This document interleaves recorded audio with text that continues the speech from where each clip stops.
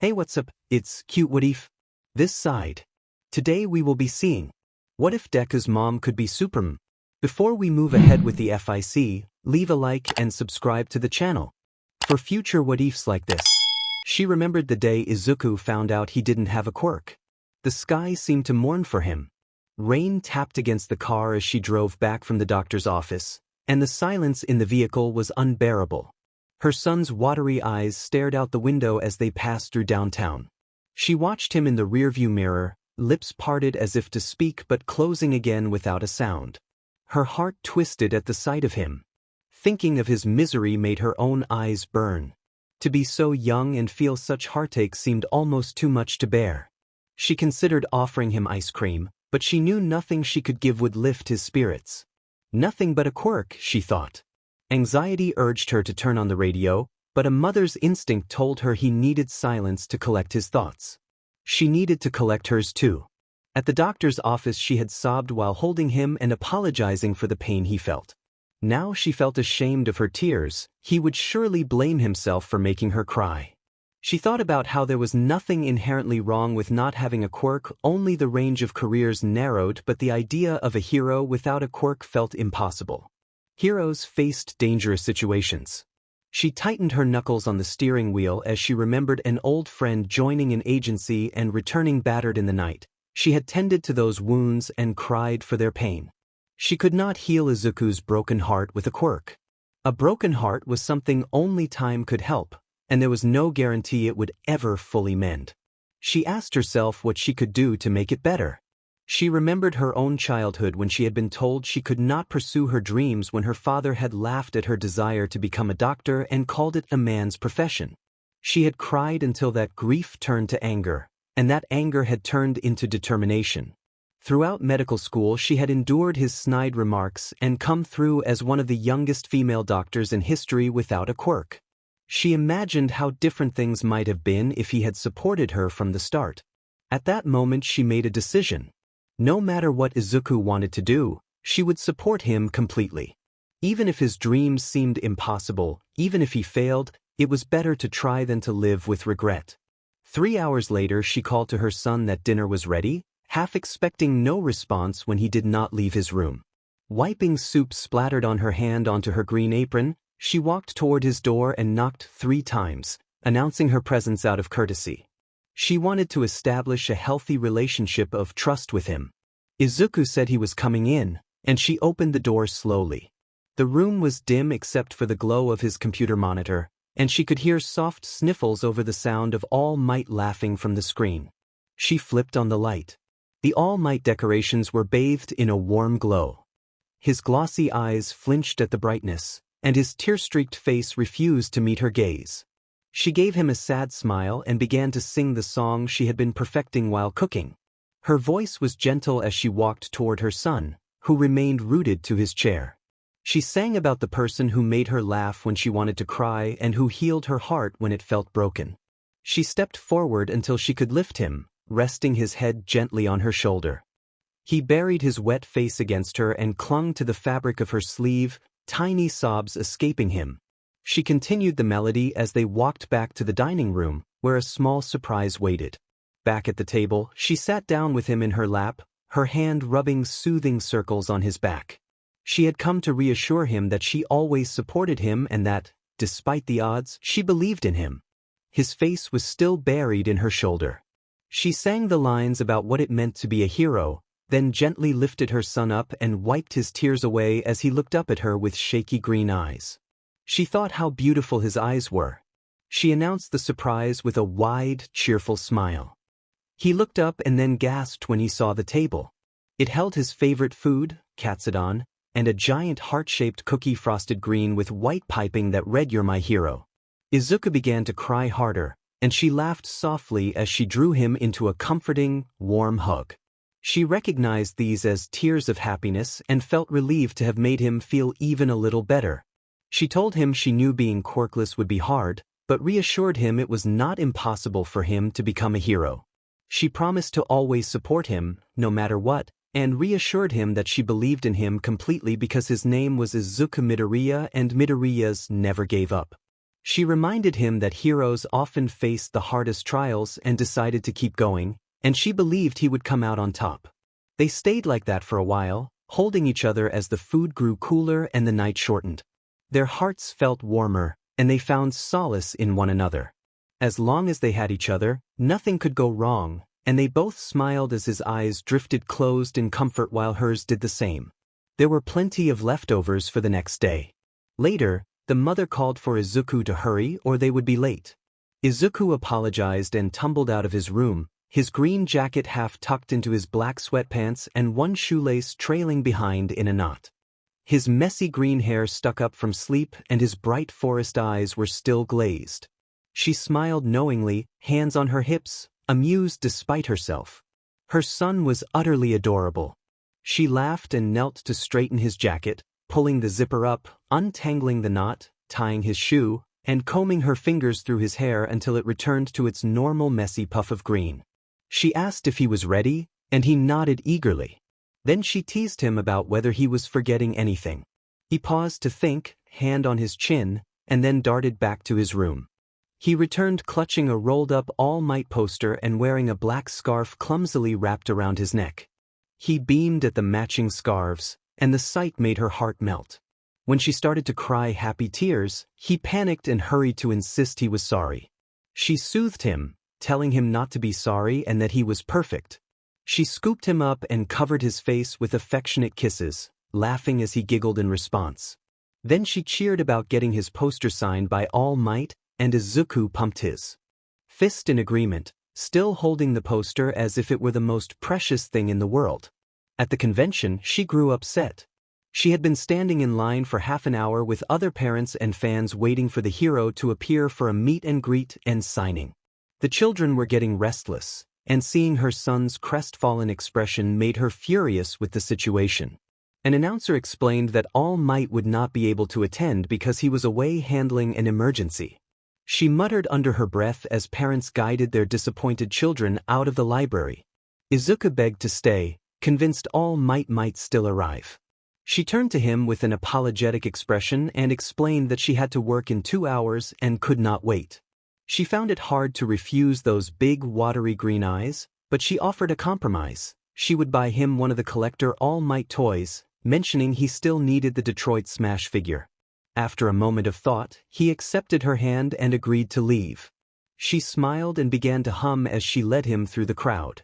Once you grabbed the toy and were in line, you let go of Izuku's hand and dug through your purse to find your wallet as your turn at the register drew nearer. Izuku excitedly pointed out a toy and dug through the other items on the shelves attached to the cashier table. The calendar he pulled had different pictures of All Might for each month. She realized the calendar was intended for adults and told him to put it back. He complied and instead picked up another action figure. The clerk offered to help the next customer, and you smiled at the teenage employee while setting the Detroit Smash action figure on the counter and retrieving your All Might-themed wallet. You felt a flush of embarrassment about the childish wallet, but Izuku had insisted you match, and you could not say no. The clerk informed you the total was $30.97.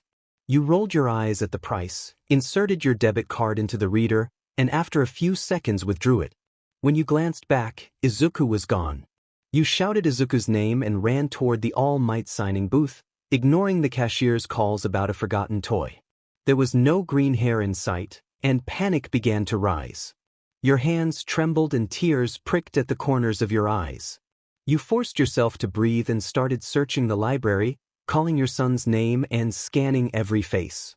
The library manager made an overhead announcement requesting Izuku Midoriya to come to the front because his mother was looking for him. When he did not appear, you called the police. Officers questioned you as best you could while you tried to keep from dissolving into hysteria. You feared something terrible had happened and slammed yourself with guilt for being careless.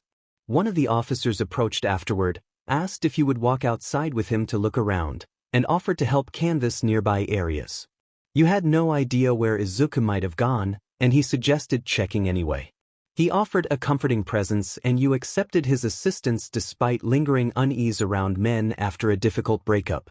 By 3 a.m, patrol cars were searching farther from the library and Izuku's face appeared on local news broadcasts in the hope someone had seen him. there were still no leads. The library had closed hours earlier. The owner had let you stay and left you alone after his staff finished cleaning. You do not remember how long you sat clutching Izuku's All Might poster, which you had found near the signing booth. You and the police had assumed he must have returned for it. A sob escaped you and your body trembled from grief and the cold. The building felt vast and unwelcoming, but you refused to go home without Izuku. You curled up on a reading couch and, exhausted, drifted toward sleep. A sudden slam from the back door jolted you awake and sent you leaping from the couch. You moved quietly between bookshelves toward the sound, trying not to reveal your position. A man's grunt carried through the aisles toward the All Might display and dread tightened in your chest. You imagined the worst and felt a surge of anger. You returned to your bag and took out the pepper spray you kept for emergencies and a small folding knife you carried for safety.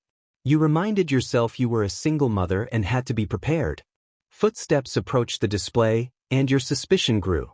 Slowly she crept up behind him, watching as a tall man in a trench coat touched a cardboard cutout of All Might, one hand pressed against his torso as if in pain. She shouted and demanded to know what he was doing there. He panicked and began to move away, and she warned she would use pepper spray. He ignored the threat and started to retreat, keeping an eye on her. When she activated the spray and pointed it toward herself, he hesitated in confusion. The spray suddenly hit his eyes. He cried out, sank to his knees, and covered his face. She hurried over, pushed him down, straddled him to keep him pinned, and pressed a knife gently to his neck to show she meant business. His hand still shielded his eyes, and when the cold blade touched his neck he froze. She noticed a dark stain on his right hand and a matching mark on his shirt. He looked clearly injured, but there were no graphic details. She demanded to know who he was and whether he had taken her son, pressing the blade just enough to make him understand she was serious. He pulled his hands away and, through squinted, watery blue eyes, she recognized him. She realized with shock that she had been sitting atop the #1 hero. She jumped back as if from a hot surface. He gasped for air and clutched his side. He identified himself as All Might, his voice thin and strained. She immediately apologized for the pepper spray, moved closer, and gently cupped his cheeks. With a careful, comforting touch she soothed his irritated eyes and eased his discomfort as best she could. The moment passed and the pain faded. She reminded him she was a doctor and offered to heal him further if he would help find her son. He let out a bitter laugh and said she could not heal him, but he would help. He surmised that she must be the mother of Izuku Midoriya after seeing the name on the news, and she confirmed that she was. She dusted herself off and offered him a hand. He accepted it gratefully. A sharp sting of pain shot through her for a moment, but she gave no sign, accustomed to such sensations. He commented that she was late, and she realized he meant to the scene. The silence between them felt heavy. She wanted to blame him for her missing son but knew it could have happened anywhere. The uncomfortable tension remained. When he began to apologize, she cut him off and, voice soft and sad, said that her son had not been found yet. She choked on the words, swallowed the near sob, and put the pepper spray and knife away. She slung her bag over her shoulder and slid down against the front of the All Might signing booth. He sat down nearby. He offered a quiet apology and hesitated with his hand above her shoulder before deciding against touching her. She told him it was not his fault and that she did not blame him, and he returned a small, shameful smile. He blamed himself, then coughed, and a small smear of blood appeared at his mouth. She knelt in front of him, immediately concerned and ready to help. She said she was a doctor and could treat him, but he laughed again and insisted that treating him properly would be impossible. He unbuttoned his trench coat to reveal a light shirt marked with dark stains and signs of recent surgery. She moved to lift the shirt for a better look, but he gently stopped her and reminded her not to. They found themselves very close in that moment, faces only centimeters apart, and he looked away, embarrassed. He warned her that it was not a pretty sight before slowly revealing the area. She saw healing bandages and surgical scars rather than anything graphic. The injuries were serious but contained.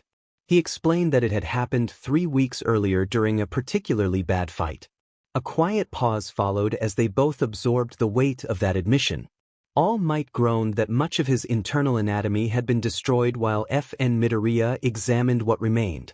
He admitted that she could not fully repair the damage, but he immediately added that she could make him better. FN offered a sheepish smile. All Might asked if she would hurt herself in the process.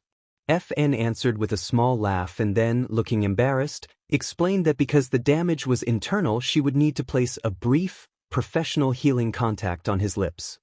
He offered a confident grin to steady his nerves. FN steadied her hands, told herself it was just medical procedure, and leaned in, pressing her lips to his for a short healing moment. Warmth spread through him as it had when she had healed his eyes, and the pain around the wound eased from agonizing to a dull throb. When she pulled away, All Might returned the smile that had always felt larger than life. He lifted his shirt again to reveal the once badly damaged area looking far more normal, though 5 large scars still marked the injured region. Many of the structural losses from his surgeries had been restored, and the daily, searing pain had lessened. He felt a happiness he could not remember having before, and FN smiled widely with him.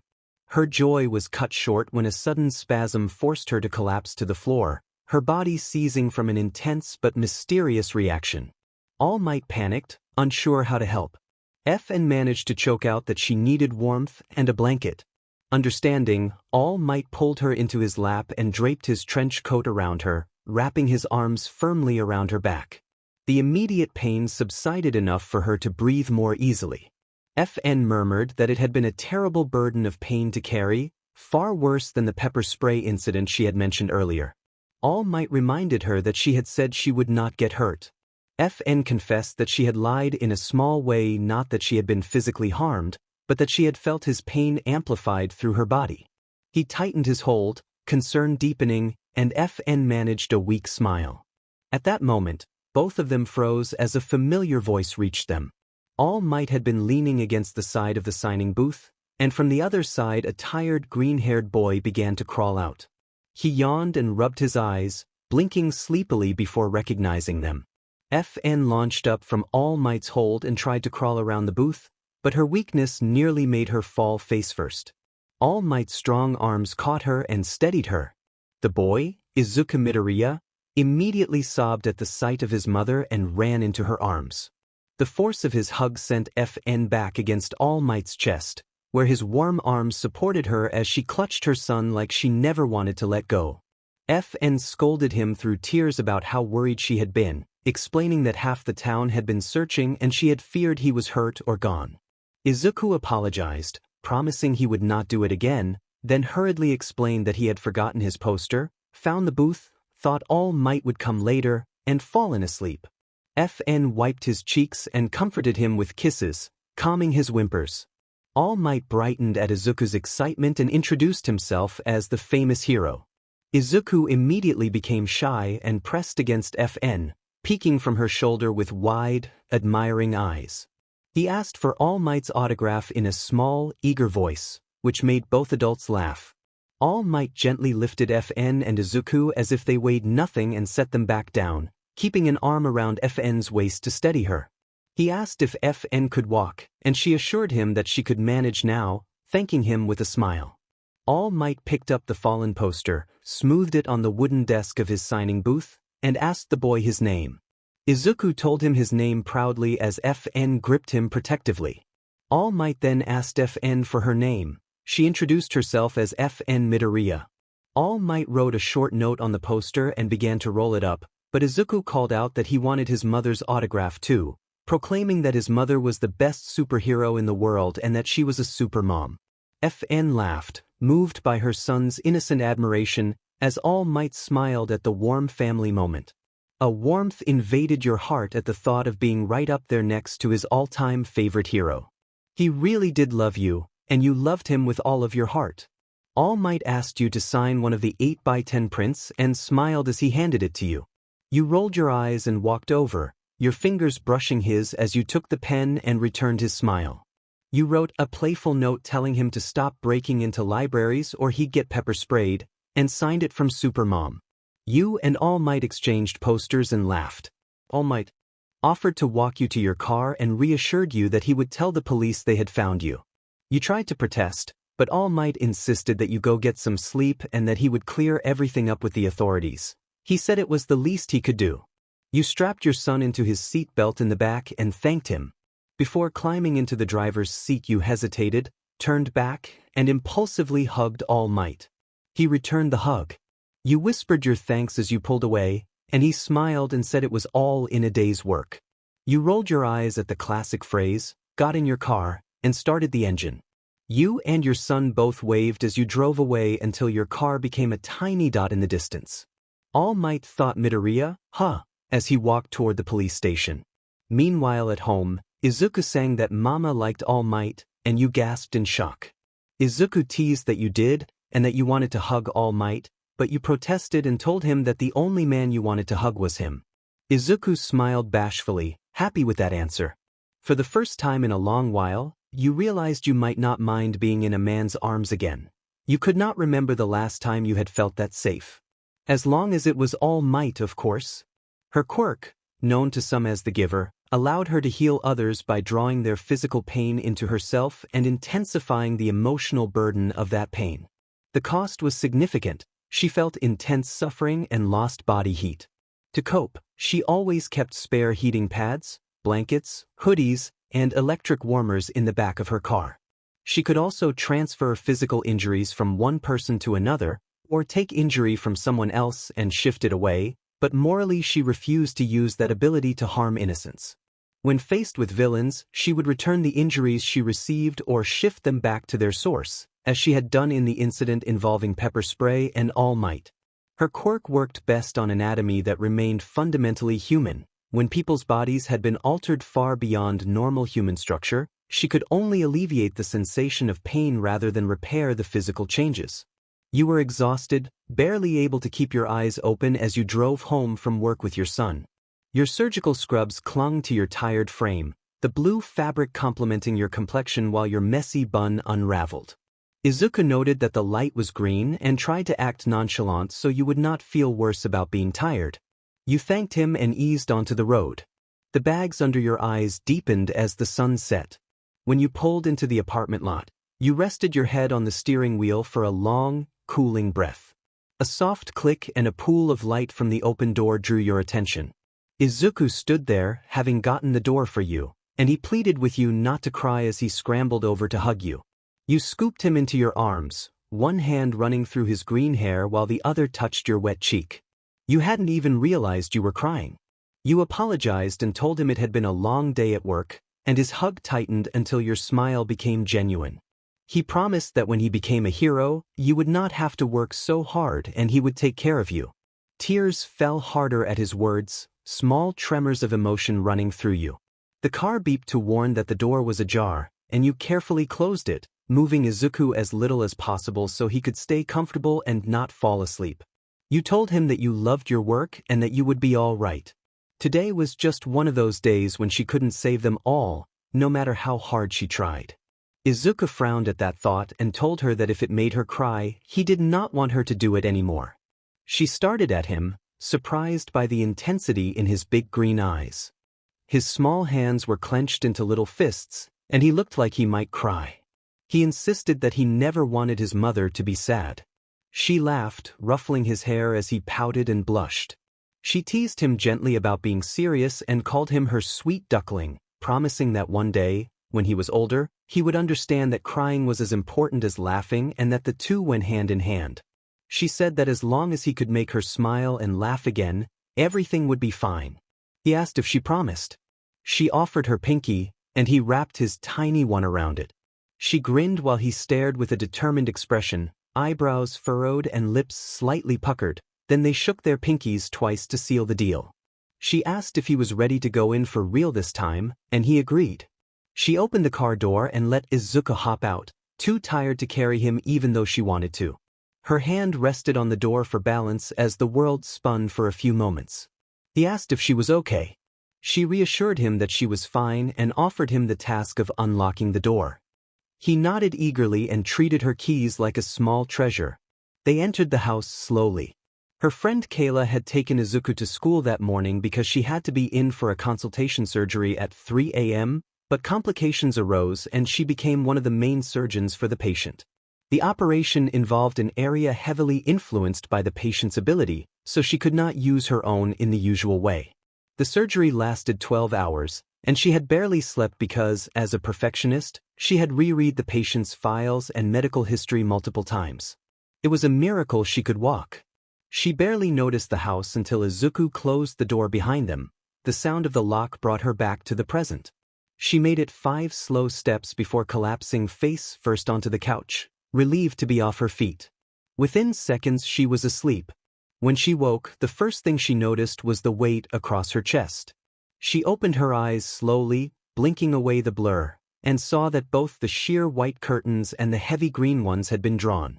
Only a few bright rays of sunshine leaked through, confirming that she had slept well into the day. She looked down and found Izuku curled up against her under the blanket, his small hands clutching the fabric. He slept with soft, even breaths. Someone had pulled the sleeping fan in and aimed it at them, unplugging a lamp to power it. Her work shoes sat neatly by the door. She kissed the top of his head and felt warmth swell in her chest. He was the best thing that had ever happened to her. Since he had missed part of his class that day, she decided they would get ice cream and visit the Hero Museum.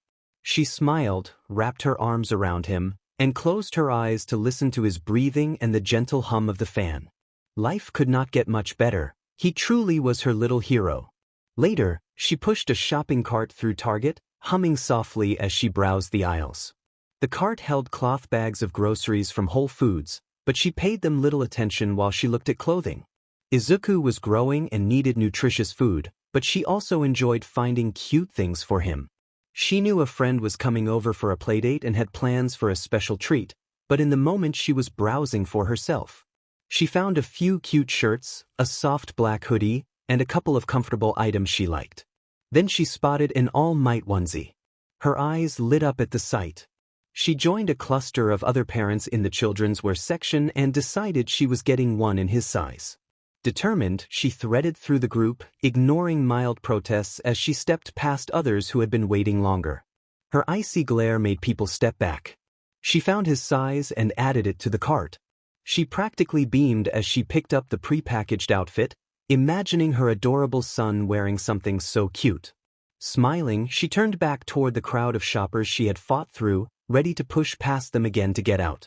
She screamed and pointed toward the parking lot, startling nearly everyone within 100 feet into dropping what they were doing and sprinting toward the exit. She smirked to herself at how easy it had been. A familiar voice made her whole body freeze. The onesie she had worked so hard to get nearly slipped from her fingers when she turned and saw an ash-blonde man she recognized. She called out his name, and he replied with a teasing smirk that evaporated the moment she flung herself into his arms. Tears escaped her eyes as she wrapped her arms around his neck. She still clutched the onesie in one hand. Luckily, the tan trench coat that hid his bright red wings had not shifted much on impact, or else they would have attracted another crowd. Hawks widened his eyes at the sudden embrace but returned it with a warm hug of his own. He noticed how softer she had become since he'd last seen her and felt a genuine warmth at the sight of her tears. He teased her about buying All Might merchandise instead of Hawks merchandise, and she laughed at his mock offense. He clearly missed her. The thought tightened his arms around her, and she felt the flush of being held close. She allowed herself to enjoy the moment and pushed aside any overanalysis. Hawks looked a little more handsome than she remembered. They had not seen each other in years, not since he debuted as a hero. She had tried to contact him but lost touch after he changed his number and moved because of overzealous fans. When she had claimed to be an old childhood friend, his agency dismissed her and laughed it off.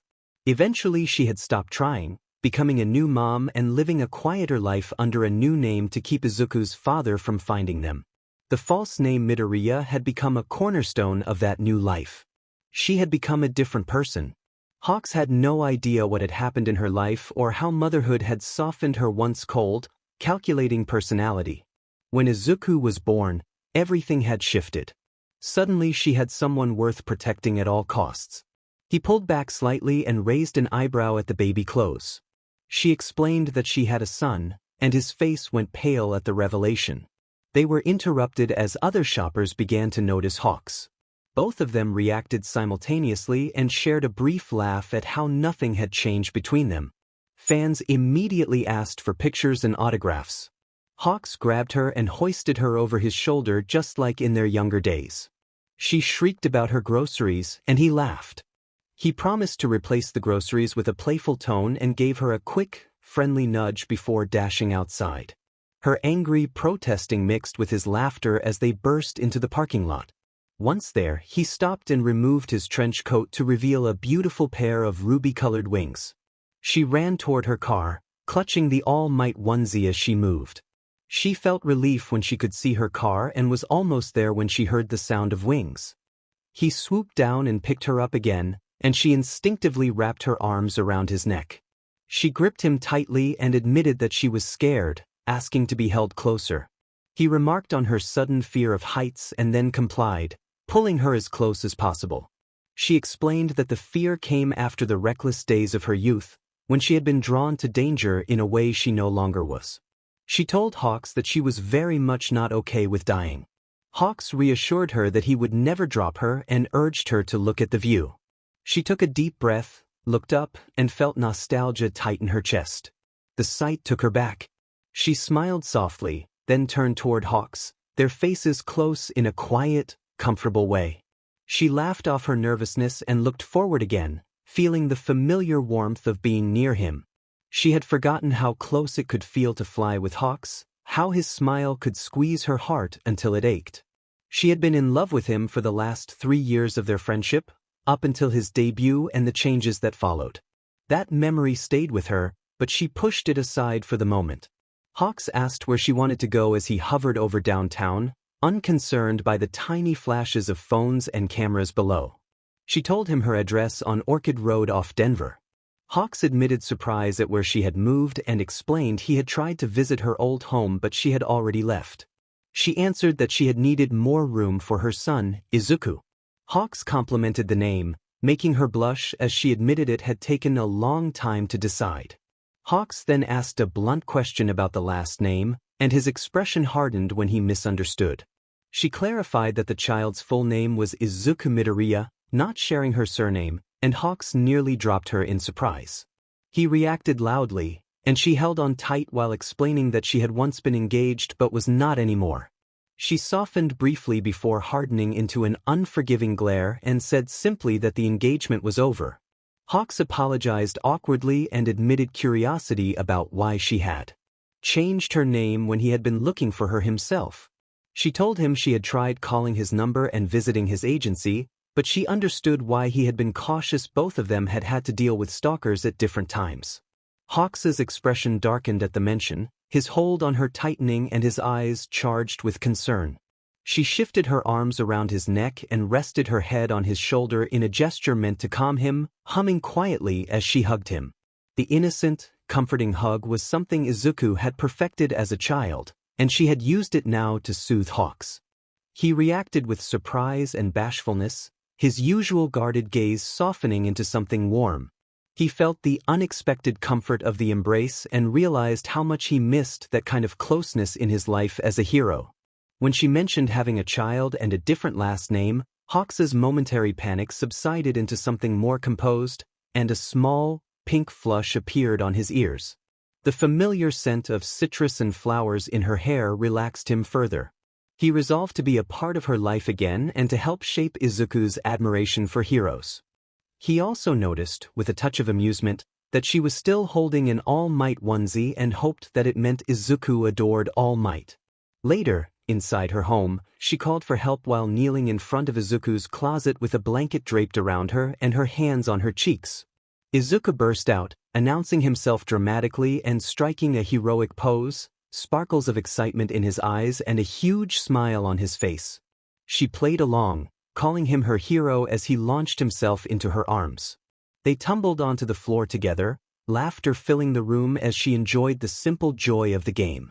This had become one of their favorite routines, and she treasured the clear, big smile on his face. She suggested making dinner, and Izuku eagerly agreed. She scooped him up and headed to the kitchen, deciding on ramen. He cheered and puffed out his little chest, while she showered him with kisses on his head and cheeks. His laughter bubbled up as he protested that it tickled, but she insisted that heroes deserved all the affection. She froze for a moment when a sudden memory surfaced of a past kiss she had shared with All Might. She pushed the thought away, telling Izuku that everything was fine, and continued preparing their meal with a bright, if slightly flushed, face. She muttered that she was going back to the ramen and sighed at the loud knocking at the door. She set her beloved son on the ground and walked to the living room. She called that she was coming as she rolled her eyes and unlocked the door, surprised to find 2 police officers on her doorstep. The taller officer introduced himself as Tsukachi Naomasa and identified himself as a detective from the police station, and he asked if he could come inside for a moment. She blinked up at him, noting his warm onyx eyes and professional smile, while his shorter partner stood a couple of feet behind him. He wore a tan trench coat and hat, with a green tie just visible beneath. She told them that it was not a problem and that she had been about to make dinner, and she offered to make sure they were not hungry. Tsukachi waved off the offer and suggested that she might want to take a seat, and the color drained from her face as her thoughts jumped to the worst. Tsukachi reassured her that things were not as bad as she imagined and urged her to calm down.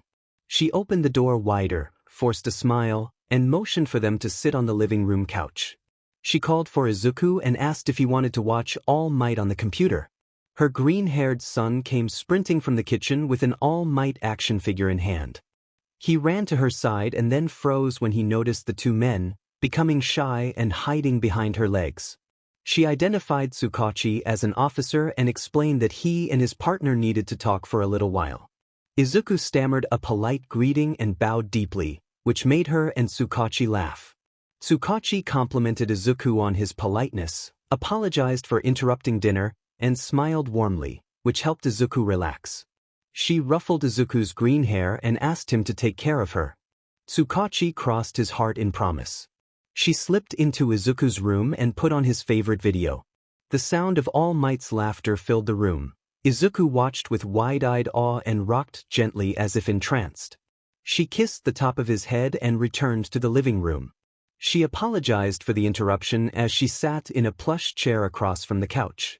Tsukachi said that he was sorry in advance for the favor they were about to ask and then explained that it concerned one of her previous patients.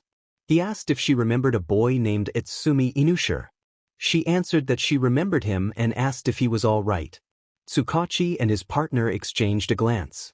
Tsukachi reassured her that Itsumi had not been harmed, but described that he had been acting out aggressively and causing serious disturbances. He explained that when pro-heroes had attempted to question him, they had been unable to get a meaningful response. After reviewing his medical and psychiatric files, the detectives had learned from his therapist that she was a trusted adult in his life. Tsukachi asked if she would be willing to come to the station to speak with the pro-heroes and the team questioning Itsumi, since she was one of the few people who had established a positive relationship with him. Her face fell at the news, and she said that she wanted to help but could not leave Izuku alone tonight. Tsukachi suggested that one of the officers could accompany her to the station while the others stayed to watch Izuku. He emphasized that they were police officers and promised they would never endanger the child. She responded with a sharp glare that silenced him for a moment. The detective felt unease at the intensity of the look and realized that it had a striking effect on his partner as well. He noted the tremble in his colleague and felt sweat prick his forehead as the woman's expression conveyed how seriously she guarded her son. She told them bluntly that she did not trust leaving Izuku with a stranger, but then her expression softened into a warm, cheerful smile. She offered to ask her friend Kayla to babysit because Kayla enjoyed visiting her godson. Tsukachi, still recovering from the earlier exchange, agreed that would work, watching her as she picked up her phone with a bright smile. He turned to look at his partner for confirmation that he had not gone crazy, and they gave each other a firm nod of agreement. They both thought in unison that they would hate to be the person who ever dared mess with you as you chirped merrily to another woman on the phone. You told the caller that he had not had dinner yet and that your friend Kayla would be there in about 10 minutes to watch Izuku. You ended the call, then explained to the 2 officers that Kayla would arrive soon and offered them tea with a bright smile that made the detective visibly flustered. He answered nervously that it would be fine if it was not too much trouble, and you hopped up and moved toward the kitchen with a little hum. Haru, the detective's partner, whispered loudly in fear, gripping his tan trench coat and asking if you might poison the tea. The detective told Haru to get himself together and insisted that you were not going to harm 2 police officers. He said the same thing to himself internally, trying to calm his own rising doubts she would not do that, right? When they arrived at the police station, Tsukachi called out that Naomasa had found you, and Hatora demanded to know what had happened.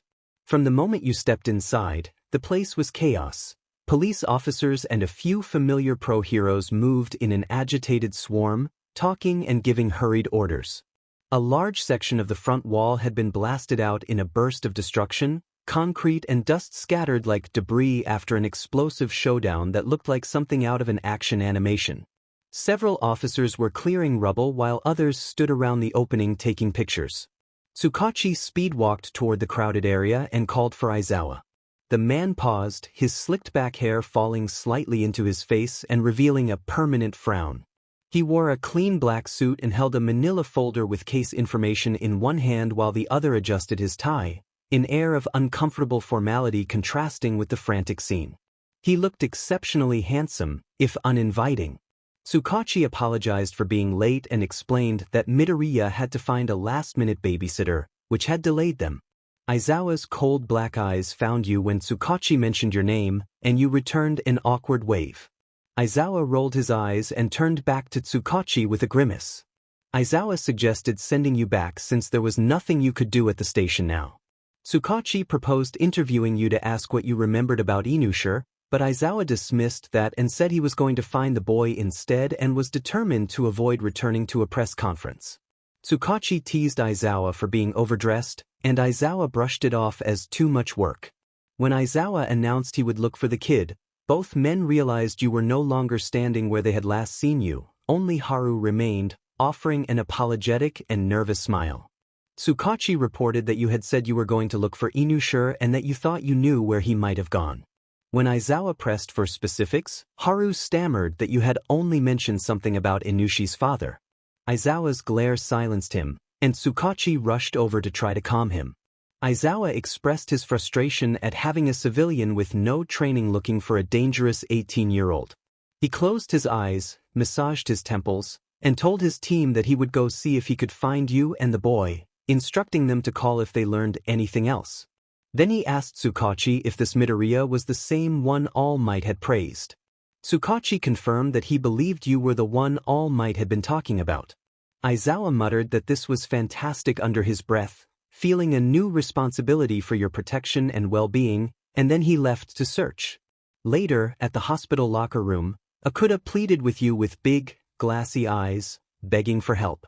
You stood in the doorway, exhausted and leaning against the white wood.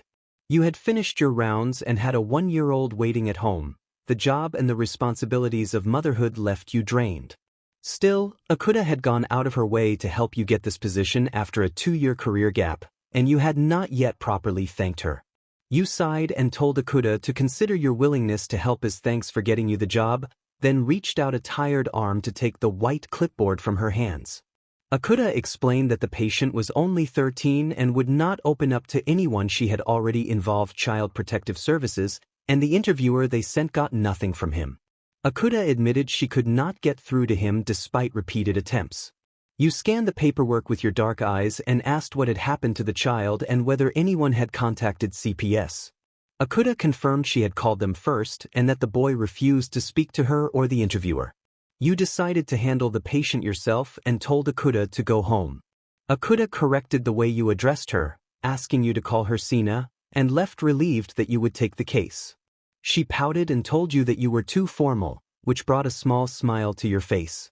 She reminded you of your child, but you forced yourself not to go soft and tried to ignore how her puffed cheeks and wide purple eyes looked like your sleepy little angel back at home. You wanted to get back as soon as possible. The sooner you finished with this patient, the sooner you could go home to Izuku. The thought gave you a new sense of determination, and your tired, dark EC eyes brightened at the idea of seeing your son. Sina's eyes sparkled in response. Sina exclaimed that you were sparkling and smiled as big as she could, delighted to see your usually calculating and professional expression soften with quiet happiness. You told Akuda to go home. Sina feigned tears and called you mean, and you smiled, shook your head, and waved goodbye over your shoulder before disappearing down the hallway. Sina watched you go with a tiny blush, thinking you should smile more often as she walked toward the locker room. You entered his room and spoke sharply to the boy, but your annoyance turned to concern when you saw him halfway out the window, sitting on the ledge and looking down. He did not respond to your first attempt to get his attention, and he leaned further out the window when you tried again. You moved to a visiting chair, set his chart down on the empty seat beside you, and waited quietly for him to get used to your presence. After giving him time, you explained that, considering the height, a fall would be extremely dangerous. You warned that his existing fractures and injuries would make a fall far more likely to cause catastrophic harm, and that it would hurt a great deal. His shoulders twitched at your words, which encouraged you to stand and step closer. The white-haired boy turned his face slightly and glared at you with cold golden eyes. He said that if he landed on his head he would die, his voice edged with malice and his grip on the windowsill trembling. You responded that if he died he would never get to do anything again. You listed the things life could hold for him: sleeping and dreaming, tasting favorite foods, enjoying hobbies, experiencing first kisses and falling in and out of love, finding a career and the satisfaction of making choices and supporting himself and others. He snapped that he did not have hobbies, and you stepped closer. He began to shake violently, tears pouring down his face as he sobbed. You closed the final distance and opened your arms in a relaxed, welcoming gesture that offered comfort without forcing him into anything. Your expression carried a quiet warmth that was different from the overbearing comfort of other adults he had known and also different from those who treated him like a peer. There was a tiredness and a hint of coldness in you, a knowledge of the world's cruelty, but also a sparkle that promised help without impossible assurances. Faced with that gentle, steady presence, he surprised himself by releasing his grip on the windowsill and wrapping his arms around you. He cried freely, and you did not try to hush him or tell him everything would be fine. Instead, you embraced him and gently rubbed his back while humming, letting him work through his grief. After several minutes he calmed enough to breathe normally, though small hiccups still escaped him. You knelt in front of him and carefully wiped the remaining tears from his face, mindful of the bruises and black eye that marked his pale skin. He mumbled that he did have hobbies. At first the meaning was unclear to you, but then your eyes lit up and you grinned. You asked what those hobbies were, tilting your head and meeting his gaze without pity. That steady, normal look made him feel stronger and more ordinary than he had in a long time. He flushed, his face reddening as he struggled to say what mattered to him, and then he trailed off. Atsumi whispered that he liked to write, and FNLN was sure that if she had not been crouched she would not have heard him. Atsumi shifted his gaze away and, embarrassed, admitted that he usually only wrote for himself. He explained that he kept an old journal and pulled it out when class was boring, and that no one else knew about it.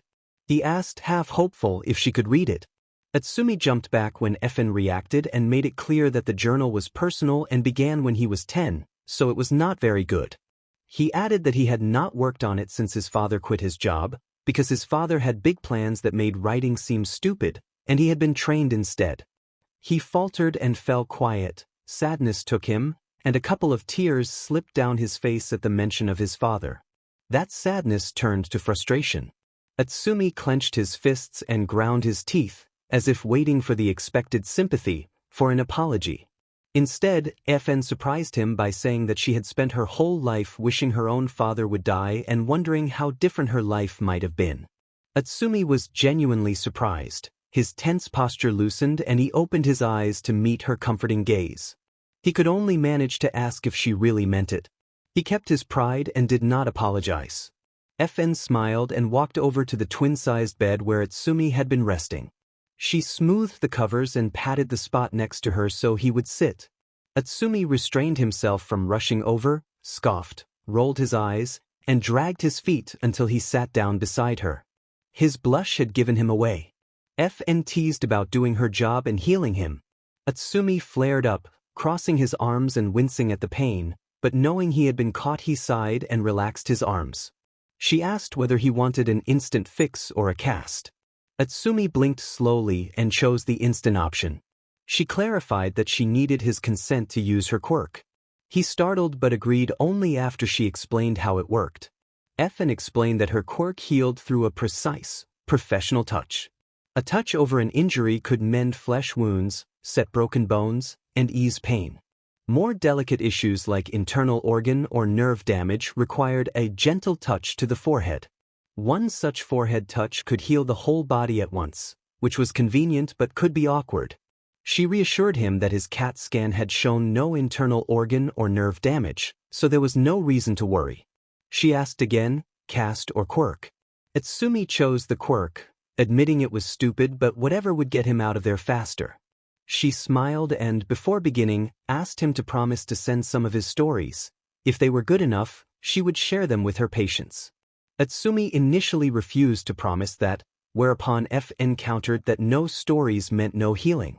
He protested that such a bargain was illegal, but when she presented the options plainly he pouted and gave in.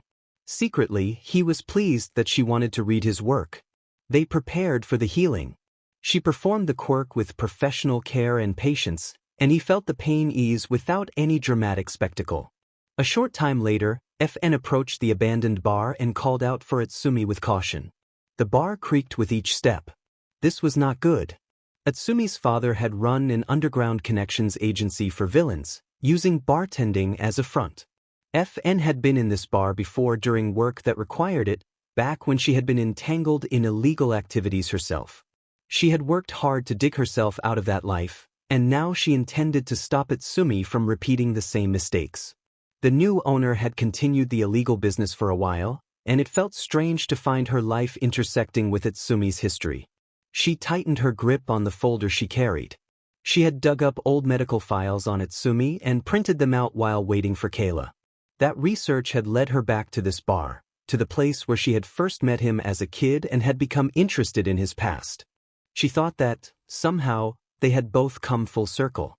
FN announced that she was there and reminded him who she was, asking if he remembered her from the hospital. A groan from the floorboards above forced her to stop. Her heart leapt, but she took a steadying breath and recalled that she had faced worse and come out on top. She told him that he did not need to be hiding from the police or heroes, that he did not need to be afraid. Her eyes adjusted to the darkness inside the old bar. The boarded windows and painted doors kept out light, dust covered the surfaces and the air smelled of mold. Caution tape still lay strewn across some tables. FN suspected the owner had not managed to keep the place long before it was exposed. She observed that Itsumi was likely there because of his father's history with the bar. A neutral pause followed as she prepared to move the conversation forward. She told Itsumi she knew he had loved his father, even though his father had been a criminal, and she moved toward the wooden stairs with light footsteps to minimize the noise. When she reached the steps, she took a deep breath and began to climb. She acknowledged his fear and admitted it was okay to be scared. She warned him that following his father's path would not be worth it and that once someone took that road it was almost impossible to leave. At the top of the stairs she walked toward the master bedroom, already somewhat familiar with the layout. Itsumi interrupted, asking what she knew about it. He stood in a doorway a few rooms down, now 18 and grown, with snowy white hair and golden eyes. She froze at the sight of him. His height caught her attention, taller than her at about 6'2", and his short shaggy hair with bangs gave him an intense look. For a moment she felt the ache of how fast he had grown. He scoffed and pushed himself out of the door frame, sarcastically asking if they had sent a doctor to find him. She raised an eyebrow and challenged him about assuming that being a doctor meant he could do no wrong. He fired back that he didn't know. She asked if he had ever heard of angel tears, and his dismissive expression faded as he gawked. He muttered disbelief, then saw the familiar cold resolve in her eyes and fell silent. She insisted she would not lie to him. Despite the dark and regretful aura around her, a small smile began to form on her lips. Warmth returned to the moment, and Itsumi felt as if he were 13 again, looking at a woman who reminded him so strongly of his father. He asked how she was still alive. He had thought she was dead. She explained that she had disappeared, taken a new name, and changed everything to leave that life behind.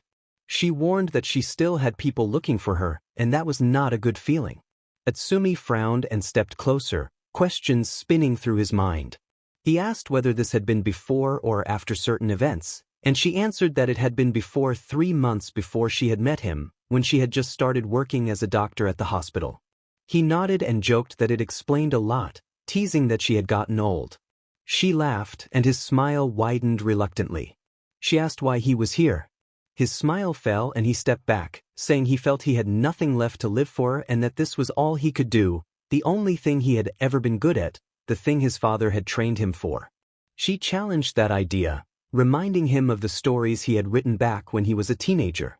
He reacted with a bitter laugh and surprise when she told him she had shared those stories with her other patients. He blushed, scratching the back of his neck, and she found the unchanged, earnest part of him endearing. She told him she appreciated that he had kept his word, even if he was a little late, and that life was made of choices. When it seemed there was only one option, it meant he was not thinking hard enough. She reassured him that he did not have to be number one at everything and that it was okay to be ordinary. All his father had wanted was for him to be happy, and if writing brought him happiness, whether or not it was what his father had trained him for, it was what his father would have wanted. She explained that his father had given him tools to help in life, but that he could now use what suited him best. He did not have to live for anyone but himself anymore. Utsumi slid down the hallway wall and rested his head on his knees. She sat beside him and placed a comforting hand on his hair. He muttered that he did not want to be a criminal, and she was warmed by those words.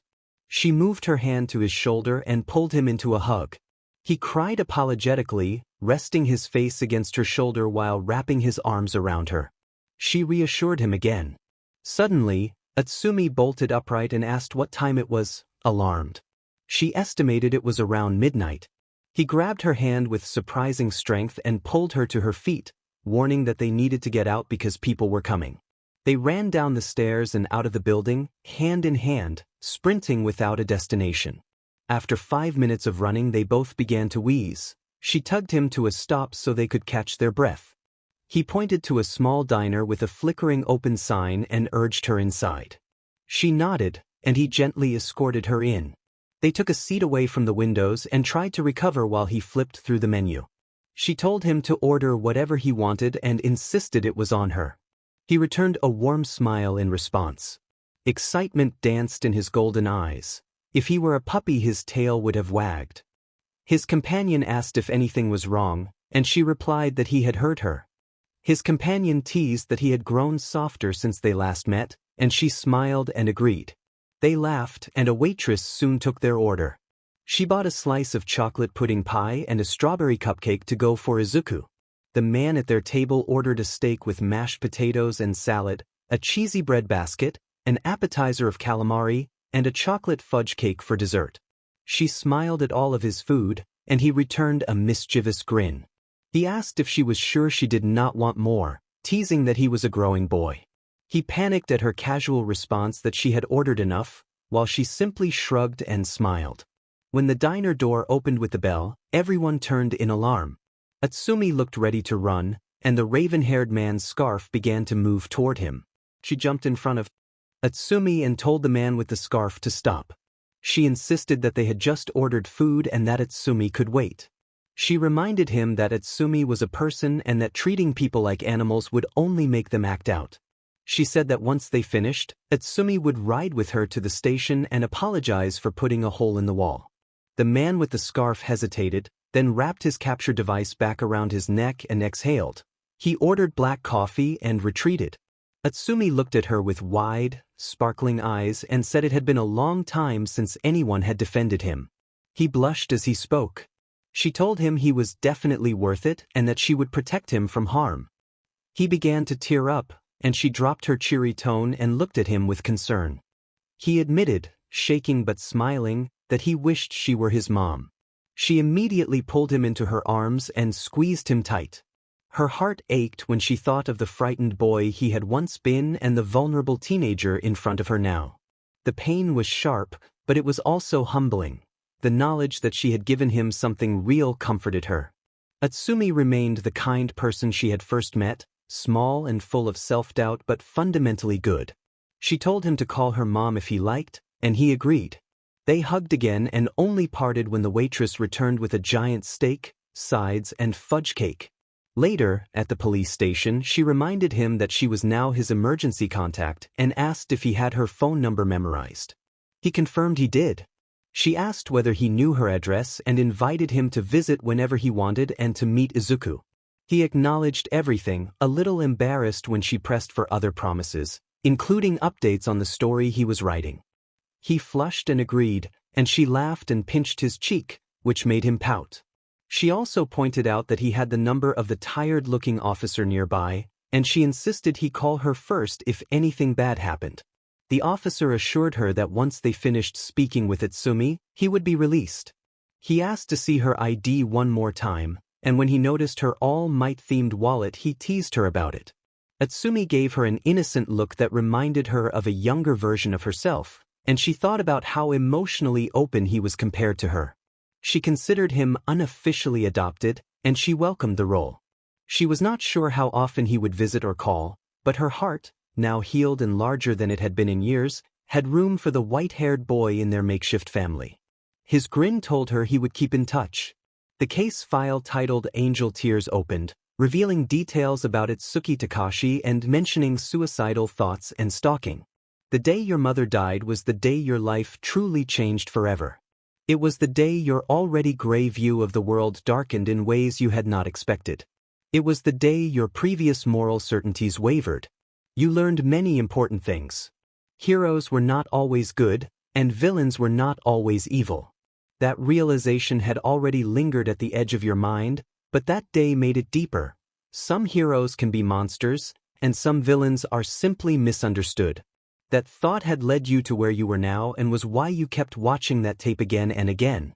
The sun had just peeked over the horizon, sending gold beams across your face and the woman sitting next to you. The two of you sat on a park bench in comfortable silence with a large bag of food between you. Ducks had flocked over, excited by the corn and lettuce you threw and envious of the ones that had already been fed. You laughed as you tossed handfuls and held a cracker out to see if a brave duck would take it directly. A mallard eventually approached and snatched the treat, and you watched happily as he tottered away. The park had become a happy place for you, and your mother, sensing the heaviness around you, had decided on an early morning trip to feed the ducks and catch up with her daughter. You had never had a close relationship with her until you were about 15. Your childhood gave you reasons to be distant and resentful of your parents. Your mother had been nearly as cold as your father, and you had often felt like a roommate rather than a child. When you ran away at 15 and left a note that revealed the insecurities and resentment you felt, your father had scoffed and dismissed it as a phase, but your mother had been deeply affected and had cried. From that moment you slowly built a new bond with her, and she had become important to you.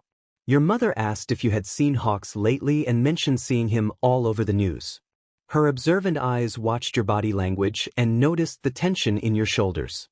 You laughed and offered, in jest, to beat him up for her, and that laugh scattered the ducks for a moment before you tossed more food and the birds returned.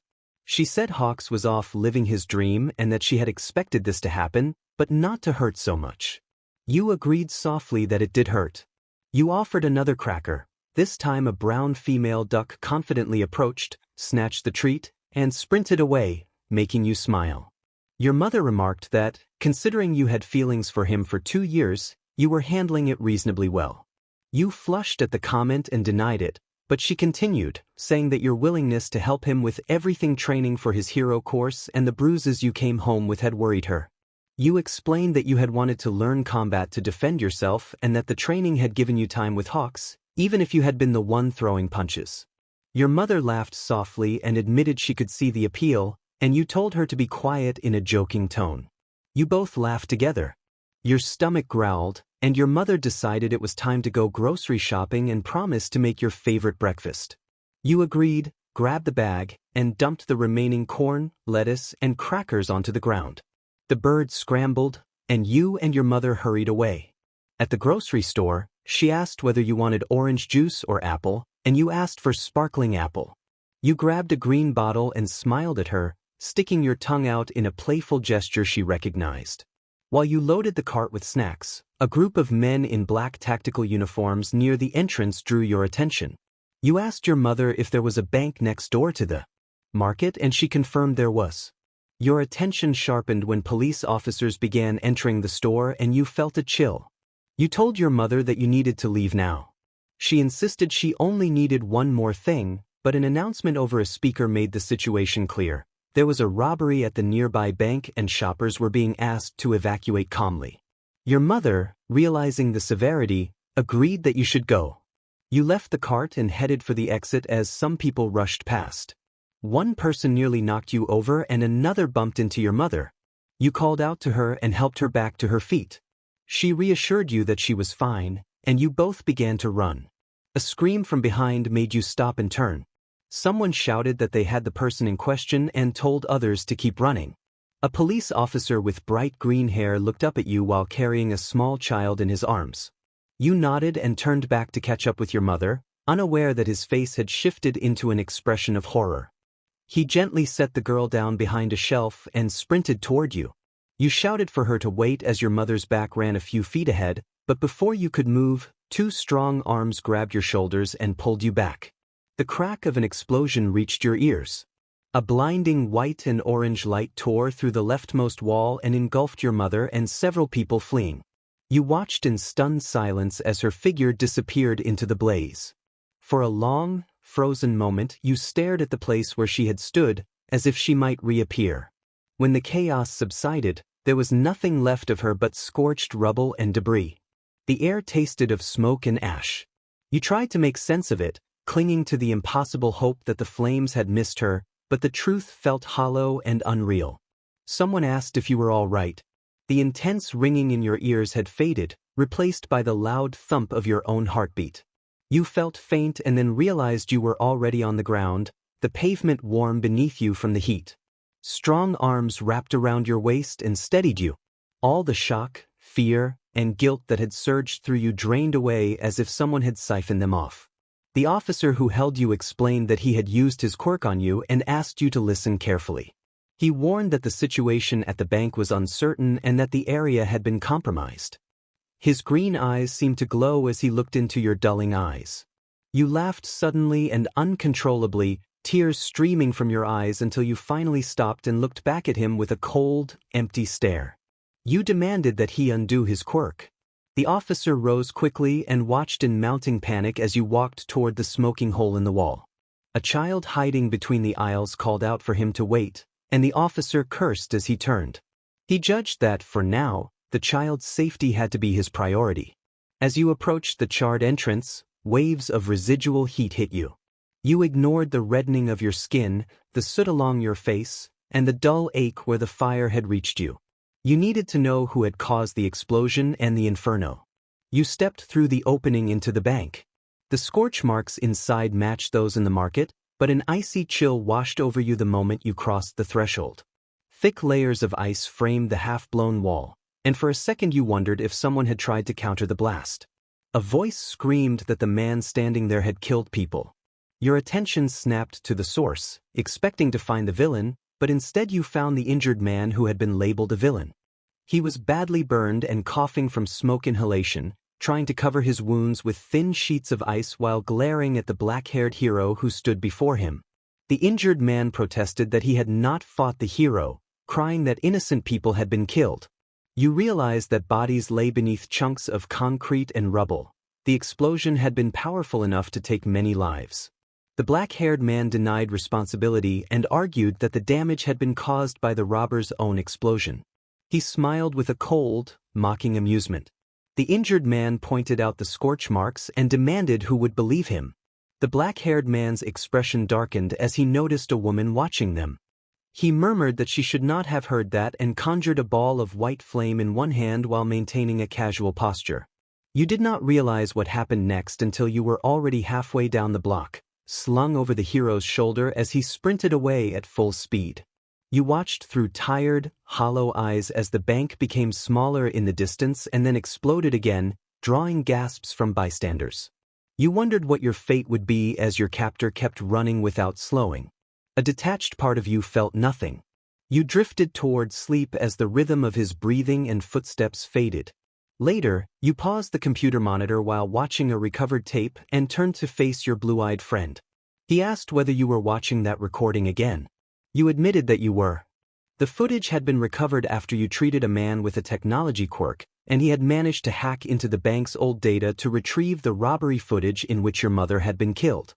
You told yourself that keeping the image in mind kept you sharp, that remembering the numbness and grief when you had watched your mother die had hardened you into a focused, efficient doctor. The accident had hollowed you in some ways, but it had also made you one of the best physicians.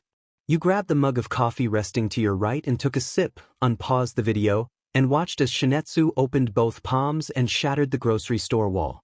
Ryan grinned and reminded you that it had been 1 year today, then forcefully turned your chair around, nearly causing you to spill your coffee. You glared at him and he only shrugged, but the concern in his eyes was unmistakable. He said the suspect had been in jail for 8 months and that you had your justice and more besides, gesturing broadly around your office. You replied that it was not enough. Ryan pointed out that you had saved his life and the lives of countless others. You asked why your heart still felt so empty, your dark eyes drilling into his ocean-colored ones with a colder, more serious aura than you intended. Ryan, used to that look from you and considering you a close friend, reminded you that if he were not, why else had you opened an underground hospital for villains together? He mentioned that patient 4 was complaining of severe pain and that morphine did not seem to be enough. You raised an eyebrow and he suggested the patient wanted you to use your quirk.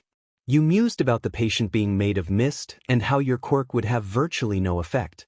Ryan countered that he was not sure it was mist, but was interrupted by screams echoing through the large warehouse that served as your hospital. You set your coffee back down and rubbed your temples, thinking that this kid would be the death of you. Ryan cheerfully noted that Mimic must have someone in a tight spot and walked to the door for a better view. Sure enough, Mimic entered your office holding a struggling blonde. You ordered Irinaka to let the blonde go and asked what was happening. Irinaka released the blonde, who stuck his tongue out in a childish gesture that made Irinaka sigh. The blonde blurted that he had brought a police officer to the base. You and Ryan froze. Both of you shouted in unison at the revelation. Ice began to creep around the floor under Ryan's feet as your burning eyes pierced the apprentice, your aura of wrath causing him to shrink with fear. He insisted it was not what it sounded like and begged, saying the man was hurt and needed help, that he was a friend and would die without treatment. Ryan demanded why he had not been taken to a regular hospital. The blonde pleaded that the man had severe chest injuries and that your quirk was the only thing that could save him. He got on the floor and begged, forehead pressed to the concrete. Aggravated by his irrationality, you ordered him to stand. He trembled and slowly lifted his face but could not meet your gaze. He explained that they had attended the academy together and that he had once trained to be a police officer, insisting the injured man was trustworthy. You pointed out the risk. If the man was not trustworthy, he could take down the entire operation, destroy everything you had built over the past year, arrest the villains being treated, and implicate you both for abetting them. The apprentice's ears reddened in shame. After a moment of tense silence, you told him to take you to the man. Mimic had already left. The apprentice reacted with shock and frantic gratitude, repeatedly promising that you would not regret it. You told him to stop and to lead the way. He guided you right outside the double doors of the warehouse, face pale and hands worrying the fabric of his lab coat.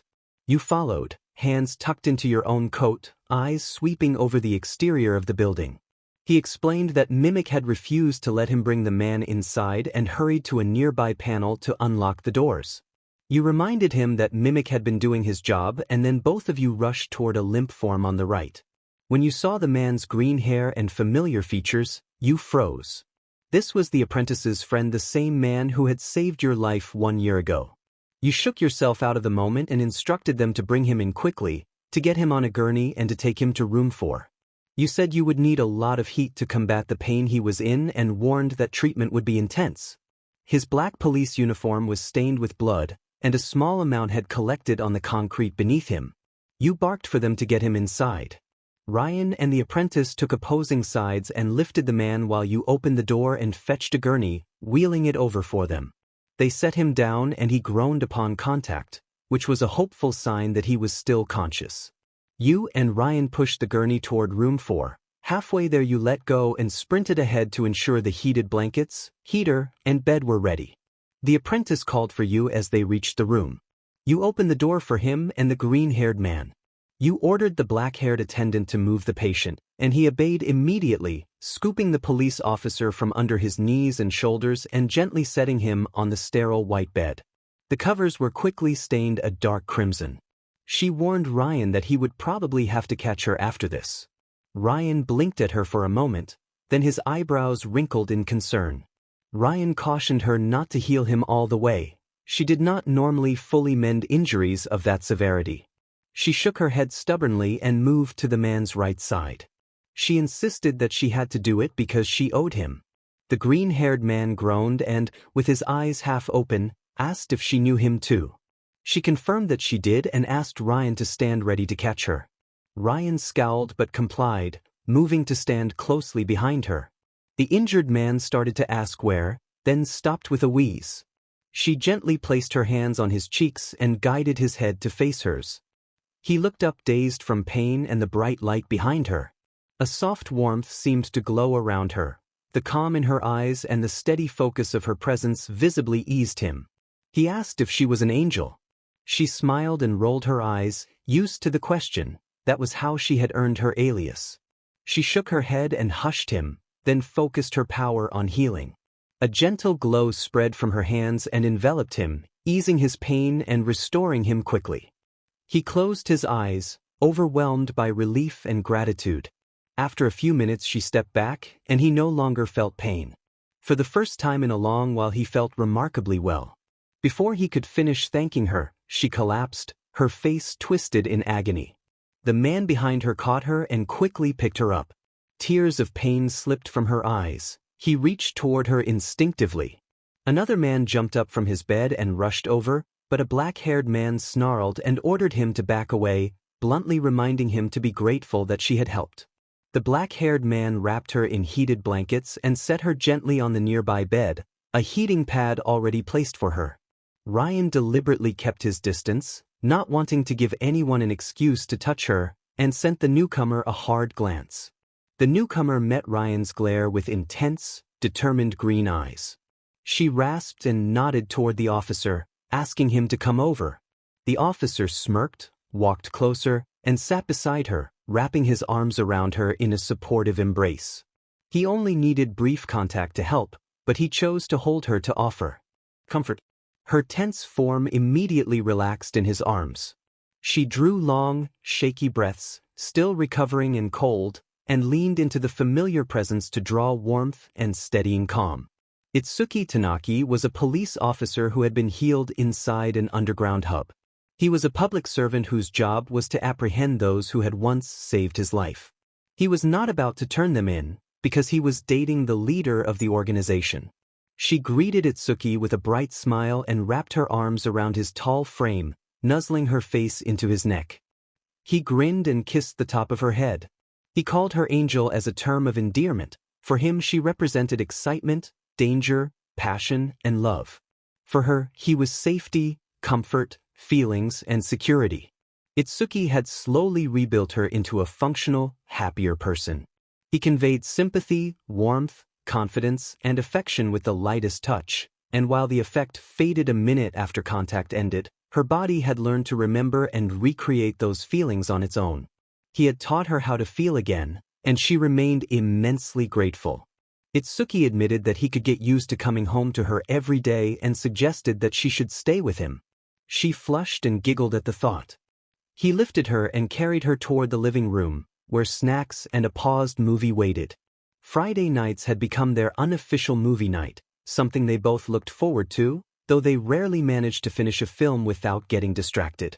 She pretended to glare at him and asked what they would watch today, teasing him about his fondness for horror films. He insisted on another horror movie, and she remarked that she did not understand his taste since the acting was often terrible. He explained that horror could either become unintentional comedy or deliver an amazing scare. When she asked how many of the many horror films he had watched had actually been amazing, he admitted the number was small. She pouted and shifted away on the couch, claiming that if he did not have someone to hold during suspenseful parts, he had no one to blame but himself. He replied that she would have no shortage of someone to hold. He pulled her close, wrapping his long arms around her in a secure embrace. There was no escape. She was stuck with him for the evening. She teased that it would not feel like true horror if she loved him, which made his face warm with a quiet, pleased redness. You teased him playfully and broke away so you could cup his face and press a quick, affectionate kiss to his cheek. He returned the smile, his hands finding her waist as they settled together on the couch. After a moment of warm closeness, you pulled back with a grin and tried to steer the evening back to the movie you had meant to watch. Sometimes falling out of love was not dramatic or sudden. Nothing life-changing needed to happen.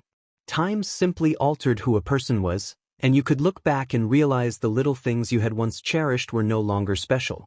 You could fall out of love almost as effortlessly as you had fallen into it, for no reason at all. Explaining this to Izuku felt nearly impossible. You felt trapped.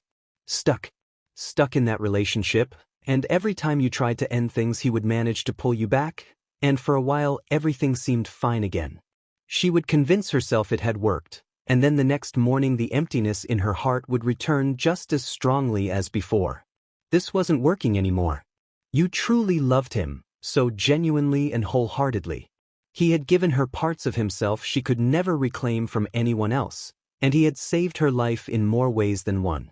But she couldn't ignore the way she felt, and she refused to judge herself for it. Guilt existed, but it would not be the thing that kept her from being honest. Keeping up the pretense was getting more difficult. You were one more fight away from going from, "let's just be friends," to, "never speak to me again and leave me alone." You rubbed tiredly at your eyes, the dim light of the office reminding you of what lay ahead. It was around 6 in the evening and Izuku did not get off work until 8. The fact that his presence was starting to feel like an annoyance was another sign this needed to end fast. The door burst open and Toda sang as he swung into the office without asking for permission.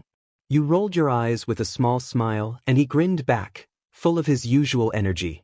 Toda bombarded you with rapid questions about how you felt, tracking each expression and answering with concerned curiosity about headaches or nausea. You narrowed your eyes into an exasperated glare and Toda froze, instantly apologetic. You reminded him that, no, you were not sick. He had simply noticed you looked tired and tense and wanted to help. Toda, your apprentice at the hospital, had a remarkable quirk. He could detect different biochemicals in the human body and listen to the way a heart and blood moved. He had never misdiagnosed someone that you could remember, and he had helped with some of the toughest cases over the last year and a half. He had grown so much as a doctor that you trusted he could run the place when the time came for you to retire, or perhaps run away. The latter thought felt tempting lately. Toda offered to listen if you wanted to talk, and for once you considered it. He was Itsuki's best friend and this might be a bad idea, but he might also have insight into how to end things. You gestured for him to sit and surprised both him and yourself by pulling out a spare chair and pushing it toward him. Toda pretended to be flattered that you were opening up to him, but he quieted when you gave him a firm look. Toda, Ryan, and Itsuki were the only people who knew your real name. Everyone else called you Angel Tears, or simply Angel.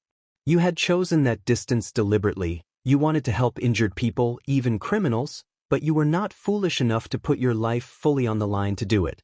You accepted all kinds of patience and asked for payment in the form of a story. Most of the time you left those encounters feeling thoughtful and grateful that you had offered healing when no one else would. Sometimes the stories made you question whether these people were worth saving, but in the end you continued to work to help and heal, regardless of the consequences.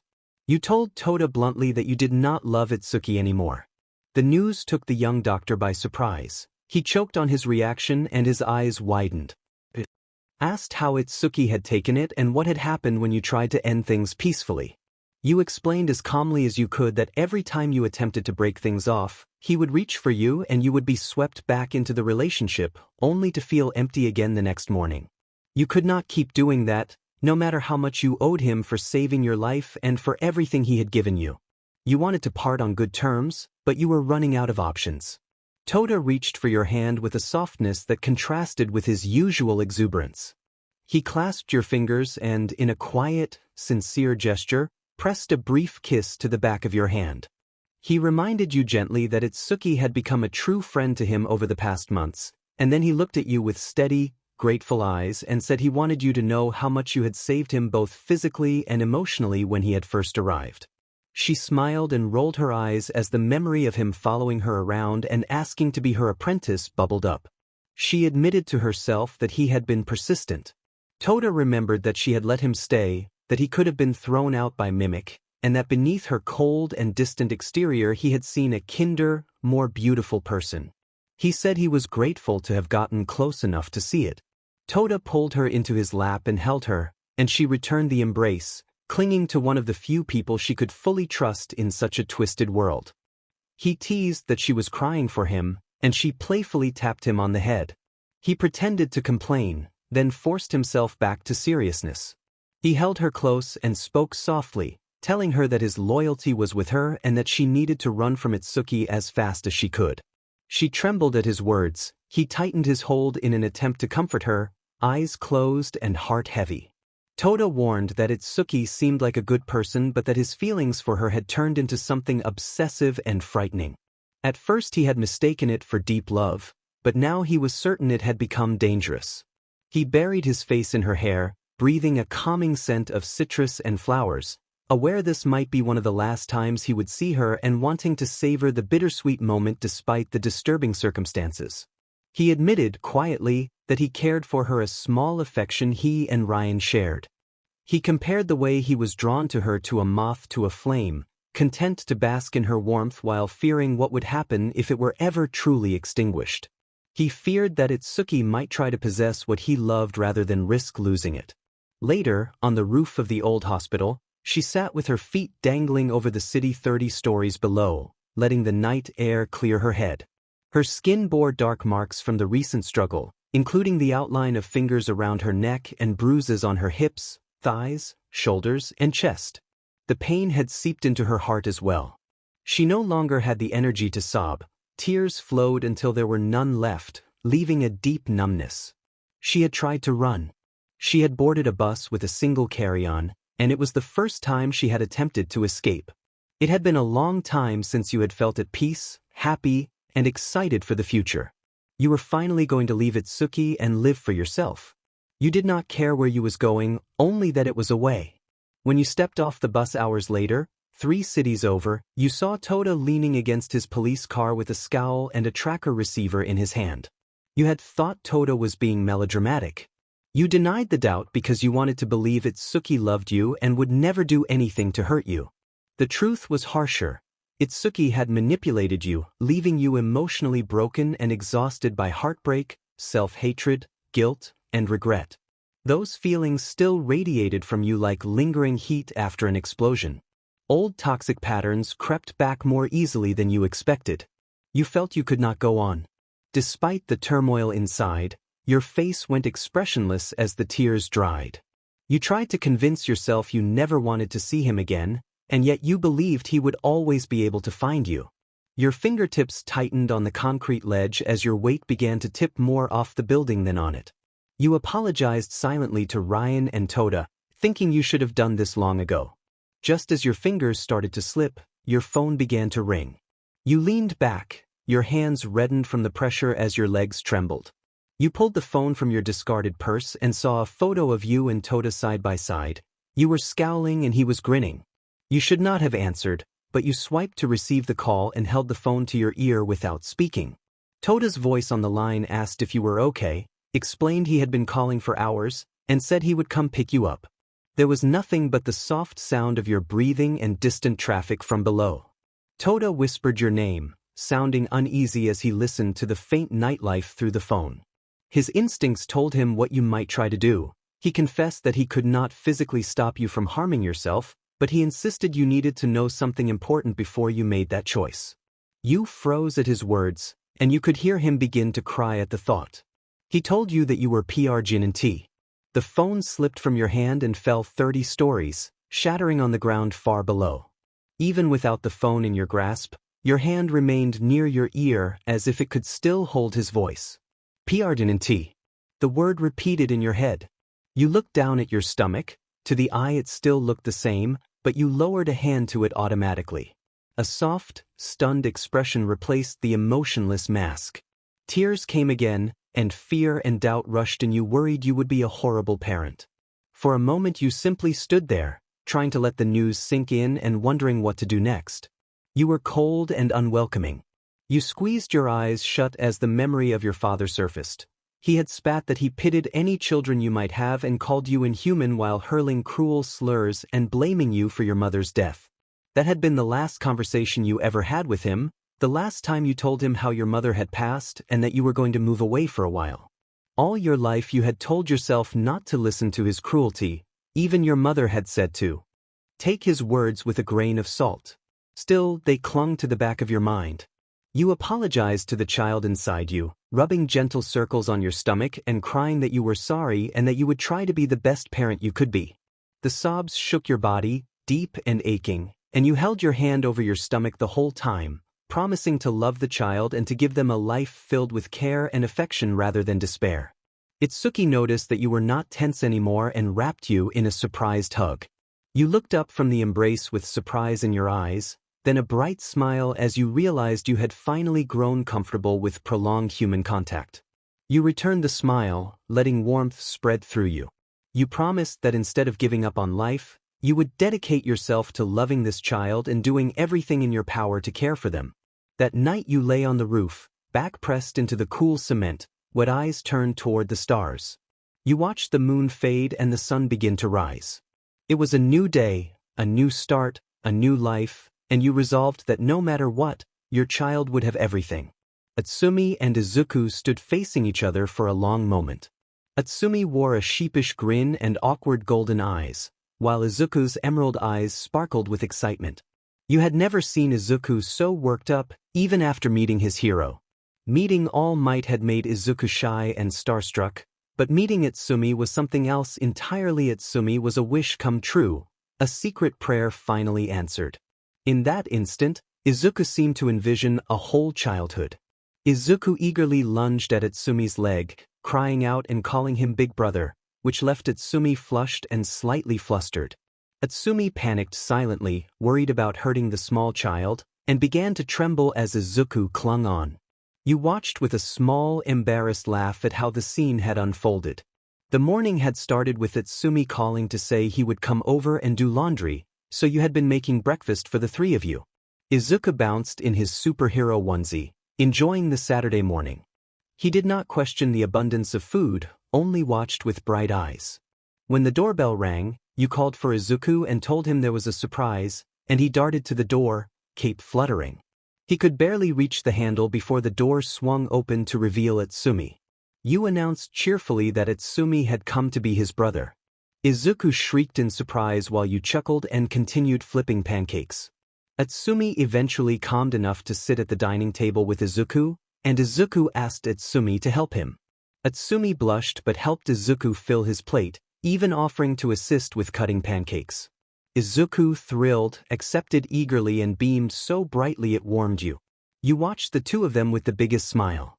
The theme of the day became Izuku repeatedly calling for Atsumi's attention, asking him to help, asking him to play heroes, asking to nap.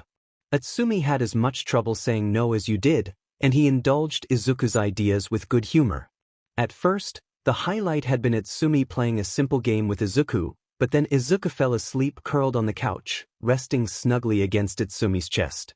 Atsumi lay sprawled, arms lax and head tilted back, soft snores escaping as the afternoon quiet settled over the room. Midoriya found Izuku curled into a little ball, a tiny green blanket carefully laid over him by Atsumi. She thought she had taken at least 200 pictures, and even then she still felt the urge to take more. She squeaked that they were so cute, hands on her cheeks as she looked at her two precious boys. She quickly changed all her screensavers to the new picture, smiling at her phone whenever she turned it on to check the time. The Saturday had gone by fast, and while the boys continued snoozing, she slipped Atsumi's keys off the hook and grabbed the dirty laundry he had left in the trunk of his car. She dumped it in the washer and started it, then amused herself by cleaning around the house and clearing out the old spare room she used for storage. She knew Atsumi had his own apartment, but there was no harm in having an extra bedroom open for him just in case. By the time the two of them woke, the house was sparkling. Itsumi's laundry was folded neatly and placed into a reusable all-might cloth bag, and the guest bedroom was finally ready to be used for its intended purpose again. Midoriya was on the phone, inquiring about the aquarium closest to her house, when the two boys on the couch started to stir. Her cheerful voice lured them awake as they rubbed their eyes and yawned. She hung up and walked over to the couch, sweeping the tired Izuku off Itsumi so he could stand and stretch. Izuku tiredly melted into her hold, resting his head against her shoulder.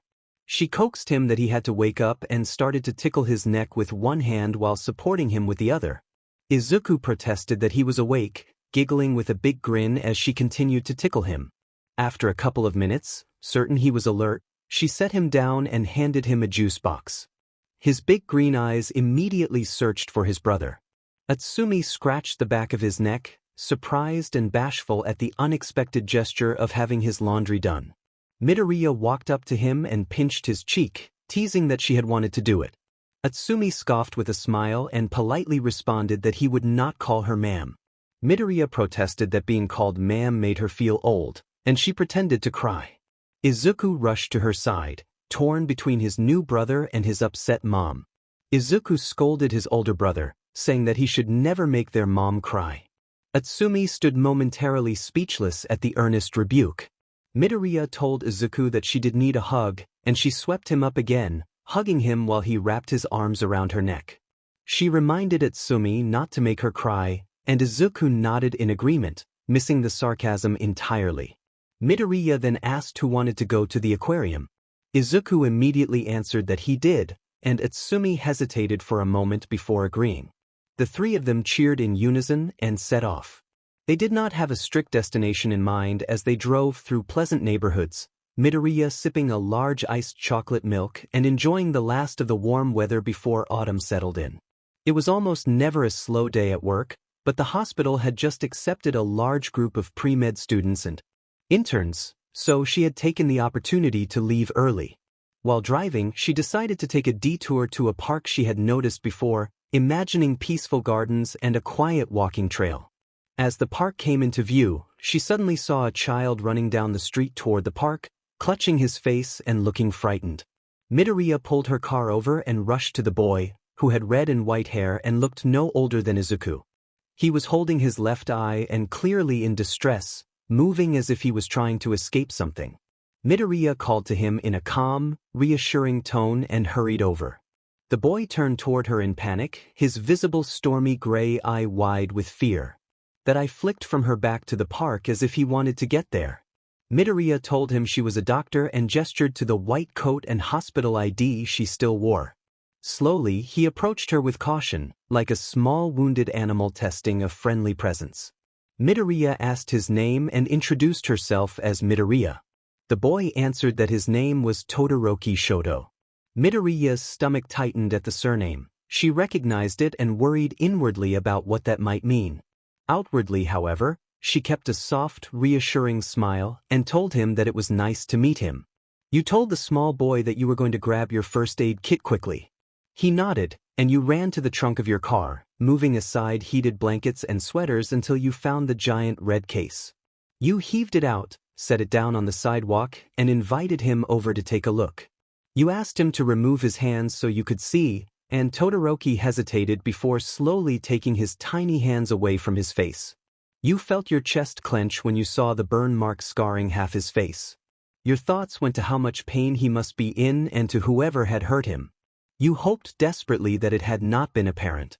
You told him that you could try to help, explained there might be lasting scarring, and offered to dress the wound and get him to a specialist later. Todoroki, trembling, begged you to heal him and tears streamed down his face. One gray eye glowed with pain while the other was swollen shut and bright red. You knelt to his level and told him that you would help. You used your quirk to heal the injury without physical contact, focusing until the searing pain eased and the immediate threat to his well-being was gone.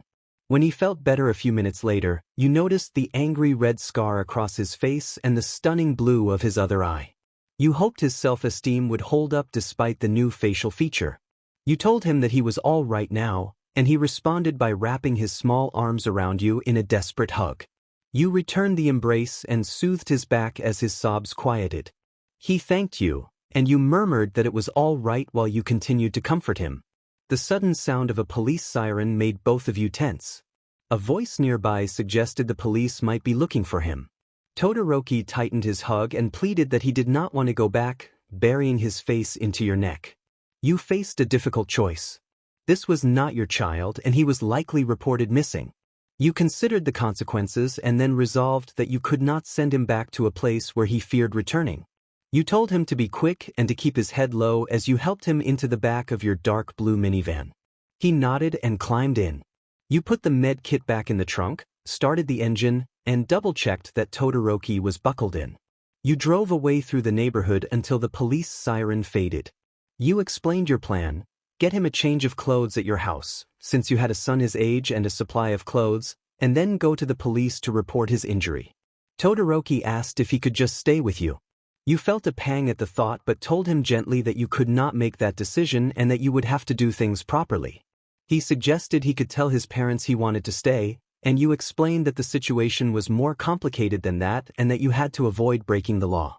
To lift his spirits, you promised to do something fun before going to the police, and he brightened and rubbed his eyes with his long white sleeves. When you pulled into your driveway, you noticed a familiar car parked nearby and hoped it would not cause trouble. You carried Todoroki inside without hesitation, the motion instinctive from caring for your own son. You realized you might have startled him and apologized. Todoroki flushed and said he was fine, his small hand gripping the material of your white doctor's coat as he followed you into the house. It was at that moment that you realized how affection-starved the boy was, and your heart broke further. He reminded you of yourself as a child, awkward and uncomfortable with physical contact yet craving it just the same. You cheerfully said it was time to go inside. The door was unlocked and the sound of the TV reached you. You told Itsumi you were home with a guest, hung your keys on the hook, sat Todoroki down on the floor and took off your coat. He looked dejected when you set him down, so you picked him up again. He offered a tiny smile and glanced shyly to the right, a faint blush on his cheeks. You returned a warm, motherly smile. Itsumi sat up from the couch and demanded to know who was there. When you walked to the TV, you both saw the news playing with a picture of Todoroki. Itsumi's golden eyes widened and his mouth fell open. He accused you of kidnapping the boy and pointed out that Todoroki was all over the news. You explained that you had not kidnapped him and that he had gotten into your car willingly. Itsumi continued to scold, insisting it was still kidnapping and telling you to stop bringing kids home. You frowned and hugged Todoroki tighter. You explained that the child had been running away from home with a serious burn on half his face, that you had treated him, and that you planned to file a report with the police and contact Child Protective Services. Itsumi's expression shifted when he finally saw the red scar on the boy's face. At first it had been hidden because the child was buried into your neck and your hair shielded him. Seeing the boy's injury softened Itsumi's eyes and he felt guilty for jumping to conclusions. Itsumi apologized for yelling and said he hoped he had not scared the child. The boy replied quietly that it was okay. You smiled at Itsumi, grateful for the support, and led the boy toward Izuku's room. You suggested getting him out of his clothes and offered him a bath if he felt comfortable. The scene moved on. Later, Itsumi sat with you on the couch while the freshly bathed and dressed Shoto sat in front of the TV, eating the snacks you had brought. You had made a peanut butter and jelly sandwich cut into cute shapes, prepared pineapple and watermelon with little faces made of chocolate chips, and added some chocolate chip cookies and a juice box. The boy's eyes were glued to the TV as if he had never seen one before, and you guessed his parents had been strict. Itsumi remarked that calling the authorities on a high-ranking hero would cause scandals and trouble. You insisted that attention needed to be brought to the child's condition and that no one was above the law. You said you could not live with yourself if you did nothing and that you would not allow harm to come to the children in your care. Itsumi opened his mouth to retort, but the intensity of your gaze stopped him. He looked away, flushing and coughing into his hand to cover his embarrassment. You and Itsumi discussed plans. You said you would go to the police and file a report and suggested Itsumi try to become the boy's doctor, since the child liked him and an exception might be made. Itsumi agreed that it was a good idea and that he would give it a try. You both wondered what to do with the boy before going to the police since you had promised him something fun but did not know his interests. You prompted the boy to say what he would like. Todoroki perked up and turned his head, his mismatched eyes brightening. The small tilt of his head and the stray fringe falling over his face reminded you of a puppy. Both you and Itsumi silently thought he was adorable and blushed. You declared that you wanted to keep him, and Itsumi protested that you could not keep adopting kids. The boy made a small sound in response. The boy quietly asked if someone wanted a hug. You moved quickly to pick him up and swept him into your arms. Itsumi cried out in surprise but soon pouted when he saw you settle back onto the couch with the white and red-haired boy against you. You told the boy he was so cute as you gently massaged his scalp. The soothing motion and the comfort of your embrace gradually relaxed him. Within minutes he drifted off to sleep. You wrapped him in a heated blanket, set him gently on the couch, and placed a small All Might-themed pillow under his head. You noted to Itsumi that Izuku finished school at 2 and offered to pick him up so they could all go out before news of Todoroki's disappearance became widely known. Itsumi agreed that it was a perfect idea. You pulled your white-haired son into a hug, ruffled his hair, and smiled. He flushed but returned the smile, and a small spark of excitement appeared in your eyes at the thought of an activity. You pulled away from the hug and looked at him with a grin. You suggested that the ice rink off Fifth Avenue was always slow and maybe he would like that. Itsumi agreed that it sounded like fun and teased that it would be enjoyable for the little one. You asked if Itsumi did not know how to ice skate, and Itsumi insisted that he could skate very well. Itsumi hummed in amusement, then announced that he was going to pick up Izuku. You told him to have fun as you watched him storm out of the house, grabbing his keys and marching toward his car. You grinned the whole time, then joined Shoto on the couch and settled near him without disturbing his slumber. You considered watching some tutorials on how to ice skate before you left, but pushed the thought away and changed the television with the remote. It would be a learning experience for everyone involved, you supposed. You instructed everyone to smile for a photo. Izuku almost lost his balance and yelled that he was going to fall, and Itsumi asked why. You snapped the picture of everyone in their cozy jackets, the chilly air inside the heavily air-conditioned building making little puffs of condensation escape your breath. Shoto was perched on your hip while Izuku balanced on Itsumi's shoulders behind you. You looked at the photo and smiled at the expressions. Itsumi wore a mischievous smirk from dipping low at the last second and causing Izuku to panic with wide eyes. Shoto looked up at you in mild confusion at being prompted to say such a random word. You posed with a peace sign and a closed-eye smile. That one was definitely a keeper. You explained that people say cheese because it naturally shapes the lips into something like a smile, a playful way to get people to grin. You led Shoto over to the ice rink, tittering on your skates with little difficulty. Years of wearing high heels had given you good balance. Itsumi walked surprisingly well too, though Izuku maintained a firm hold on his hair that kept him from slipping, a useful reminder to be careful with the little green-haired boy. When you all reached the entrance to the ice, you looked around and saw only a few other people on the massive arena. Perfect, nice and underpopulated. Now for the hard part, actually ice skating. You told Shoto to hug the wall and set him down on the ground, quick to take his hand and help him keep his balance. His cheeks flushed at the touch as you both slowly stepped onto the ice. With his tiny hand in yours and your other hand on the barrier for support, you carefully pushed forward.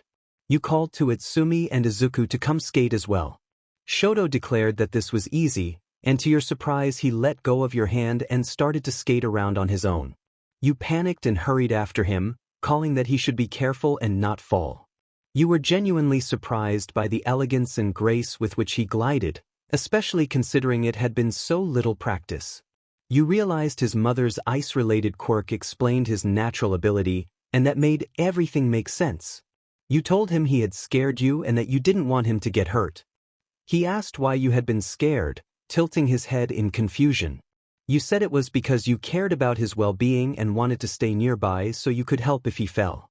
He went quiet at that, and for a moment your concern spiked. Then you noticed his face turning red with embarrassment. The boy had been pushed his entire life, taught to exceed limits but never shown the comfort of someone catching him when he fell. He wondered why you were so kind to him and why he couldn't just be with you. Jealousy and longing flickered within him as he glanced at Izuku and at Sumi. Holding hands, but the warmth of your presence steadied him. You felt the shift and tightened your grip gently to reassure him that you were at his side and would protect him. He listened and decided to let go of his anger for the time being, choosing instead to enjoy the warmth and care that had entered his life. He wished the day would never end. When it was time to go, Izuku waved goodbye to Shoto with a bashful smile, expressing hope that they could play together again soon. Shoto returned the small smile and nodded. Atsumi warned Izuku not to get into trouble and promised to handle anything that came up. You interrupted to tell Atsumi to take Izuku home and that you would return in a couple of hours. Shoto gave Atsumi a serious but thankful nod. Atsumi smiled, ruffled Izuku's hair, and picked him up from the sidewalk before walking to his car. You knelt in front of Shoto and placed a gentle hand on his shoulder, your tone soft and your eyes warm as you asked if he was ready to go inside. He admitted that he was uncertain and began to tremble. You swept him into your arms and stood up, holding him close as you headed into the building together. His tiny hands grabbed the jacket tightly, his face buried into her shoulder. She hummed softly as she walked toward the entrance, silently grateful when someone held the door open for them. The protagonist shrieked All Might's name, and the little boy in her arms immediately jumped and turned his head to look at the #1 hero he had always dreamed of meeting. He had never been allowed to see him in person before. All Might was stunned and addressed them both in a rush, incredulous and trying to understand what was happening. All Might could hardly believe his luck. He had been leaving the police station to search for Endeavor's missing child, and the child was literally right outside the door in the arms of the woman he had met a couple of months earlier. He berated himself for losing any chance at contacting her again and felt fortunate that fate had brought them together. He looked down at the boy, who stared at him in wonder, and felt concern at the large scar that ran across the child's face. He wondered what had happened. The protagonist greeted All Might with a smile and explained that it was a surprise to see him there. She suggested that, yes, they were there about Todoroki and that they had come to make a statement. The glimmer of something darker in her eyes put All Might on edge. All Might assumed the child was simply being returned, and asked whether they were just returning him. She shook her head and said they were not. She invited everyone to go into the station and sit down so she would not have to repeat herself. All Might nodded and opened the door wider for them, his hand briefly at the small of her back as he led them through security toward the back. Before they could move, a voice burst through the doorway, demanding to know where the child was. Endeavor stormed up to them, heat rolling off him and filling the room. His son hid farther into the woman's arms, trembling with fear, while the officers and All Might watched with mixed expressions: pity, silent apologies, surprise, condolences. A tense energy radiated from her, and Endeavor paused. He narrowed his eyes and viewed her as a threat instead of a nuisance. Her eyes darkened, matching his blue gaze with a confidence he had never seen. No one had met his eyes with such burning hatred and self-assurance before. He was the #2 hero, everyone else should be beneath him. The fact that she held his gaze as if equal did not sit right, and a snarl formed on his face. Endeavor demanded to know why she had his son and accused her. She replied coolly that she had treated the boy after he suffered burns and that she had found him running half-blind in the street. The room filled with whispers and gasps. She suggested that he and she take a seat and discuss how the Child Guidance Center would handle the matter. Endeavor scoffed in disbelief at the idea of being reported. Murmurs rippled through the room. Some officers and onlookers searched her body language for a sign of jest, and when they realized she was serious, some even laughed nervously. All Might interrupted the exchange, trying to calm the situation, but the protagonist turned her glare on the man who had laughed and then addressed the entire room. She gestured to the officers and asked whether they were telling her that this man was above the law because of his hero status. Silence fell. The woman folded her gaze toward the trembling boy in her arms and spoke with watery eyes, asking everyone to look at him. The child's tear-streaked face and the bright red scar struck the hearts of those who had sworn to protect children. She stated plainly that the injuries had occurred under his roof and that he had done nothing to help. She added that the child had begged her not to take him home.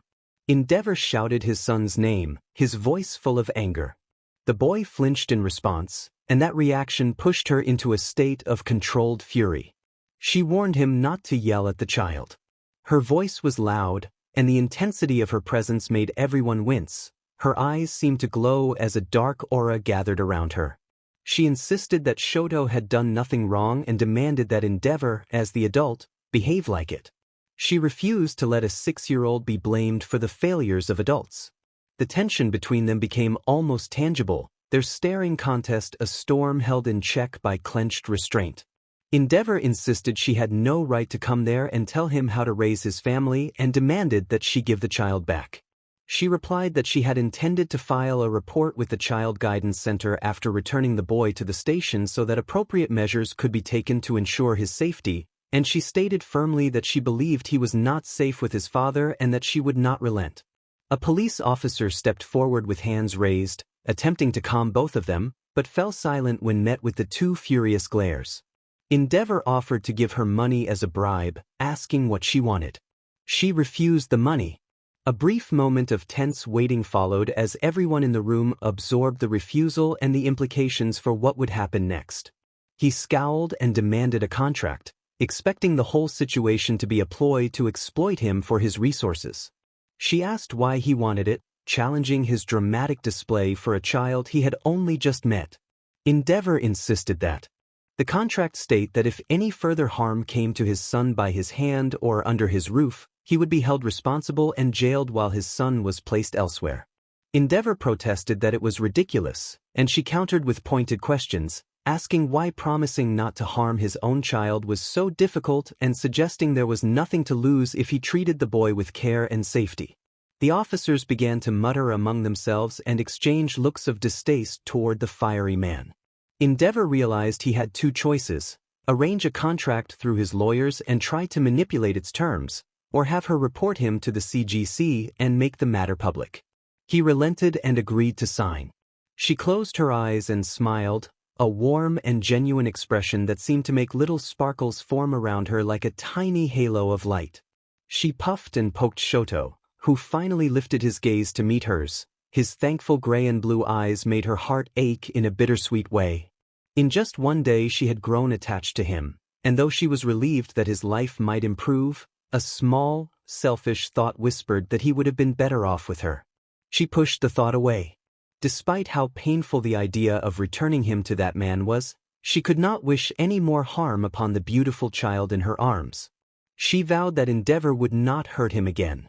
She promised herself that if Shoto ever bore another bruise, she would face Endeavor in a fierce, dramatic showdown and make sure the law held him accountable. They moved to another room to draft the contract, and Endeavor agreed to make her Shoto's personal doctor without resistance. Shoto sat on her lap during the meeting and smiled brightly at her. She returned the smile, then narrowed her eyes at his father, puzzled and uneasy that he had not resisted the terms. Endeavor simply smirked and offered a smug expression that unsettled her. At last the incident was coming to an end, and she prepared to honor her part of the deal and release Shoto back to his family. Endeavor stood impatiently as she knelt and slowly unwrapped her arms from around the child. Night had fallen, and the darkness outside the glass doors made the moment feel heavier. She could not stop the tears forming. Shoto clung to her and cried, begging not to go back. All Might stood near the exit, watching with a sad expression as the small boy held on and wept. He told Shoto that his family needed him and that he had to be brave. The boy broke free and sprinted toward the back rooms, disappearing from sight. Walking out of the police station was one of the hardest things she had ever done. When the cold night air filled her lungs and the moonlight shone on her hair, her knees gave out and a violent sob escaped her. All Might caught her before she fell and lifted her in a protective embrace. She buried her face into his neck, one arm wrapped around it and the other clutching his shirt. She sobbed until she had no more tears, then looked up at the man who had comforted her. He held her with one arm, gently cupped her cheek, and wiped away the last of her tear streaks. She wrapped her arms around his neck, and he stepped back in surprise before returning the hug, wrapping his long arms around her waist. She could not remember the last time she had felt so safe. All Might told her that she was an amazing parent, and his words made her choke on another sob. She shook her head and buried her face deeper into his shirt, denying his praise. All Might insisted that she was an amazing person and an amazing woman, and he told her that everyone in the station had noticed how she had changed the boy's life in a way none of them had expected. If Endeavor dared to harm the child again, All Might's presence grew fierce and protective like a powerful aura, and he vowed that justice would prevail. In that moment, All Might became her #1 hero. She finally caught up to her favorite red-winged hero, breathless from the run. The sun had just set and the city glittered with artificial light while the moon hid behind clouds. She had promised to meet Kigo for drinks but arrived 20 minutes late and found him standing outside the bar, leaning against the brick. Her red dress had become disheveled from the sprint, and her hair was a wild mess from the wind. She grinned at him, oblivious to how flustered he looked as he took in her disarray. He pounded a fist against his chest in surprise, eyes wide, and then yelped as he slapped both cheeks and winced when a small trickle from his nose started. She wiped the spot away with warm fingers and told him to stop panicking, asking if he was hurt and if he wanted her to stay with him. He stammered that he might have a mild concussion and fumbled over his words. Rather than crossing into anything ending, she placed a brief, comforting hand on his forehead to check for a fever and then stepped back. He realized she was showing him genuine concern and couldn't bring himself to refuse her attention. He had bruised his legs a few days before, so she could tell he wasn't completely uninjured. He wondered whether lying to gain affection was wrong, but in the moment he didn't stop it. She reminded him not to hesitate to call if he got hurt, giving him a warm, reassuring smile that made him feel his chest tighten with something close to fondness. He mentally noted to himself to get injured more often. He called her by a teasing nickname and suggested they go inside because it was chilly and she still owed him the story she had promised. She reacted loudly to the nickname, and he laughed and gave her a playful tap on the lower back as he guided her toward the entrance. He asked about the purple smudge on her cheek. She touched her face and discovered the lipstick mark in shock, scrubbing at it frantically and mortified that she had walked around with it for minutes. He helped by gently rubbing the smudge away with his thumb, and she flashed an embarrassed smile while looking around. Once inside they sat in a booth. He asked why she had been late and what had happened with the lipstick, still inwardly flustered by the mark. She blushed as she recalled the encounter, and he felt his hands clench slightly at the memory. He asked her bluntly whether she was gay, the question escaping before he could stop it. She laughed and answered that she wasn't, or at least not entirely, keeping the exchange light. They ordered drinks. She chose a vodka cranberry and he opted for an old-fashioned, and she began to tell him the story of what had happened on her way over. She had been on the phone with Kayla while searching for an address and couldn't find the place. Kayla insisted that she was on the right street, reminding her that the spot was unmistakable and that the hair appointment and plans were already paid for because Kayla insisted on helping. She had protested, unable to accept the way Kayla treated her, but the plan was already set and the reservation made at a popular celebrity-frequented venue. It would have been a waste if she had not shown up, you thought as you finally spotted the building. The long city block had felt endless, and the two-story pastel pink salon looked larger up close than you had expected. Well-kept bushes arched over the entryway, and the place felt both elegant and a little out of reach while you stood in your red dress. Taking a deep breath, you opened the door and scanned the spacious lobby with its water sculpture. Astria, a short, peppy blonde behind the front desk, stepped forward and took Midoriya's hand in a warm handshake. Astria introduced herself and explained that Kayla had mentioned Midoriya often, smiling brightly and making it clear she was American. You asked whether Astria was from America in English, which surprised the blonde for a moment. Astria laughed and admitted her accent might be noticeable. She complimented Midoriya's English and asked whether Midoriya had lived in America as well. Midoriya explained that she had lived there for 3 years before her parents moved to Japan for work, and that she grew up bilingual. Astria found it endearing that Midoriya's children called her mom instead of using the Japanese term. Astria offered to be Midoriya's stylist for the day and asked to see a picture of her son. Midoriya smiled and followed Astria deeper into the salon, her nervousness easing under Astria's sincere manner. The salon's large styling room made Midoriya feel a little out of place, but Astria led her to a soft pink chair and began to wash her hair, easing the tension with a soothing scalp massage. A blonde woman in the next chair chatted with her stylist about hair color choices, and Midoriya relaxed into the warm water and gentle motions. Astria teased the regular customer named Takayama about coming back so soon, and the two women bantered about color choices. Midoriya joined the conversation quietly, praising platinum hair for its striking look. The room fell briefly silent before a new presence announced itself with the creak of a chair and footsteps. Midnight arrived, unmistakable even in casual clothes. A woman with dark purple hair and striking blue eyes assessed the room with a practiced air. Her outfit was bold and athletic in black, and she wore round glasses that emphasized her sky-blue eyes. She moved with confident energy, brushing a strand of hair behind her ear before turning toward Midoriya. Midoriya felt suddenly flustered and attempted to look away, but Astria gently re-angled her so she could see. Midnight's expression registered amusement and a warm, appreciative look that made Midoriya's face flush. Midnight leaned in close enough for her perfume to be noticed, and she commented on Midoriya's appearance in a friendly, admiring way. Midoriya felt shy but offered a small, genuine smile. At that moment, the woman in the nearby chair who had been bothering Midoriya earlier was swept aside by another salon regular in a swift, exaggerated motion that had an almost theatrical, anime-style flair. The purple-haired woman chided Astria with mock severity about salon security and keeping the atmosphere pleasant for customers, her tone more playful than threatening.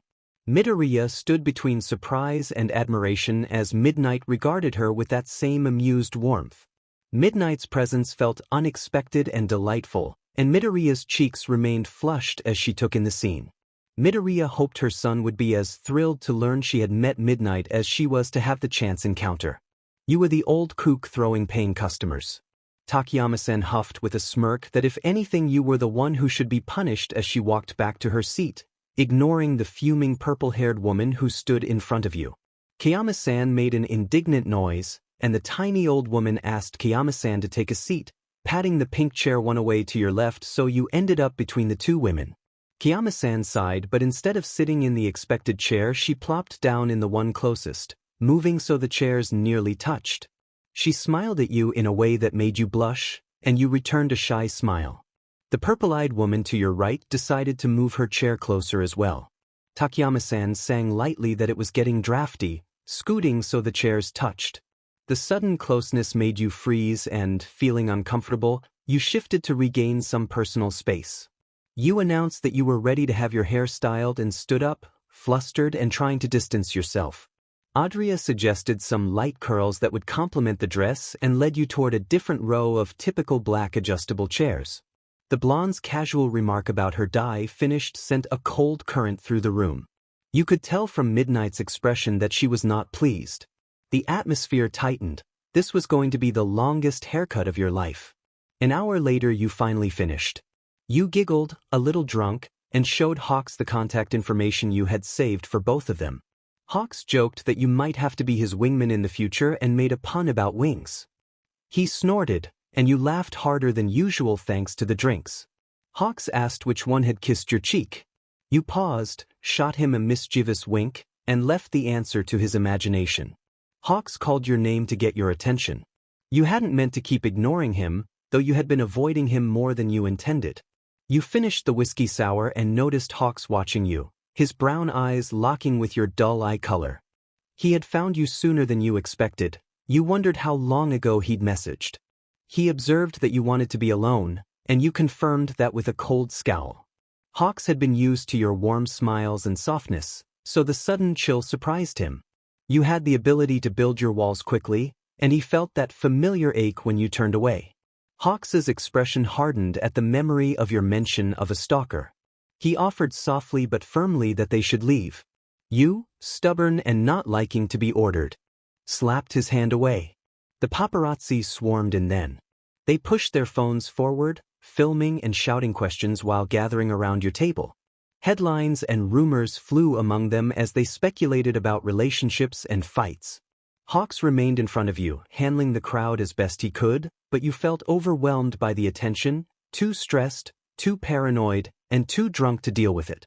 You could feel your lungs seize as the beginning of a panic attack started, horrible thoughts swirling through your head. You feared they would publish this and that he would see it.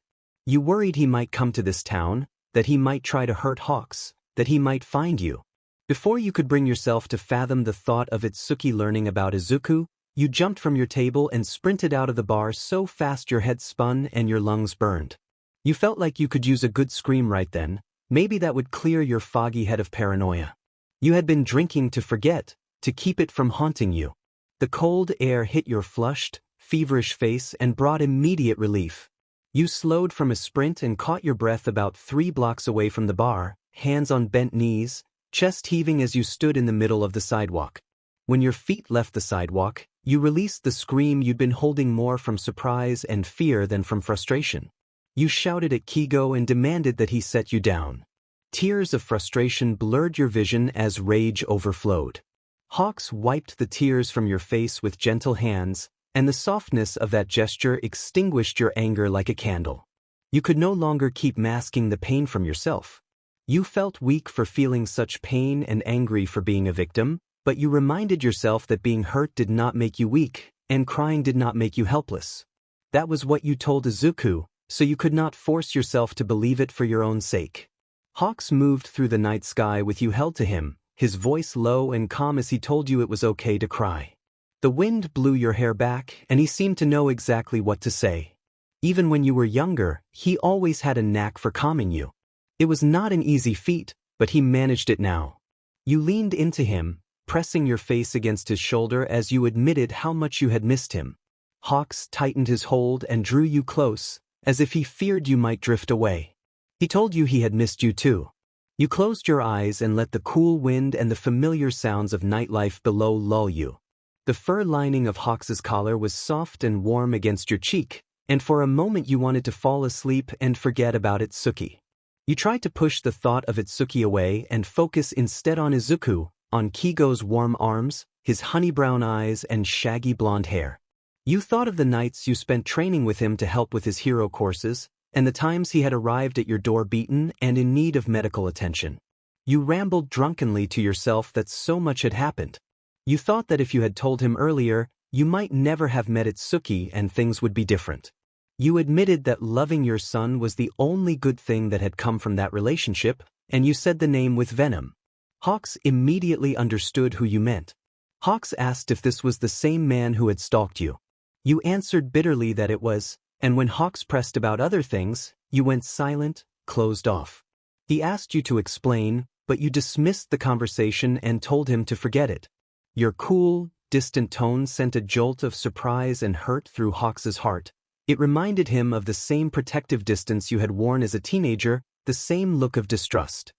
He knew you had the right to keep secrets, but the memory of you suffering in silence stung him. Hawks tightened his arms around you as he descended toward the ground.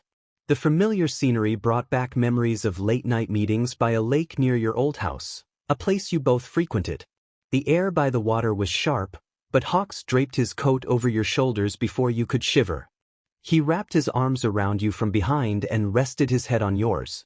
You flushed at the contact and felt the wrongness of it. Your heart pounded and you thought you should push him away, but your knees weakened and his hold steadied you. He was the only reason you weren't collapsing. You cried inwardly that you couldn't go through this again. It hurt too much. Your hand gripped your chest as Hawks buried his face in your hair, offering silent comfort. Your tears soaked into your shirt. You debated whether to open up to him and form a stronger bond, fearing that doing so might reignite old feelings you did not want to risk. You did not want to fall in love again. Your children were your priority above all else, and you had vowed to walk this path alone. You reminded yourself that, in the end, people always left, and the only person who would always be there for you was yourself. Hawks asked you to talk to him and pleaded with you to share what you were holding back. She began to say she could not help him, but Hawks tightened his arms at her denial, feeling the ache of loneliness in that single word. He told her he was right there and that she was not alone. She gripped the fabric of his coat, pulled it off, and pushed it back toward him. The coat almost fell, but he caught it before it could touch the ground. Brown eyes met her hazel ones, and she managed a small smile in his direction. She insisted that was not true and wrapped her arms around herself to keep the little warmth she had left without his jacket. She told him she had Izuku and Itsumi and that they were all she needed. He reminded her that she had him too. She asked if she really did, and the sharpness in her gaze made his heart thud painfully. He flinched. She apologized, the guilt catching up as the band of pent-up frustration and hurt broke. She explained that she had meant to avoid him while she worked through these emotions alone, and that she had lashed out by accident when he showed up. Hawks frowned at the sight of her guilt-worn expression, and the look deepened the lump in his throat. He wanted her to blame him, to direct her anger at him, because he believed he had failed her. He wondered what had happened, how he could fix it, and how he could make it right. When she used an affectionate nickname for him, he perked up, fighting the urge to cry at her smile and the vulnerability in her eyes. All the anger and resentment fell away, leaving fear and uncertainty. He pressed closer despite her stepping back, and when the metal railing by the lake met her back she flinched. He gripped the rail on either side and leaned in until his forehead rested against hers, begging her to tell him what had happened. Tears ran down his cheeks. She offered a small, bitter smile and wiped his tears with cold hands. Her own had faded, but she did not know if they would return. The story she was about to tell had only been spoken once before, 6 years ago, to the detective on her stalking case. This was Hawks. She had to decide how to begin, whether to tell him she had been a criminal, and whether he would still care. A small voice inside suggested he might leave, and while that thought tore at her, it also brought a strange comfort, familiar loneliness, a constant companion. She told him, quietly and without preamble, that she had almost killed herself about 6 years ago. The words froze the air. Hawks went still and his grip on the railing tightened until his knuckles were white. She smiled up at him, small and comforting, and he marveled at how she could still smile through it all. She laughed, half in disbelief, and admitted she did not know where to start. Her hands formed fists. Her heart hammered so hard she could feel it in her throat. She said he needed to hear the beginning, and warned him that he would probably look at her differently. He insisted that would be impossible and gently placed his warm fingers on her chin to lift her face so she could meet his eyes. She could not hold back any longer and broke down, sobbing until her body shook and her voice grew raw. She told him everything. She spoke of the underground hospital she had run for villains, of Ryan and Toda, and of her mother's death. She explained her relationship with Itsuki, how they had a verbal engagement without rings, how she had fallen out of love, and how his manipulation began. She recounted the stalking, the unwanted hands, and the bruises she had tried to hide.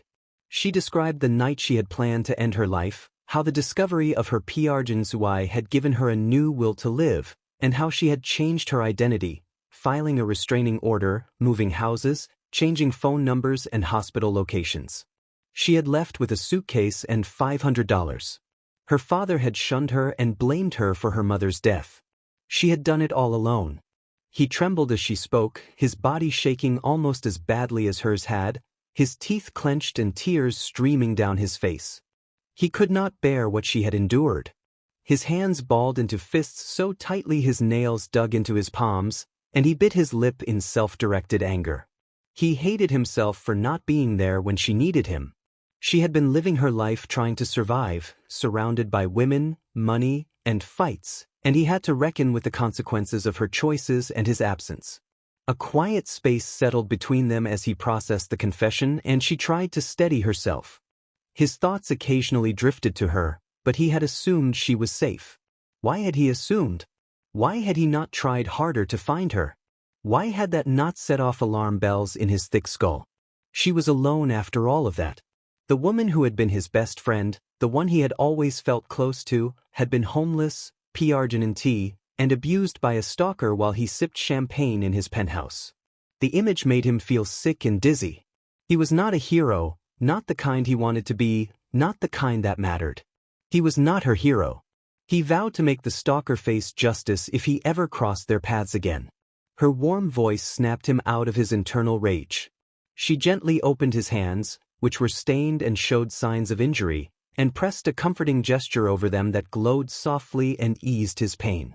She told him, with a small smile and a look of disapproval, not to always take on the pain of others and to let her carry some of it too.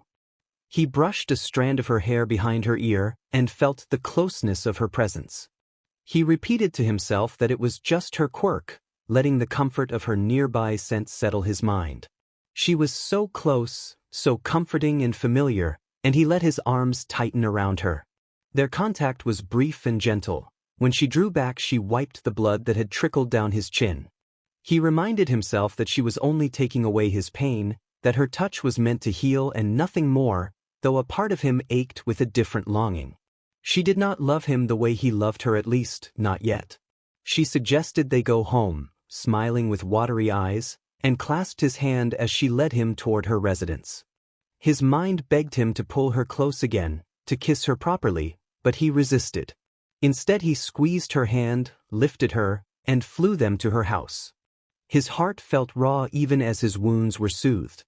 He glanced at her as they descended, struck again by the hold she had over people. There was an outer layer of coolness about her, and beneath it, a warmth that had been trampled and hurt but still glowed with a quiet, healing comfort. It was a rare, breathtaking presence that left him speechless. He set them down a few steps from her door. She handed him her keys and he unlocked and opened the door, closing it with a quick kick of his foot. He asked where her room was, and she signaled that she was tired and wanted to be released. He hesitated but gently set her on her feet. She then grabbed his hand and led him through the dark house to her room, turned on a lamp in the corner, and flopped face down on the bed, kicking off her shoes and pulling the blankets over herself. He smiled, wished her good night, and when she patted the spot beside her in a shy, playful way, he took it as an invitation.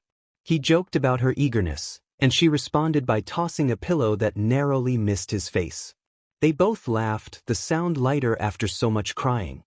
He gave her a playful grin and climbed into bed beside her, wrapping his arms around her waist and holding her close. The familiar scent of his cologne and the steady rhythm of his breathing calmed them both, and they fell asleep in each other's arms within minutes. A sudden, piercing scream from Itsumi jolted them awake. They were startled, and hands reflexively steadied her on the bed. The child burst into the room in a chaotic blur, demanding to know what was happening and accusing them loudly of getting together. The scene in the bedroom was awkward and unexpected, and the adults quickly tried to calm him. A brief, neutral explanation was offered to keep things from escalating. Hawks teased the child to lighten the mood, suggesting that calling him Dad might save time, and Itsumi looked as though he might have a breakdown from the suggestion. When the child reacted strongly to the teasing, there was a moment of comic pain as Hawks pretended to protest and the room filled with embarrassed tension. Itsumi was mortified by the teasing and by everything he was hearing. A loud knock on the door and the sound of familiar voices from outside froze them all. The others were calling and laughing, and everyone in the bedroom felt the same mixture of embarrassment and confusion as they prepared to face the unexpected visitors. You announced that you were home as you opened the front door with one hand, the other holding your keys and a heavy bag of household necessities. After a grueling 13-hour surgery that had included minor complications, you had been scheduled to go straight home and sleep, but the operation had been a success and your patient had recovered well. After finishing in the locker room and saying goodbye to Kayla and Sina, your coworkers and close friends, Itsumi had texted asking you to pick up a few things. With a tired sigh you had complied, remembering the lack of laundry detergent and dwindling toilet paper, and because you still owed Itsumi and Izuku for looking after things while you worked. You also still owed Hawks for an earlier incident, though that one had been complicated. You had ended up at the store longer than you meant and returned with twice as much as you came for. The living room was pitch dark when you came in, moonlight spilling through the open door the only light. You set down your bags by the doorway, shut the door, and tried to flip the lights on, but they did not work. Your guard rose slightly when you noticed a faint glow coming from the dining room. You moved toward it, steps silent on the hardwood. Turning the corner left you speechless. Izuku stood in front of the dining room in a small black tuxedo, grinning, and announced that he would be serving tonight. Fairy lights framed the walls and candles were arranged around the table. A giant bouquet of sunflowers sat in the center and a dark red tablecloth covered the table. At the far end, Itsumi stood by an ice bucket, cheeks pink and hair slicked back, a black tie hanging loosely around his neck. When he met your gaze, his golden eyes flicked away in embarrassment. He pulled a bottle of sparkling apple cider from the ice bucket and gestured toward your seat.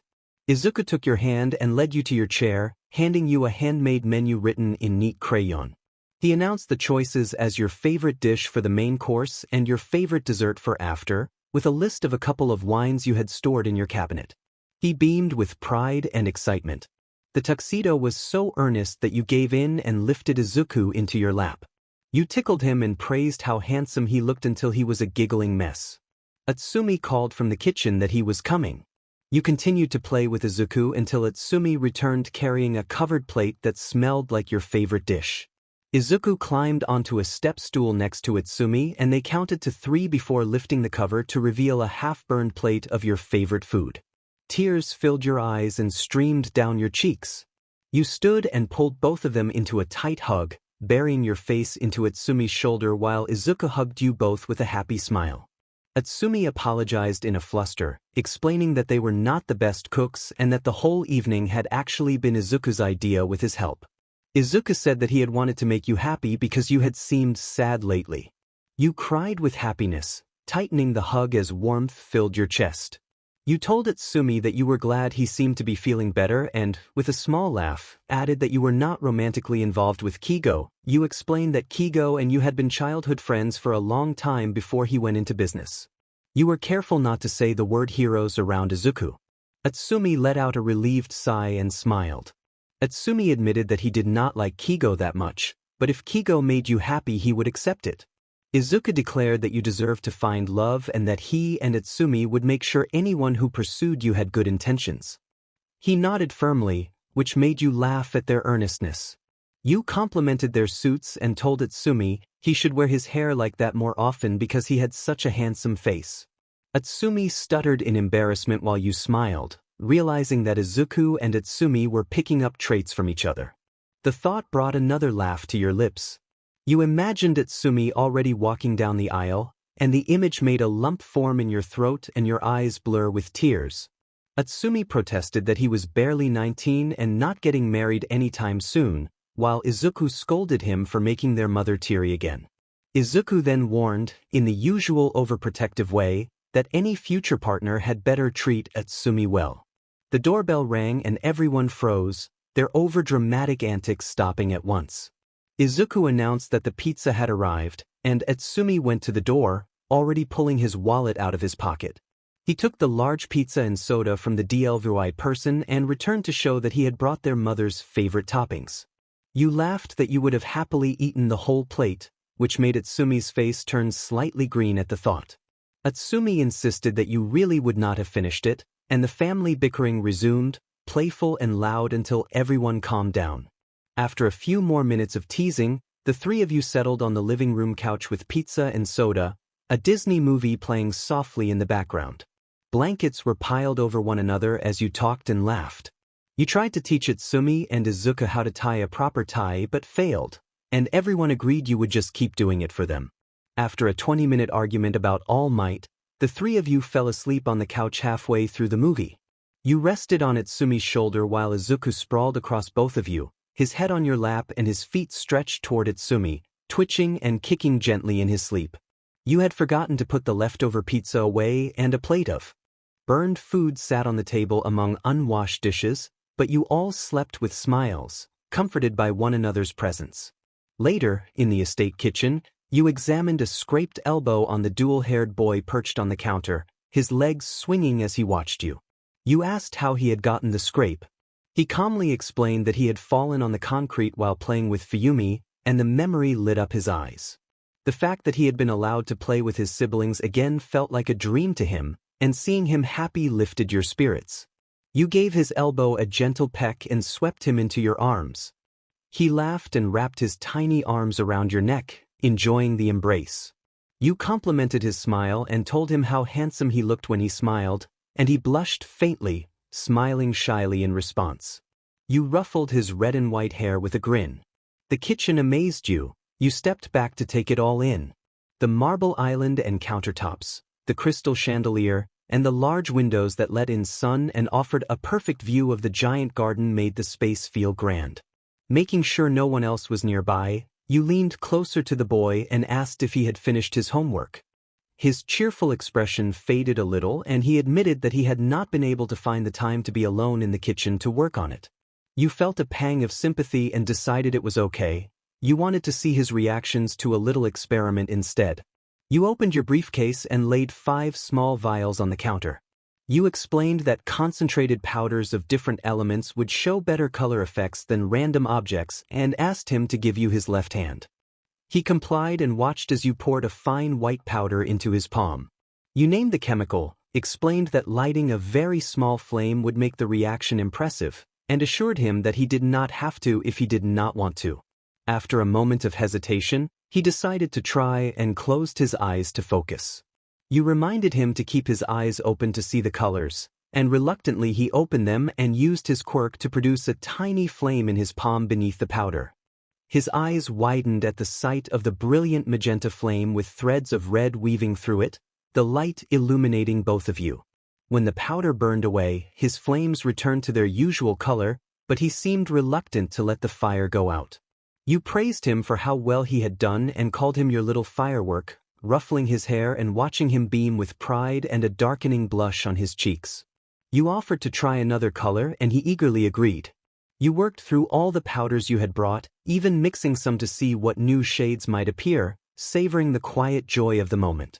It made her very happy to see Shoto enjoying the use of his fire quirk, and she hoped that by continuing to encourage him he would begin to let go of the idea that using his quirk fully meant his father was in control.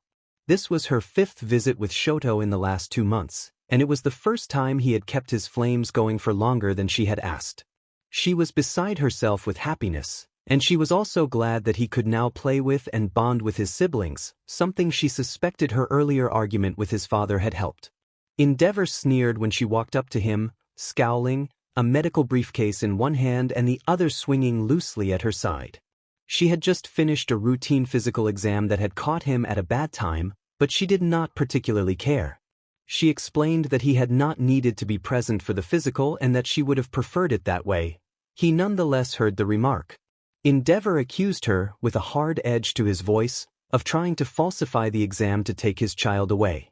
She frowned at the hostility and let him know, with measured words, that she would never take his child unless absolutely necessary. She said she would never remove Shoto from the home he grew up in and from his siblings without good reason, and that his well-being was always her priority.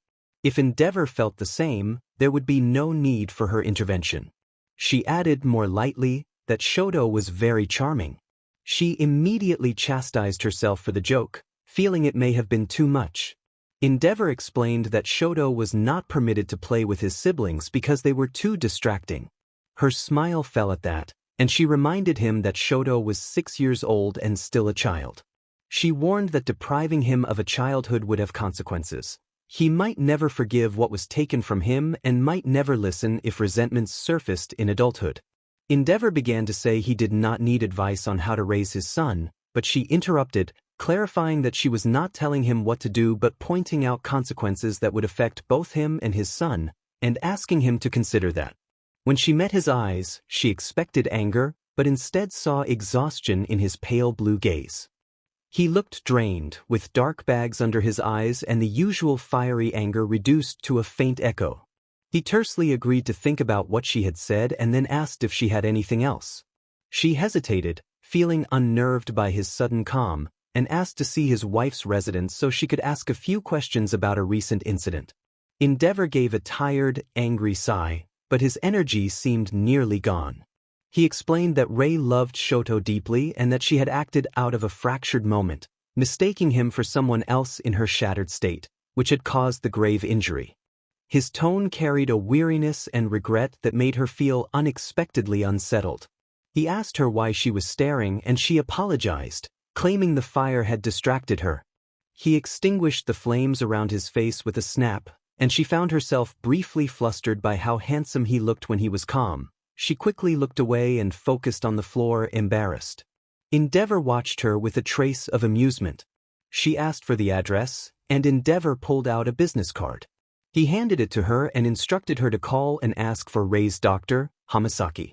She accepted the card, their fingers brushing, and she sincerely thanked him. Endeavor was surprised by the genuine gratitude. He thought perhaps he should try to be calmer more often as he watched her bow slightly and walk out through his front door. And maybe he should stop using his fiery facial hair as well. For some reason he could not comprehend, he wanted another repeat of that conversation, and he wanted it to go better than before. The blush on the apples of the child's cheeks and the stumbling of his words had been too amusing to pass up, and the memory of it replayed in his head.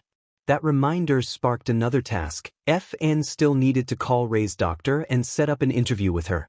They considered bringing Shoto along, but decided to speak with the doctor first to assess any risk. Only then would they bring the child. FN asked how training was going for the little one, teasing that he was becoming the strongest hero in the making. He smiled at those words and softly brought his hands together, a sudden shyness taking over him. Shoto said that his training was good and that he was getting more breaks now. He added that he missed his mother and that he had not seen Toya in a while, even though he could play with him again. Fiz's smile twitched at his concerns, and they opened their arms to offer a hug. Shoto immediately embraced them, and FN gently rubbed his back to comfort him. FN reassured him that Toya was fine and that his mother missed him.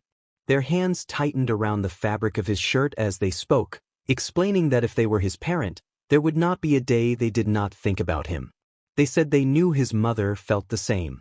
Shoto admitted quietly that sometimes he wished FN were his mother and asked if that made him a bad son. Fiz's heart thumped painfully at the words, and they tightened their hold to comfort him. FN soothed him, explaining that feeling hurt because of someone you love did not make him a bad son. They told him that emotions were natural, that missing his mother showed how much he cared, and that it was okay to wish and to want. They lifted Shoto's head, wiped away his tears, and gave him a warm closed-eye smile that made the corners of his mouth twitch up. FN encouraged him to smile and praised him. At that moment, the maid interrupted with an apology and addressed FN, saying that Todoroki wanted to know if they were finished with the examination because Shoto had training to continue.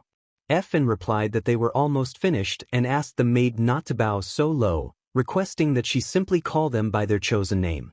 The maid accepted and offered to escort Todoroki to his training. FN appreciated the small progress. They told Shoto to get all his hugs out and laughed as he buried his face in their shoulder and squeezed tightly.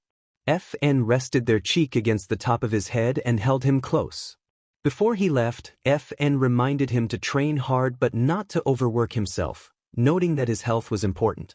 They tapped his nose playfully and gave him a gentle kiss on the forehead. Shoto promised that when FN returned he would be even stronger, and FN expressed confidence in him. With one final wave, FN watched as Shoto was escorted away and then quickly cleaned up the vials on the counter. They were relieved that Endeavor no longer observed their physical exams, allowing more one-on-one time with Shoto. The thought of the next surprise visit, scheduled for a week and a half later, made them smile. They hummed as they packed, and when everything was ready their phone began to ring. When FN glanced at the familiar contact name, their entire body froze.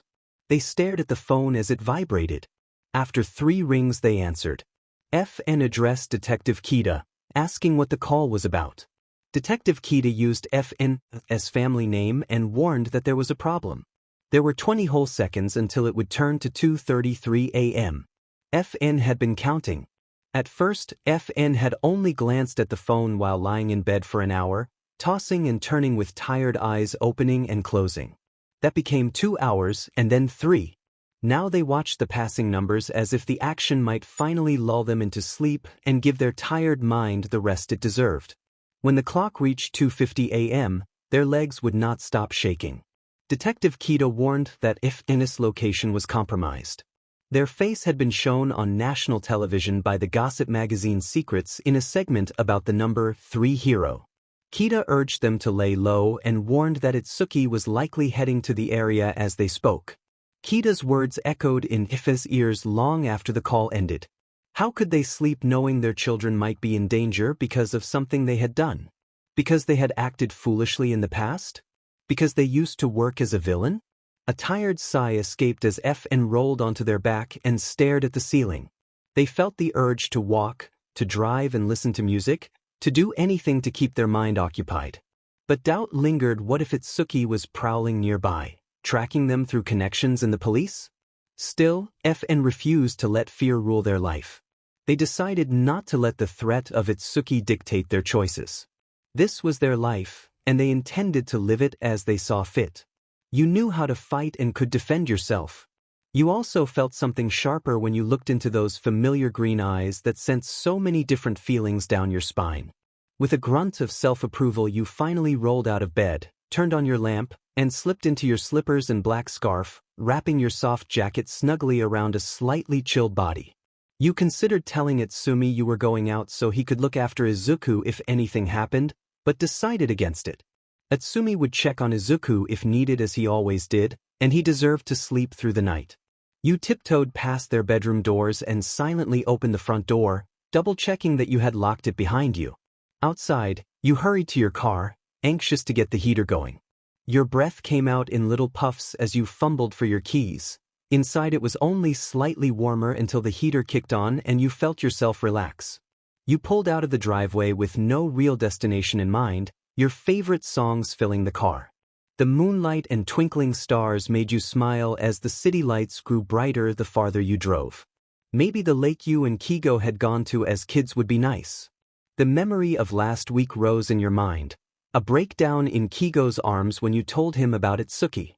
Normally you would tense at that name, but in the recollection you remembered the warmth of Kigo's jacket as he wrapped it around you and the softness in his eyes. You slapped your forehead to shake off the thoughts.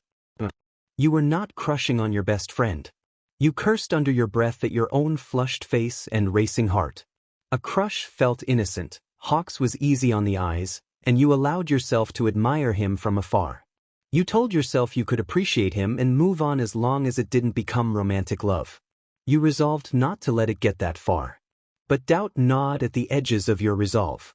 Could you really cut him off if feelings deepened? Would this become a repeat of 6 years ago? The uncertainty made you bite your lip. Worse, a darker worry crept in. If you did fall in love with him, would that make him a target for Itsuki? Kigo was kind and naive in some ways, and you hated that he could be vulnerable to manipulation. Would he be able to resist someone who specialized in twisting emotions, using unbearable guilt and anguish to force someone into despair? The thought brought a cold knot to your stomach. No wonder you couldn't sleep. You forgot how therapeutic late-night drives could be until you noticed you had missed your exit 3 intersections ago. Or were you? You slowed to take in your surroundings. The busy city was only a few blocks away, but you had driven into a darker suburban stretch where street signs were hard to read. You sighed, did a quick U-turn, and headed back toward the familiar lights. A sudden popping sound from the front tire made your heart leap into your throat. You turned on your emergency lights and pulled over to the side of the road. The ice-cold air hit you as you opened the door. A nail was embedded in the tire and rubber had started to deflate. A headache already pressed at your temples. This was going to be a hassle. You pulled out your phone and called your insurance, hoping for a quick rescue. The agent explained that verified drivers would take a while to arrive.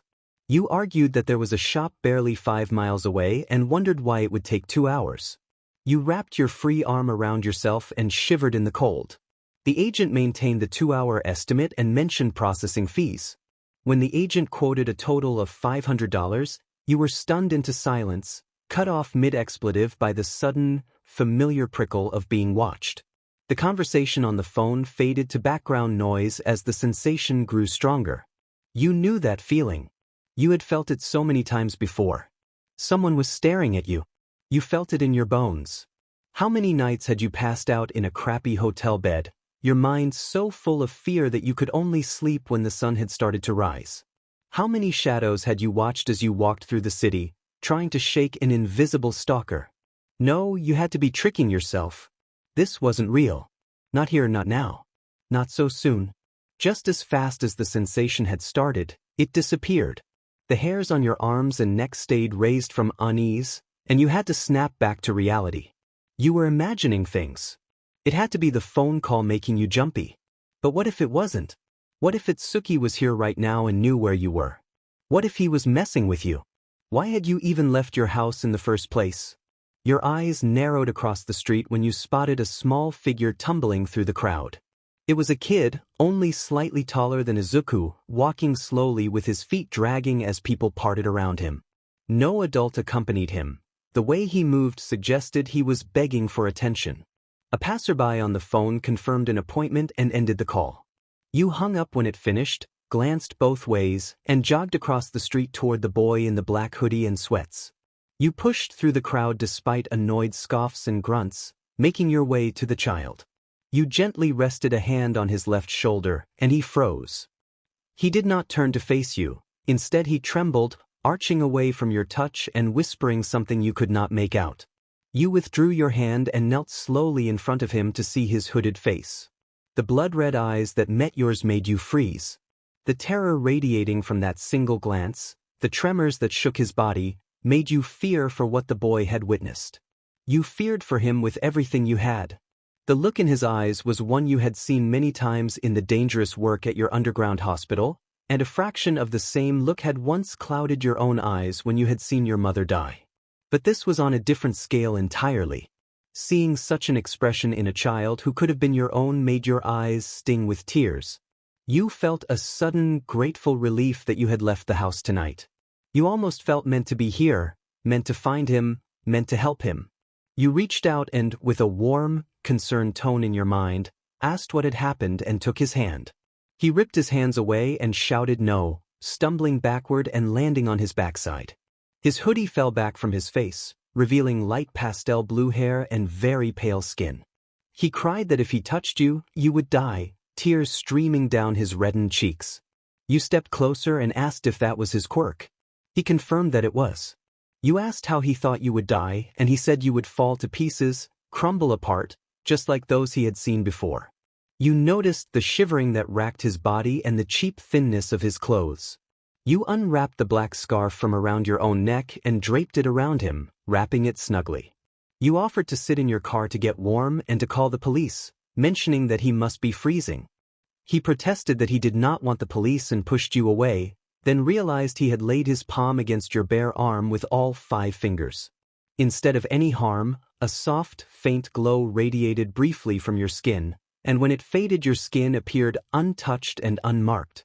He stared in astonishment. You explained that your quirk allowed you to transfer injuries from one person to another, or to translate injuries into the sensation of pain, and that there was more to it than that, but that this was the simplest way to describe it. You admitted that after years of extreme pain and high tolerance, the effects had become easier for you to bear. The boy's quirk had only caused a minor sensation for you. The boy suddenly flung his arms around you, sobbing into the front of your shirt. You held him as he released his wails, comforting him and promising that he was safe now, that nothing could hurt him and he could not hurt you. His crying only intensified and your heart broke at the sound. You lifted the shaking child into your arms and started to walk across the street, his face buried in the crook of your neck.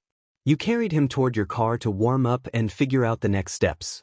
Your black jacket and scarf still blanketed him against the cold, but his skin felt deathly cold against yours. You started your car, turned on the heater for both of you, and gently stroked the boy's hair. Your eyes hardened as you stared off into space. You wondered what would have become of him if you had not been there. Would any of the other adults have helped him? Your heart twisted. You thought you already knew the answer. You made a quiet promise to protect this child at all costs. After a few more minutes of intense crying, the boy's sobs had reduced to sniffles. You asked him his name. He answered that his name was Shimura Tenko. You told him that Shimura was a nice name, and you rubbed his head until he fell asleep in your arms. You were content to wait for the repair truck, a calm focus overtaking you as you comforted the traumatized child. Someone watched from the shadows, green eyes missing nothing while he fiddled with a handful of nails in his pocket, a smirk on his face as he told himself he had found them. If the boy were an animal reincarnated, your first guess would have been a koala. Since you first picked him up, he had never left your embrace. For 32 hours there had not been a single moment without physical contact. Holding hands, sitting in your lap, being carried, or simply lying on you. When the repair truck finally arrived to change your tire, you decided to take Tenko home and visit the police station in the morning. The boy needed sleep after everything that had happened, and you needed sleep as well.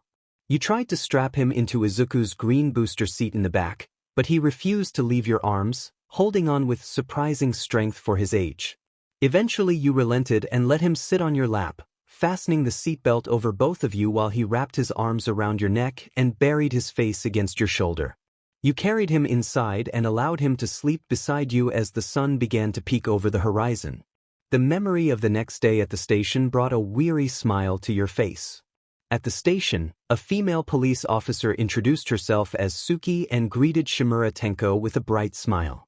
The boy responded with a glare and hid behind you, clutching the fabric of your pants as he peered past you at the officer. You told him that the officer only wanted to help.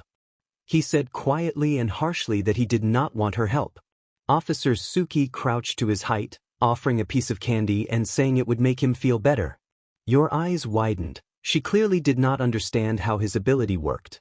He replied that his whole family had been lost because of his power, saying it quietly as if stating a terrifying fact.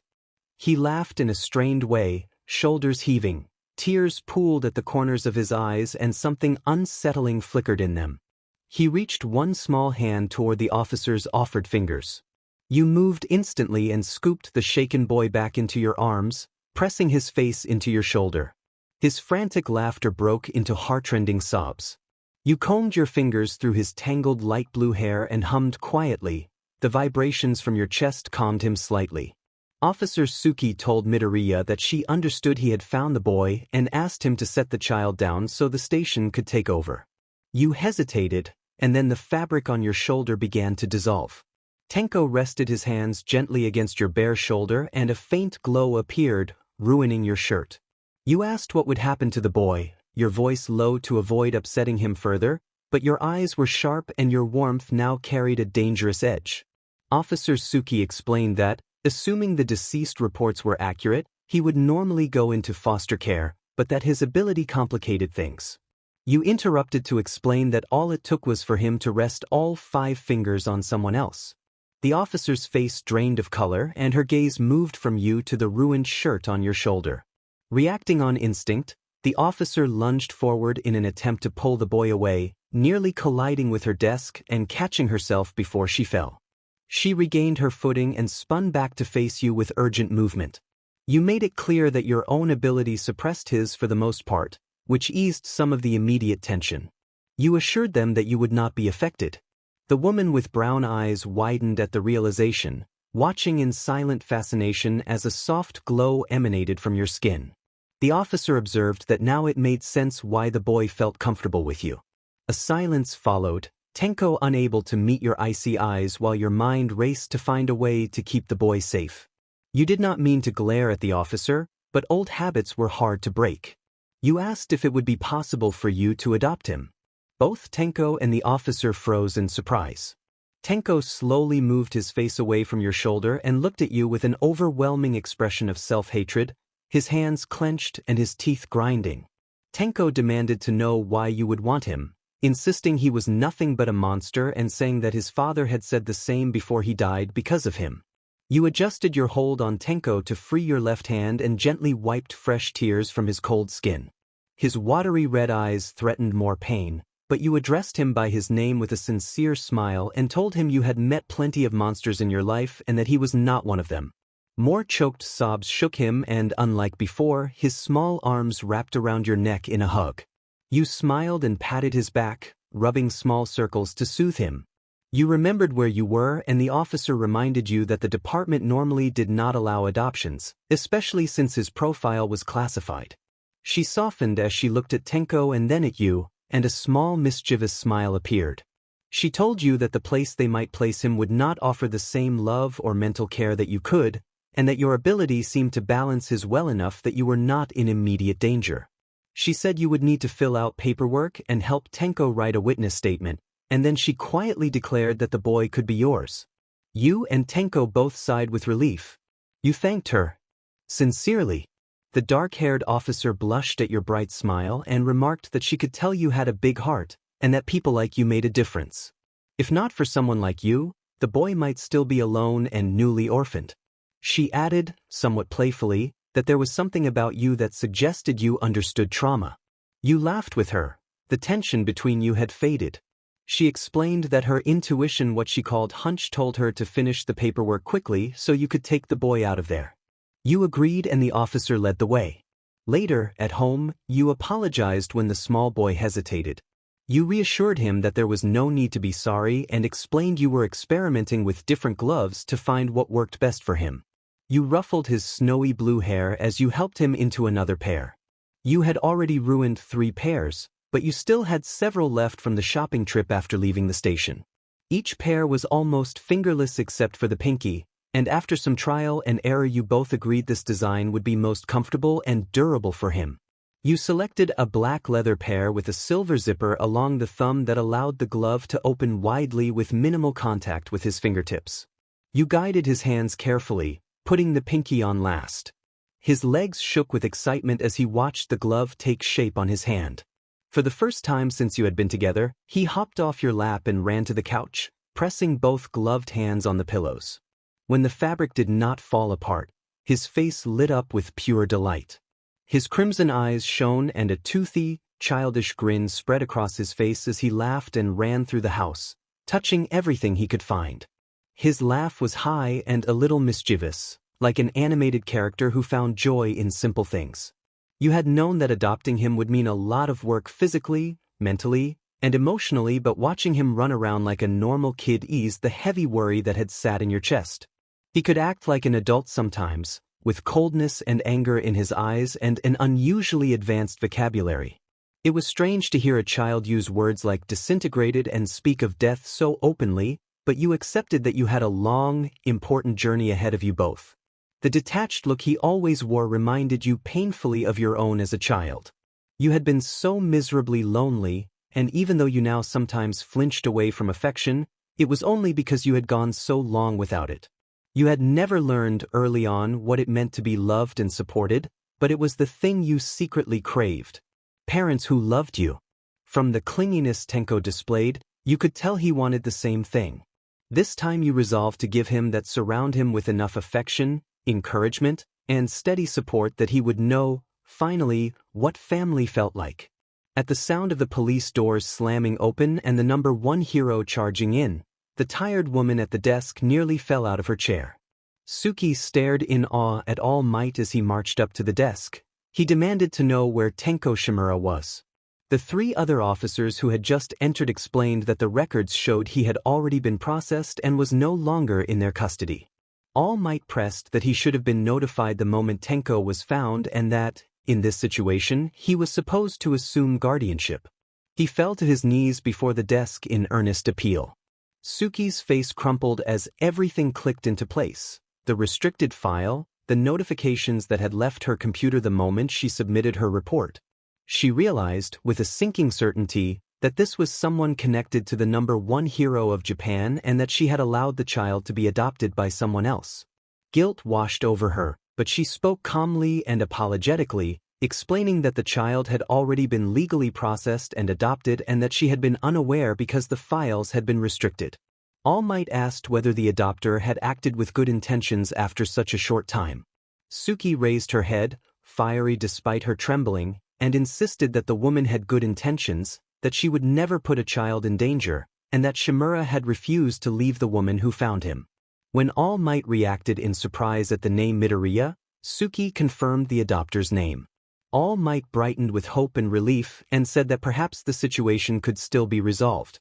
He thanked the officers for their help, assured them he appreciated it, and gave his famous laugh before deciding to pay FN Midoriya a visit sooner than expected.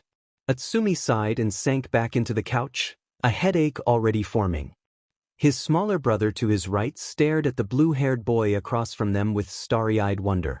Izuku squealed with delight, hopped off the couch, and introduced himself with bright enthusiasm, saying that he was 6 years old and asking Tenko how old he was. Tenko looked away from Izuku and buried his face in your shirt, mumbling a reply that was swallowed by the fabric.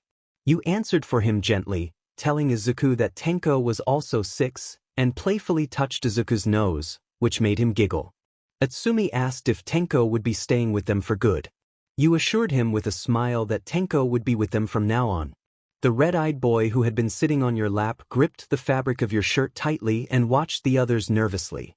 Atsumi regretted the tone of his earlier question when he noticed Tenko's anxiety. He realized he did want Tenko around, even if he was embarrassingly jealous of the newcomer. Izuku offered to play with Tenko, eyes sparkling. Tenko refused in a cold tone, and both Yu and Atsumi froze for a moment, but Izuku's determination did not falter. Yu suggested that everyone play together, reached out to ruffle Tenko's hair, and Tenko, after a brief pause, agreed reluctantly. Yu and Izuku cheered quietly in victory. Yu adjusted Tenko so he rested on your hip and scooped up Izuku with your other arm, a child on either side of you. Atsumi grumbled loudly at first, but then stomped after Yu, muttering that he was coming along. Yu headed for Izuku's All Might-themed room, the green-haired boy giggling and Tenko smiling quietly, still a little unsure of the rest of the family. Yu entered Izuku's room ready to play. A notification popped up, announcing that the Midoriya family had just grown from 3 to 4. Friends flooded the chat with surprise and excitement, and one exclaimed in disbelief that she was PR'd. She screamed at her phone, face bright red, drawing the attention of the 3 children who were currently arguing on the floor. The children looked up. Izuku, Tenko, and Atsumi returned to their squabble as if nothing could be more important than settling who was the better hero. Tenko insisted that All Might was trash, and Izuku reacted as shocked as he always did. She groaned and pressed her hands to her face, but a grin lingered. The bickering, while annoying, was harmless and helping to build the bond between Izuku and Tenko. The first 2 hours of playtime had been tense. Izuku immediately chose to play heroes and hurried to change into his All Might pajamas the moment she set him down on the floor. Tenko, however, was uninterested. They settled on cops and robbers. She and Tenko would be the robbers while Atsumi and Izuku took the roles of the cops. Atsumi and she took turns, but as the day wore on the kids became oddly competitive. After that they moved on to hide and seek, and it always seemed to end with either Izuku or Tenko finding the other. When the 3 of them regrouped in Izuku's room, Izuku was already dressed, fist raised in the air as he declared his wish to play All Might. Tenko's scowl deepened in a way she had never seen from a 6-year-old. She choked on her reaction for a few moments, stunned, while Atsumi and Izuku stared in disbelief. Atsumi broke first and laughed until he was nearly in tears, which only fueled the chaos between the 2 6-year-olds. Izuku protested that All Might saved everyone and was the embodiment of good. Tenko calmly contradicted him and then walked back over to her. Tenko's voice trembled with a seriousness the children rarely showed as he explained that someone else had saved him, not All Might. He said All Might had left him to die along with the other heroes, and that the person who had stepped forward for him was his hero, his only hero. The room fell quiet. Atsumi's laughter faded and she stopped coughing from surprise. Tenko clung to her pant leg and rested his face against her hip. She knelt, placed a hand on his shoulder and the other under his chin, and brought his bitter, red-rimmed eyes to meet her gentle gaze. She told them that heroes could not save everyone. She explained that a hero's job was to do good, but heroes were people too, with lives, hopes, fears, and limits. They slept, ate, laughed, and cried. They saved people, but they also sometimes lost people. Everyone did. Sometimes the person who saved someone was not a famous hero in a colorful suit, but an ordinary bystander who stepped forward when no one else would. Stepping up under fear, sacrificing what is best for oneself for the sake of another, that was what made someone a hero. She added that sometimes a person had to be their own hero. Sometimes the only person who would step forward was oneself.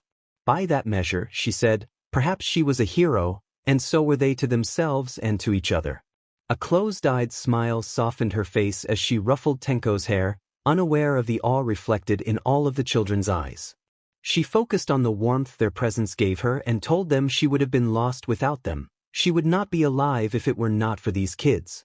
Each of them mattered, she said, and reminded Tenko that even though they had not known each other long, she felt something important. Tenko surprised her by wrapping his arms around her. She stopped speaking and opened her eyes to find Izuku sniffing and then throwing himself into the hug as well. She almost toppled from the force but managed to stay on her knees and hold them both. A warm laugh escaped her as she hugged her small family. Atsumi sat across the room, furiously rubbing his eyes and avoiding looking at her. She teased him that joining the hug was mandatory, and watched as his pale face flushed to the tips of his ears. When he finally relented and slipped into the embrace, his forehead resting against her shoulder, she had never felt more content. The two small children were sandwiched between them, and for a moment the room held only the quiet, steady comfort of family. Atsumi's tenderness in making sure they were not being smushed warmed your heart, and before you knew it, big tears were trailing down your face as everyone sat there embracing. You sobbed that you loved them all so much and squeezed them harder, while small choked replies of affection were shared around the circle. The moment seemed unbreakable until loud knocking at the front door and someone screaming your name interrupted it. Hawks screeched your name and you froze at the familiar voice. A dark aura suddenly enveloped the room and you noticed your blue-haired son emitting it. His crimson eyes narrowed as he looked up. You shouted that Hawks should not be destroyed and broke the hug, waving your hands to reassure your son that Hawks meant no harm. Atsumi ruffled the boy's snowy blue hair and said that he liked the kid, prompting Tenko to turn away to hide the reddening of his cheeks. Hawks called out impatiently at the door until he noticed someone missing, then greeted the child at the entrance. You and Atsumi rushed to the living room, Tenko sprinting behind you, and you caught Izuku before he fainted. You held his unconscious body in your arms while a black aura hovered, glaring at the number 3 hero standing there. Hawks looked surprised and guilty as he clumsily explained himself, dropping to his knees and begging for forgiveness. You sighed and pinched the bridge of your nose before telling Hawks several things, that Izuku got startled easily, that you were not PR'd but had adopted another child, and that Hawks should stop his dramatic posturing and get up off the floor. Hawks rose hesitantly, brightening at the news and asking where the child was. You sat on the couch, Tenko following, while Hawks and Atsumi bickered in the background. Knowing your son, you expected him to recover any second. You gently brushed your fingers through Izuku's fluffy green hair and sang softly for him to wake up. Tenko quietly asked if Izuku would be okay, and you reassured him that this happened more often than you liked and that Izuku would be fine. You added that with Tenko's help Izuku would grow more confident with time, and Tenko nodded, clenching his fists in determination. Tenko came up with an idea and leaned close to Izuku. He whispered that all might was trash, then, lean back. Izuku popped awake and immediately defended his favorite hero, which made you laugh. Izuku then said he had a strange dream about Hawks and then realized Hawks was actually in the house, which made him bury his face in your shoulder and breathe fast from nerves. You glared at Hawks but then softened as you stroked Izuku's back to calm him. You found your son unbearably adorable as he blushed and became shy when Hawks smiled gently at him. You asked if he wanted to say hello. Atsumi lightly smacked Hawks for staring and scolded him that he had been staring at perfection. You remarked that sometimes you felt like you had 4 kids. Izuku began to peek from his hiding spot, meeting Hawks's warm caramel eyes and then hiding again, cheeks steaming. Tenko warned Hawks not to look at his brother and called other heroes trash in a way that made both you and Atsumi exchange puzzled looks. Hawks's face went very pale at the nickname. The protagonist could hardly believe that the child had just called the number 3 hero trash. The protagonist chided Tenko gently for that, while also expressing appreciation for Izuku's concern, then nodded and ruffled Tenko's hair, earning a small smile from him. The protagonist and Tenko both turned their stern looks on Izuku, who immediately fell back into a theatrically self-pitying mood. The protagonist laughed, and Izuku slowly pulled his face away from the protagonist and smiled, then shyly glanced toward Hawks. He stammered his name and gave a dramatic bow, clearly nervous. Hawks tried to be casual about it, mentioning a connection with the protagonist's mother, but froze under the protagonist's cold glare. The child remained oblivious while the protagonist's expression made the situation tense. Atsumi hurried to clarify that he had only meant he knew the protagonist's mother and asked if Izuku wanted anything signed. Before Atsumi finished, Izuku excitedly squealed and dashed off to his room to fetch items for signing, arms soon overflowing with merchandise. Atsumi crossed his arms and huffed. Hawks laughed heartily and agreed to sign everything. Hawks teased Atsumi, who turned away to sulk. The protagonist smiled as Tenko climbed onto their lap and reached for their arm, then settled close for comfort. Tenko shot a fierce look at the blonde hero as a small, showy display of dominance. Hawks stared in surprise for a moment, then recovered into a cheerful grin. Hawks asked the child's name. Tenko hesitated and looked back at the protagonist for reassurance. When the protagonist nodded with pride, Tenko finished his introduction as Izuku Midoriya. Hawks introduced himself and said he cared a great deal about the protagonist's mother. The protagonist felt unexpectedly flustered. Their cheeks warmed and their heart fluttered briefly, though they quickly dismissed the feeling as simple surprise. Tenko's eyes narrowed in disapproval at Hawks, while Itsumi's eyes shone with pride, and he offered the kid a thumbs up from behind Hawks. Chaos seemed to swell around them when Izuku returned with even more things for Hawks to sign, and Hawks laughed at the sheer volume of it. A polite knock came at the door. Hawks began to offer to get it, but the protagonist stood and set Tenko down, insisting that it was their house and that they would answer. When they opened the door, they found All Might standing on the porch, smiling with crinkled blue eyes at the protagonist's flustered expression. All Might's smile fell slightly when something else happened. Familiar warm arms wrapped around the protagonist's waist and a chin rested on top of their head. Kiego arrived with a playful comment about what he had brought in, his voice bright even as his eyes stayed sharp and cool. The sudden shift in atmosphere brought a tense silence to the doorway. The protagonist blinked and tried to make sense of the situation. What was happening? A man with crinkling blue eyes smiled at the protagonist's flustered face. It was immediately clear who had arrived. The name All Might was on everyone's lips. Kigo appeared next, greeting them with a bright, teasing remark.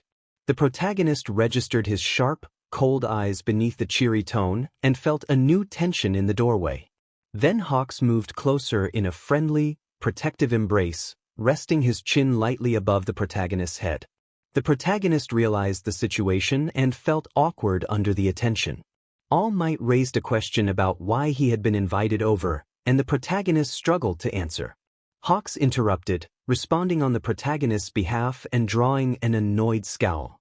The protagonist tried to respond peacefully, but Hawks kept cutting in, and the embarrassment mounted as All Might's gaze lingered on them both. All Might asked whether the two of them were dating. The question made the protagonist choke and flush, and Hawks beamed at the suggestion. The protagonist and Hawks reflexively answered at the same time and immediately regretted it. Suddenly Kigo stumbled and went down, clearly hurt. Tenko moved forward, intervening with a swift, decisive action that pushed Kigo aside and then took a position beside the protagonist, glaring at the fallen visitor. The boy wrapped an arm around the protagonist's leg as a protective gesture, his expression fierce. The scene felt oddly casual to everyone else, but to the protagonist it was deeply unsettling. Tenko warned the visitors in no uncertain terms, and when All Might stepped forward to speak to the boy, Tenko abruptly closed the door in the number one hero's face and quickly locked it. The protagonist watched in disbelief as Tenko muttered under his breath and walked back to stand with Izuku, while Itsumi laughed from a recliner. Itsumi taunted Hawks for his predicament, amused by the commotion. Hawks groaned and tried to recover, while the protagonist remained fixed by the locked door, trying to process what had just happened. After a moment of stunned silence, the protagonist opened the door again. All Might stood very close, prepared to speak once more. Apologizing for the interruption, he suggested they go for a walk. The protagonist accepted and, with a decisive motion to avoid further chaos inside the house, shut the door behind them and led All Might away. As they moved down the block, the distant shouts and shrieks from the house faded and both of them relaxed. The protagonist let go of All Might's hand and rubbed the back of the neck, giving him a small, sheepish smile while they walked through the neighborhood. All Might asked how things were, and the protagonist replied that things could be better, which explained why All Might had come. All Might offered his help without hesitation, and the protagonist revealed the reason for the visit. It concerned Shimura. All Might stopped in his tracks, and the protagonist's warm demeanor instantly cooled into a sharp, calculating focus. The bright eyes narrowed and the atmosphere turned serious as the protagonist prepared to explain the difficult situation. All Might was taken aback by the sudden shift in her emotions. He was further surprised that someone who appeared so warm and gentle could radiate such a strong, cautious presence. It made him curious about her, though not in a negative way. He felt an urge to learn more about her. He wondered who she truly was, and his thoughts immediately returned to the number 3 hero who stood nearby with his arms folded. The number 3 hero knew her household and her children. Hawks had never greeted All Might with hostility. In fact, All Might had been rather fond of the younger hero. If Hawks saw him as a potential rival, then she must be very important to Hawks. It was obvious to All Might that Hawks had some kind of personal interest in her. If he established that he was not a threat, there should be no need for tension between them. All Might still could not shake the question of what her relationship with Hawks was. He remembered a recent encounter. She had surprised him with a defensive action when he had failed to identify himself. The memory made him flush, and he mentally chastised himself for getting distracted. Did he even have a chance? Hawks seemed close to her.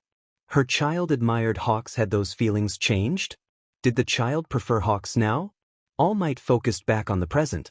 He noted her guarded posture, the way she crossed one arm protectively over the other, and the firmness in her expression that spoke of a mother's instinct. He covered a smile with a polite cough to hide how amused he felt by her fierce, protective air. She asked about Tenko as she frowned and kept her arms crossed. All Might answered plainly that Shimura was the grandson of his old mentor. Surprise widened her eyes, and the tense edge in her stance softened into confusion. She asked why his mentor had been connected to Tenko's family, trailing off as she realized how difficult the question sounded. A couple of passers-by stopped across the street and whispered, glancing at them as they waited on the sidewalk. All Might suggested they continue the conversation at a nearby cafe and offered a warm smile tinged with a trace of sadness in his blue eyes. She agreed and asked him to call her by her given name, FN, rather than using formalities. He offered his arm in a polite gesture of escort, which made her blush and hesitate before accepting. As they walked, the cold wind pushed them closer together. FN's thoughts went to Tenko. She reminded herself this meeting was about the child she had adopted, not a date. She respected All Might, but Tenko was the center of her concern. She felt firmly attached to her custody decision and was prepared to listen if Tenko wanted something different, though she suspected All Might be disappointed if custody ever came into question. They arrived at the small coffee shop with its warm yellow light and neon open sign. All Might opened the door for her, and she thanked him, hurrying inside. The warmth felt like a relief from the bitter cold, and they sat in a booth by the window with menus in hand. All Might explained that he wanted to adopt Tenko because Tenko was the grandson of his mentor. FN asked what had happened to the mentor. All Might revealed that his mentor had passed away and that, despite his efforts, he had been unable to find any trace of her son. A brief silence passed as that information settled between them. FN was friends with the chief of police and had arranged for any reports that mentioned a certain last name to be flagged. She arrived at the police station as soon as she received the message, but by the time she got there, All Might praised her for working fast. The tiny old woman in the dark green apron approached and asked if they were ready to order. FN replied that she would like coffee and a cinnamon roll. All Might said he would also have coffee and a slice of apple pie. The woman commented that it must be hard to be in a relationship with the paparazzi always around and offered to look out for them. FN choked on the remark and started coughing while All Might smiled and thanked the woman. FN explained that she truly cared about the child she had been looking after for 3 days, and that she had made a vow to protect him when she found him on the street. She said she would give custody to All Might if that was what Tenko wanted, because above all she wanted the child to be happy. All Might placed a warm, reassuring hand over hers, and she looked up into his blue eyes and felt her heartbeat quicken at the kind expression he gave. He told her that he had read the report and the witness statement she helped fill out, and that the police officer had spoken very highly of her. He said he was certain she would be a wonderful mother and role model to young Shimura, and that he would like to build a good relationship with Shimura as well while still doing his best to fulfill his own vows. The woman soon called out that their order would be ready, and both of them jumped apart, flushed with embarrassment. She waved it off and walked to another booth. From across the room, someone with bright yellow eyes and long dark purple hair caught FN's attention. His hair flared back from his head in a way that made it look like purple flames. He looked away as soon as she noticed him, but she kept watching for a moment. All Might called FN and she realized she had been spacing out. She answered that apple pie sounded right for him, and they both laughed. All Might mentioned that he had been born in America, and FN explained that she had been born there too but only lived there for about 3 years, so she remembered little. She added that her household had spoken English, and that her parents had moved to Japan for a business opportunity without knowing much Japanese. All Might asked what sort of business they had worked in. They spent an hour talking over coffee, and before long it was getting dark. FN joked that coffee at 5 in the afternoon might have been a strange choice but that she had no regrets. She reached for her wallet to pay but All Might offered to cover the bill. FN insisted they could split or let her pay next time, and he suggested she cover the next outing. She agreed. All Might noticed the design on FN's wallet and teased her about it. FN admitted that Izuku had wanted them to match, and that she supplied him with merch, adding that it had caused more trouble than it was worth. All Might reassured her that there was no need to be embarrassed and said he was flattered. He offered his hand to help her up, and she accepted gratefully, still a little flustered. They laughed together as they left the coffee shop, FN walking with her hand on his offered arm as they headed back toward her house. She teased that she hoped she was still Izuku's favorite, and she laughed at All Might's reply that Izuku would take that declaration to his grave. The protagonist said that it was a mother's intuition, and All Might's shoulders relaxed at those words. All Might felt a comforting sense of relief when he realized Izuku still admired him as his favorite, and he felt a quiet pride at something Hawks could not compete with. He also noted that Tenko seemed to dislike him. Tenko had even struck Hawks forcefully, which suggested he did not care for the number 3 hero. All Might wondered if Tenko held a grudge against heroes and resolved to look further into it. All Might offered his real name, telling the protagonist to call him Toshinori. The protagonist's eyes widened in surprise, and All Might chuckled softly. He added that it was only fair for them to use first names. The protagonist agreed, and both of them blushed when Toshinori's true name left the protagonist's lips, a modest smile appearing on her face. The protagonist felt grateful that Toshinori was there and even more thankful that she had gone out that night and found Tenko. Tenko had become one of the best things to happen to her in many ways, and while All Might's end goal might be custody, Tenko's happiness was the priority. The protagonist was confident she would continue to win the child's favor for a long time, starting with the fact that she was the only one who could hug him without him panicking.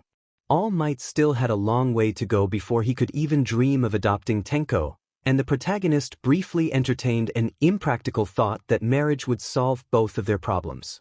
Someone in the room noticed the protagonist's sudden gesture and asked if she was okay. The protagonist insisted that she was fine. Later, in a dim bar, a purple-haired man polished off whiskey glasses with efficient, long fingers while a green-haired man watched him with annoyance. The green-haired man demanded to know if the purple-haired man had seen a certain woman, where she had been, and who she had been with. The purple-haired man replied that he did not report to the green-haired man but to someone else. The green-haired man shot back that the only reason the purple-haired man was watching the woman was because of that other person, and he asked why he was even there. The purple-haired man responded with a pointed question that left the green-haired man with narrowed eyes and a dangerous aura between them. A small voice called Daddy from the top of the stairs, and a blonde-haired child raced down and barreled behind the bar, colliding with the purple-haired man. The purple-haired man did not budge, but the table rattled. He scooped the child up with one hand and caught 3 tumbling glasses with the other. He chided the child gently about running in the bar area, and the child smiled blissfully up at him, wrapping tiny arms around his neck and nuzzling into him. The purple-haired man teased that she should not run, and though he sighed, a fraction of a smile tugged at his pale lips. He greeted the child with a warm smile that the child returned easily. The child introduced herself brightly as Toga Himiko and beamed at a green-haired stranger standing nearby.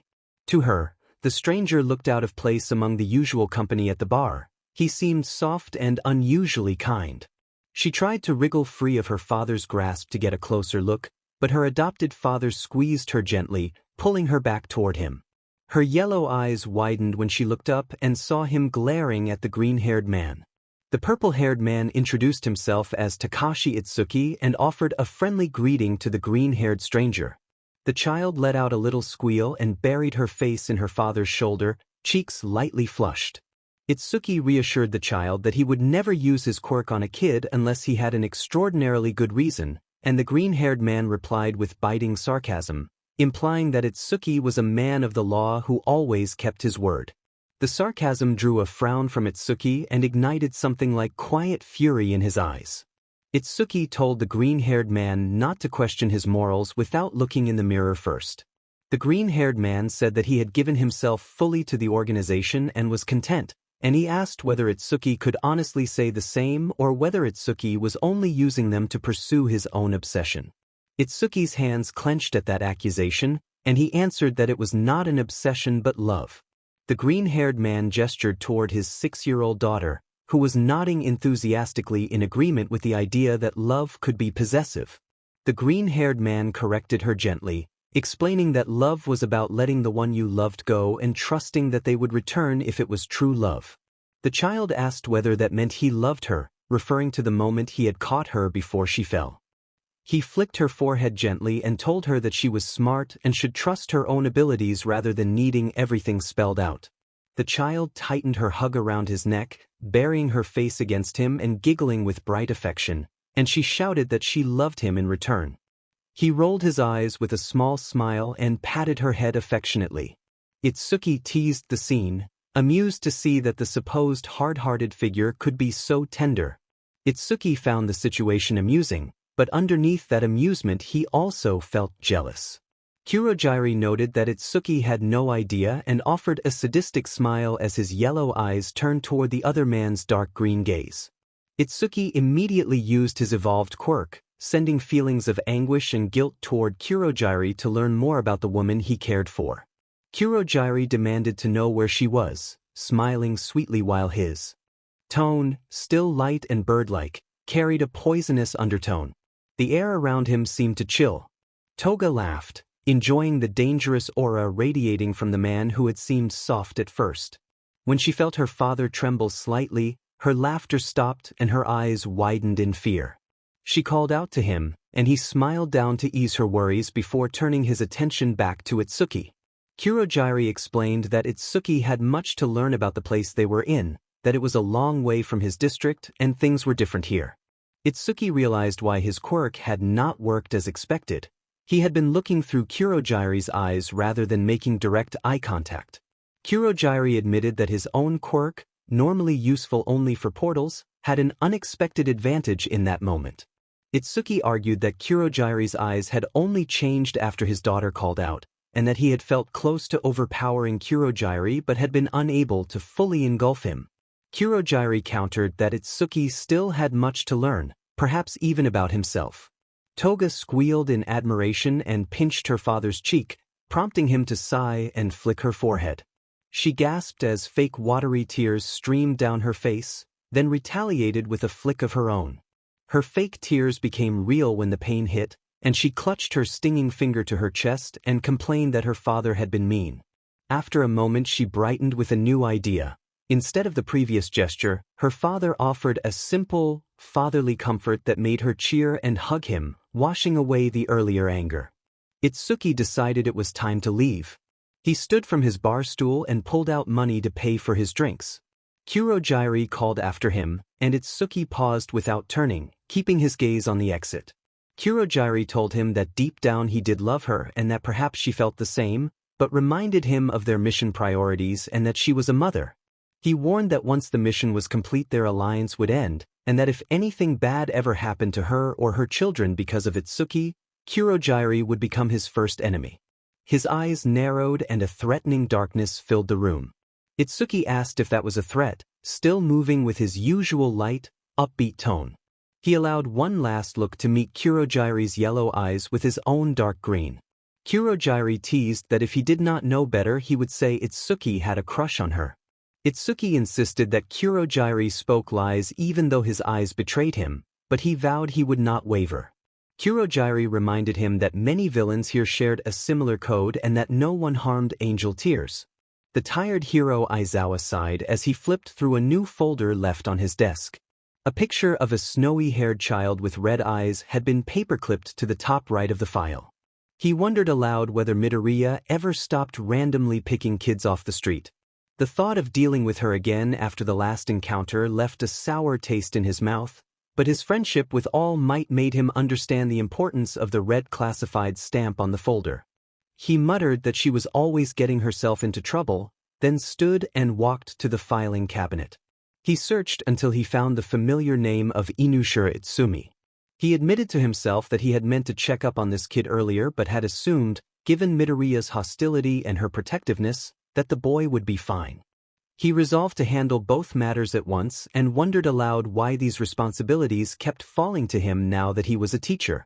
Aizawa picked up the other file from his desk, locking his office door behind him as he left. He planned a quick checkup on the kids the next morning. It was far too late to do anything now. He glanced at the clock 11:58 p.m. and paused in the hallway, thinking about whether he had printed the other student's file and why it hadn't been included, especially if Shimura was involved. Before he realized it, he was walking to the now empty admissions office, a tired sigh escaping him as he made his way to the computer behind the high desk. He settled into a chair and chastised himself for his curiosity. He could have been in his car already on his way home, but he could not leave this alone. The computer returned an error indicating the file could not be found. A smirk creased his bored expression as the sudden possibility that Midoriya might be more than she seemed took hold. He overwrote using his clearance and typed the name again. This time Midoriya's file appeared. The entry suggested she had suddenly appeared 6 years ago with no family or formal education listed, which conflicted with her current occupation. Only the mention of her son Izuku and the recent adoption of Shimura appeared, along with her current residence and the hospital she worked at. When he opened the coding for her file, the formatting matched Protective Services records, which narrowed his focus. He recognized the structure from previous cases he had assisted with. What unsettled him further was that the record did not read like other files of that type. He wondered whether someone had made an honest mistake or an external source had altered the information. He backed out of the file and used an old password from months earlier to access the cloud of deleted information. The retrieval yielded no results. The system reported corruption in the deleted records. He cursed under his breath, restarted the computer, grabbed the physical files on the counter, and ran to his car. He could not explain the urgency, only that if he did not check on Midoriya right then he would not be able to rest. Either she posed a risk to the children, or she was in danger herself. At the hospital, a bright-haired receptionist apologized and explained that Midoriya had clocked off hours earlier. Aizawa asked what time she had gotten off while the receptionist scrolled through her terminal. The hospital interior bustled despite the quiet outside, fluorescent lights and waiting figures filling the lobby, the noise of ringing phones and occasional cries echoing down the halls. The antiseptic scent made Aizawa tense. He disliked hospitals. The receptionist answered that Midoriya had left at 6 in the evening to pick up her children from a friend, but that she was due back at 5 in the morning. She added, with a shy expression and a trace of admiration, that it had been an honor to meet Aizawa and mentioned that she knew him as Eraserhead. Aizawa thanked her courteously, ignored the praise, and left for the parking lot with a frown. He felt the receptionist's gaze lingering on his back until he was outside. Leaning against the hood of his black car, Aizawa reviewed Midoriya's file again and found the receptionist's recognition of his hero identity odd given his civilian clothing. He recalled All Might praising the receptionist for staying late and remarking she needed to get more sleep. He wondered whether a schedule change, a sudden emergency, or a deliberate attempt to present herself differently could explain the discrepancy. The unease would not leave him. A pink-haired doctor named Itsumi hurried past, loudly insisting he should not panic because Midoriya had only gotten off work 30 minutes earlier and had stayed late for a difficult patient. Aizawa told Itsumi he had checked Midoriya's office and found no sign of her. Itsumi had been walking toward a bright purple car and then froze at the sight of a dark blue minivan parked nearby. She realized Midoriya's car was still in the lot. Itsumi reported this in mounting alarm and asked what could have happened to Midoriya. Sina Akuda announced that she was starting to freak out and scan the parking lot, then focused on Aizawa. She pointed at him and stomped closer, asking if he had seen anything suspicious or a woman matching Midoriya's description. Her eyes narrowed as she studied him, suspicion plain on her face. She demanded whether Aizawa had done something. At the same time, Someone on the other end of her phone, Itsumi, shouted that she needed to be kept informed. Sina flinched as the call grew loud and held the phone away from her ear. Aizawa stepped forward and took the phone from her, bringing it closer to his ear to keep the noise down. Sina started to object that it was her phone, but the conversation had already shifted. Aizawa identified himself to Itsumi, and Sina went quiet as Aizawa and Itsumi spoke with a familiarity that surprised her. Aizawa asked if Midoriya did anything after work that could explain the situation, and both Itsumi and Sina quickly assured him that Midoriya always went straight home, especially if she stayed late, and that getting home for the kids was her first priority. They both insisted she would not burden Itsumi by relying on him to babysit. Itsumi's scoff could be heard faintly over the line, and Aizawa suspected he would have been blushing if visible. Itsumi began to protest, but Aizawa interrupted and warned everyone to be quiet. He said he was too tired for this and that, given the abnormal behavior, there was a high probability Midoriya had been kidnapped. He instructed Itsumi to call the police and asked Akuda to return to her work, promising he would handle the rest. Both Itsumi and Akuda began to argue, but Aizawa gave no room for it and insisted he would find her. Sina initially cursed in frustration, but then registered disbelief and asked whether Aizawa was a hero. She admitted she thought she might have heard of him before, then, intimidated by his presence, laughed nervously. Aizawa ended the call and handed Akuda back her phone. She thanked him with a bow and a warm smile, saying that if her friends trusted him, she would too. She began to walk back toward the hospital. Aizawa stopped her to ask one more question about whether the hospital had a receptionist with bright blue hair and eyes. Akuda said she did not know of anyone like that. Aizawa said he would contact the hospital when he found Midoriya. Akuda thanked him again and returned inside. Aizawa checked that Akuda had gone back inside safely, then walked over to a dark blue minivan in the lot. He noted a hospital ID badge tossed haphazardly on the passenger seat and tried the door handle, but the van was locked. He considered that Midoriya must have left the car locked intentionally, or that she expected to be away from it for a while. He peered around the perimeter of the lot, thinking about what could have drawn Midoriya away and where she might have disappeared to. Midoriya ran down a narrow alleyway, breathing hard and pressing her left hand against her injured right arm where the wound had been. A small, faint glow pulsed around the cut. She kept urging herself forward as danger closed in. A sudden impact caused her to throw herself to the wet pavement. Her hands scraped against the ground, leaving painful abrasions, and a bright burst from a fireball whooshed overhead, narrowly missing her. She swore in frustration and forced herself up, legs shaky, bracing against the wall to steady herself. Her palm left a smeared red mark on the wall. She wondered how she had gotten into this mess and admitted she had no good answer. Earlier that day, when the hospital shift ended, Midoriya had been exhausted. Sina Akuda had offered to drive her home, worried that Midoriya might fall asleep at the wheel after pushing herself too hard. Midoriya had declined the offer and said she would head straight home and turn on the heater. Sina worried aloud, reminding her that she had overused her quirk, but Midoriya gave a tired, reassuring smile and ruffled Sina's pink hair. Sina wrapped a warm arm around Midoriya's shoulder as they reached the lobby, teasing in mock exasperation but clearly concerned. Midoriya promised she would be fine and mentioned she had seen Sina's name on a colleague's whiteboard.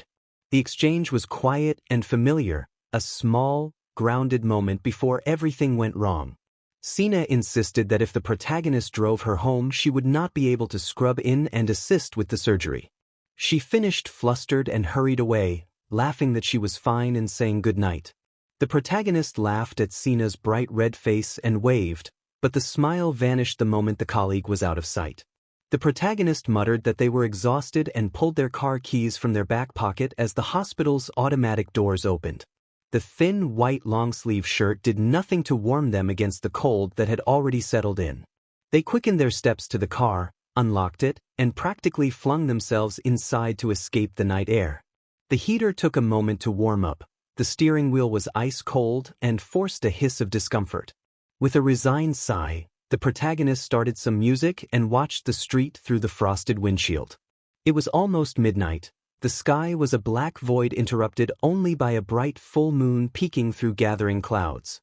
The street across from them was eerily empty, no pedestrians, no passing cars. A white cloud of breath left their mouth and they settled deeper into the car, regretting not having worn anything warmer. The cold made everything worse, and it made the drawbacks of their quirk more painful. They just wanted to get home to their children and hoped Tenko hadn't caused too much trouble. Tenko had finally accepted Itsumi's authority a little, but the only person he truly listened to was the protagonist. Their heavy eyelids drooped, each blink slower than the last, until a sudden orange blur at the edge of their vision snapped them awake. Eyes wide, they slapped their cheeks to wake themselves.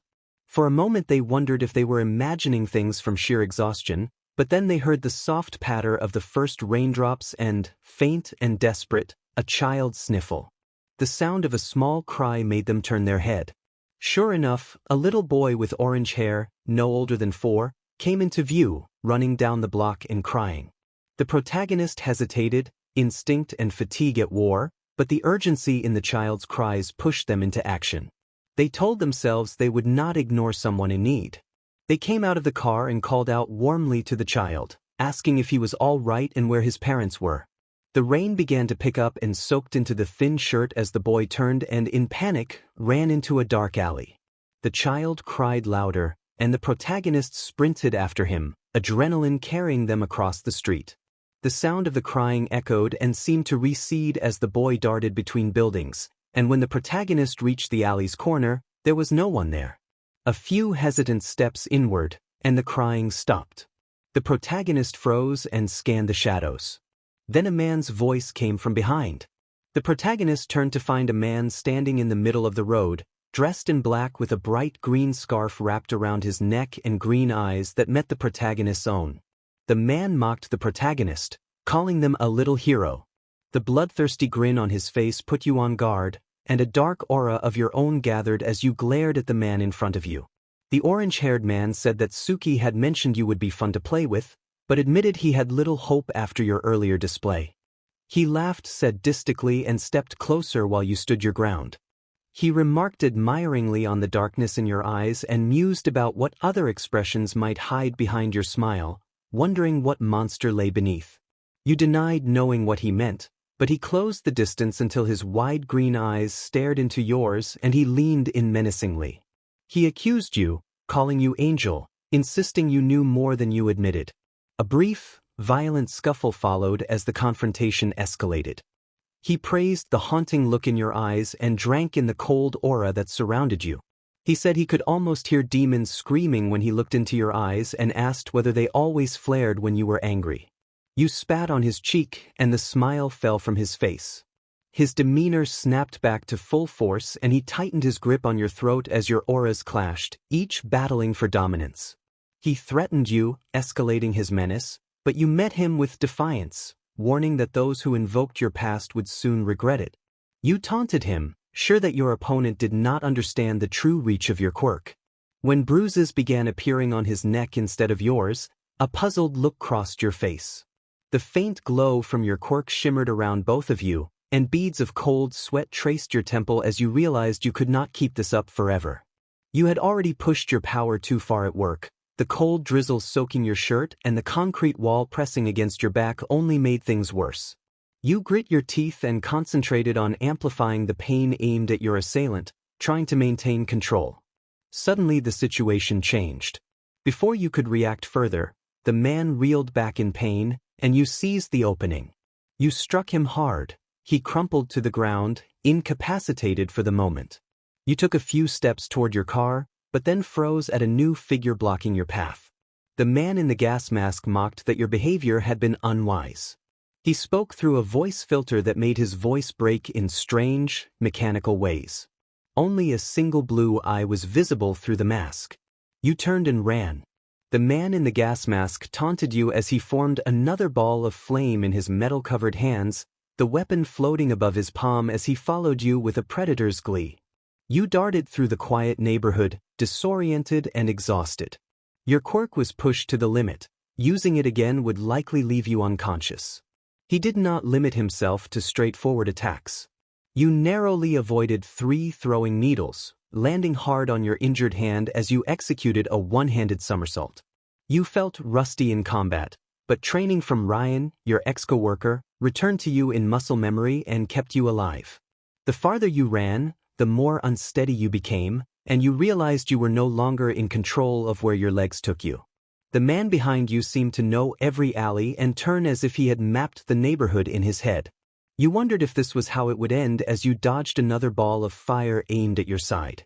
Tears mixed with the cold drizzle on your face as your aggressive, defensive posture gave way to exhaustion and sorrow. Your thoughts flickered to those you cared about: Izuku, Tenko, Atsumi, and you worried about who would protect them, who would care for them in all the ways they deserved. You couldn't die. You couldn't. You screamed as you turned directly into the fireball racing toward you, forcing the man chasing you to falter in surprise. Heat seared at you, pain flaring sharply, and then you met his single blue eye and pushed the pain and injury away from yourself and into him. The man screamed and dropped to his knees, rolling as phantom flames licked around him while the sensation of his own fire overwhelmed him. You barely understood how you were still standing, but you stood, stunned. You breathed, bent over slightly, and stared at the fallen figure. You had done it and you were still standing. The image before you suddenly melted away and the world tipped as if you were falling, then warmth eased into your limbs. You wanted to scream, but your strength was gone. When you opened your eyes, the first thing you saw was a pair of green ones. The green-eyed man carried you, supporting you against his chest, and the blue-eyed man walked calmly beside them without showing pain. The green-eyed man praised you for almost getting him and said he was impressed that you had gotten so close. He explained that his power was illusions, that the small boy you had seen running had been an illusion, and that the last 2 fireballs had also been illusions. You tried to ask how, but you had no energy. He continued, saying that if you believed his illusions were real then you would feel everything as though it were real, suggesting the burning sensation had been part of his retaliation for an earlier incident. He tightened his hold and leaned in as if to taunt you, hinting that you might even be in an illusion now. A sudden spray hit your face, and as the green-eyed man lost his grip, you fell hard onto the cold pavement. The man who had been on the ground had been struck. His chin was streaked with blood and he slumped as a katana protruded from his back. He coughed and stumbled, some of his blood landing on the pavement and on you. The image of him began to fade again, and you blinked wildly to try to anchor yourself. Warm arms still held you, and when your vision refocused you realized the person carrying you now was not the same as before. The new man wore a two-toned mask like a theater icon, one side stark white and the other black. His long black hair was tied back and a katana was strapped to his back, similar to the blade that had just struck the orange-haired man. You thought it through and realized this was not a hero who would leave such a wound. This had to be a vigilante. You spoke his name in a raspy, broken whisper, and when you did he paused in his stride. Stendhal noted dryly that he had thought himself inconspicuous, then continued walking as if the calm of the night had never been disturbed. Your lips were turning pale, and your skin had lost its usual color. Your fingertips and toes were numb and unresponsive. Your once bright red shirt had been stained by a mix of your own blood and that of the fallen orange-haired man. Stendhal told you to hang on, insisting that if you had survived everything so far you should not give up when safety was within reach. He shook you slightly and you made a small sound as your eyes fluttered. Then he cursed under his breath and leapt, moving with incredible speed and agility, holding you tightly as he dodged a ball of fire that came from behind. The movement was swift and stylized, like something out of an action scene, and despite the danger you felt yourself drifting toward unconsciousness, convinced you were lost. Meanwhile, the block that had been a ghost town was now filled with police officers and heroes. Roads were closed, flares brightened the scene, and activity crackled in the air. A crowd gathered outside the barricades, news cameras rolled and helicopters circled overhead. Reporters broadcast live about the number 1 hero searching for a missing woman alongside the second and third-ranked heroes, asking who she could be and why she had gone missing. Rumors and speculations spread through the crowd and over the airwaves. Word reached the scene that the more controversial hero Midnight had also joined the search. Hawks arrived at the parking lot where a dark blue minivan sat and his frustration showed. He angrily demanded why he had not been notified sooner, slamming his fist into the hood of the car. The detective with him narrowed his eyes and explained that Aizawa had been the first responder and that All Might had quickly joined the search as well. Hawks protested that he had only received a frantic call from the woman's child in the middle of the night and that his best friend and All Might were already involved. The detective, speaking quietly to ensure no one else overheard, said that the woman's acquaintance had informed him that Hawks already knew about her situation. Hawks bit his lip in frustration but nodded anyway. Kita reminded him that confidentiality was their top priority, and Hawks confirmed he understood. Kita then demanded to know why Hawks would call the number 3 hero, let alone the second and first, to look for a random civilian. Hawks's brown eyes widened at the intensity and frustration in the detective's voice. Kita accused the heroes of making the situation worse by broadcasting knowledge of the missing person so quickly. Hawks hung his head in shame, his feathers ruffling as the realization sank in. Kita sighed, placed a hand on Hawks's shoulder, and told him that perhaps he could still help by observing from the helicopter without intervening. Kita warned that the media would ruin any chance of keeping the victim's identity private if Hawks engaged. Hawks agreed and extended his wings, preparing to take off. Kita urged him again not to engage. Hawks gave a smirk before taking off, and Kita knew despite his warnings that Hawks would act on impulse. Kita muttered to himself about how little respect heroes showed a detective who had been doing the job for 20 years, then walked back to the alley where the case had begun. Aizawa let out a tired sigh after telling a rookie that something was not important. The rookie squeaked and went back to search the nearby area. Aizawa had wandered about 3 miles from the missing person's car, and as time ticked by with no evidence, hope began to fade. He pushed through the maze of alleyways, ignoring the flashes of cameras and the police officers searching for clues, telling himself they must have left something behind. Suddenly a rookie shouted that he had found blood, and Aizawa felt his pulse quicken as he moved toward the sound. Hawks had only been flying for a few minutes when he heard the shout about a discovery and immediately dove toward the alley. He brought his wings in to soften a fast landing and reached the ground a few meters from a startled police officer. The officer froze when he saw Hawks's expression change. The hero's face hardened with an intense focus that unnerved everyone nearby. A crimson handprint and streaks stained the concrete, and Hawks stared at them with restrained intensity. The officer tried to speak but fell silent at the low sound Hawks made. Aizawa's voice cut through the tension, telling Hawks to calm down. Hawks turned his glare to Aizawa and advanced, grabbing the hero by the collar in a surge of anger. Aizawa's capture weapon floated up, aimed at Hawks, while All Might's voice made Hawks release his hold. Hawks stepped back and ran a hand through his messy blonde hair, apologizing and admitting that he was terrified of what might happen if he wasn't there to stop whoever was responsible. He confessed that he could never forgive himself if anything happened to the missing person while he was absent. His eyes glistened as he looked down, and both All Might and Aizawa grew curious and concerned. All Might asked who Hawks had been referring to, but before anyone could get an answer, Hawks vanished in a blur of red and falling feathers. Aizawa pinched the bridge of his nose and All Might's frown deepened. The situation had just become much more complicated. Later, the narrator called Itsuki by name. The narrator gently combed Itsuki's green hair and asked whether life had a plan laid out for them or whether they made it themselves. Itsuki lifted his head from the narrator's chest, his bright green eyes looking lovingly back, and the narrator teased him about blushing. Itsuki buried his face against the narrator's neck and nuzzled gently before wrapping his arms around the narrator, making the narrator laugh. Itsuki, smiling sheepishly, said he did not believe life had a grand plan. Instead, he believed that every small choice contributed to the path they walked, sometimes by mistake and sometimes on purpose. She thought life was random chaos and that people did their best to navigate it. Itsuki laughed softly at that observation and teased her in return, leaning on his hands above her in a familiar, easy way. He turned his head shyly and confessed that she was undoubtedly the love of his life and that it felt like fate had brought them back together. Her name came out breathless and warm. She smiled, cheeks flushed, as he leaned in and shared a brief, tender moment with her before pulling back. Itsuki admitted that he had never expected to meet someone who could make him feel so flustered, and he found a quiet pride in seeing her blush.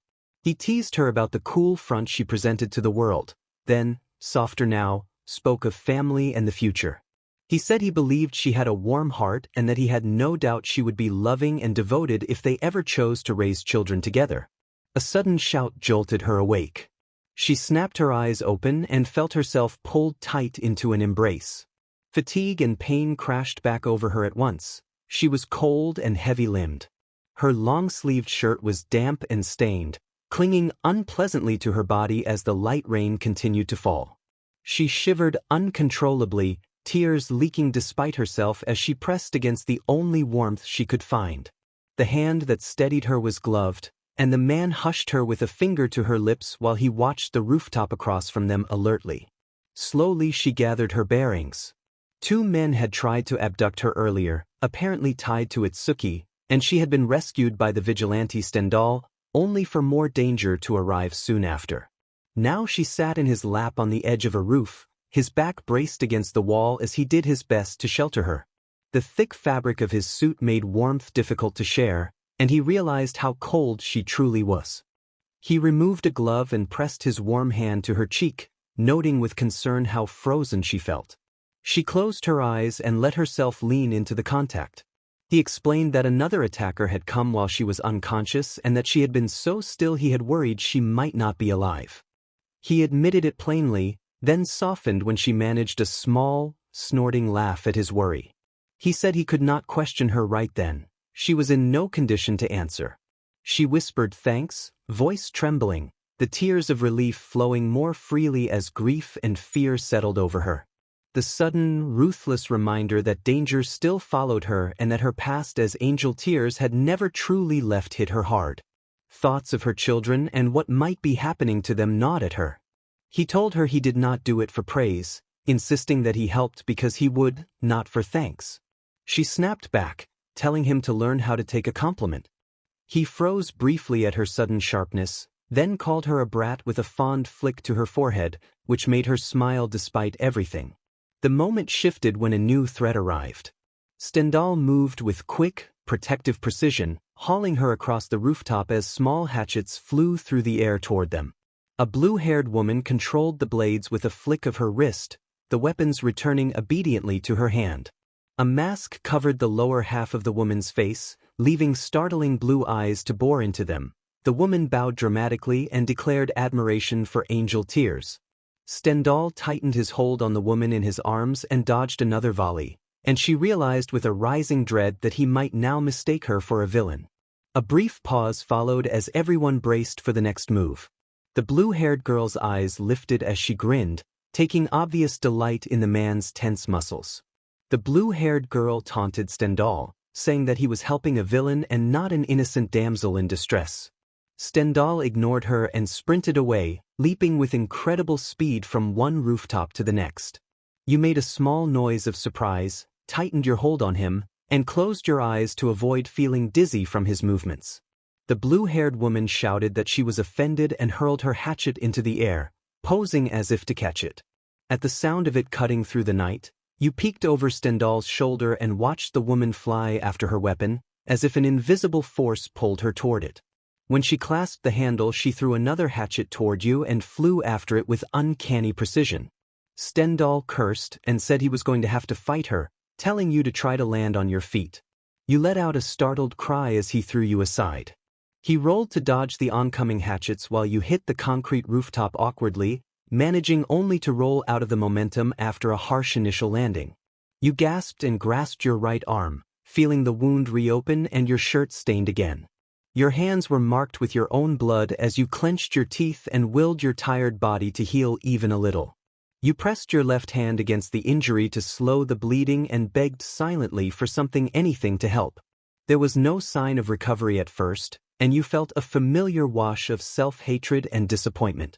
You scolded yourself inwardly, trembling from emotion and from the cold that nipped at your skin.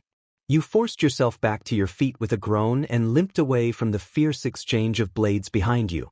Your eyes scanned the night sky and the city, a cold gust blowing your hair as you searched desperately for help not only for yourself but for the man risking his life to save you. You closed your eyes as the clash of metal and a woman's laughter mixed with Stendhal's grunts, making your chest ache. You brought your hands together and hoped with everything you had, begging for someone to come. Even as the small, cynical part of you laughed at the notion and the night remained bitter, you held on to the tiny ember of hope. Then you saw a flash of red, and your heartbeat quickened. Disbelief tightened your face. She swallowed a big breath, wrapped her shaking hands around her mouth, and screamed Kigo's name with everything she had. For a moment everything fell silent. The sound of blades and the woman's laughter ceased at her call. Still she refused to look back, hands pressed to her chest and eyes squeezed shut as she strained to listen. The blue-haired woman mocked her, patronizingly suggesting that she was calling for a romantic partner and that the heroes would not care for her if they knew who she really was. The woman's words stung, but the protagonist turned to face her and opened her eyes. Her once hostile eyes now overflowed with a confident, warm smile that surprised the adults below.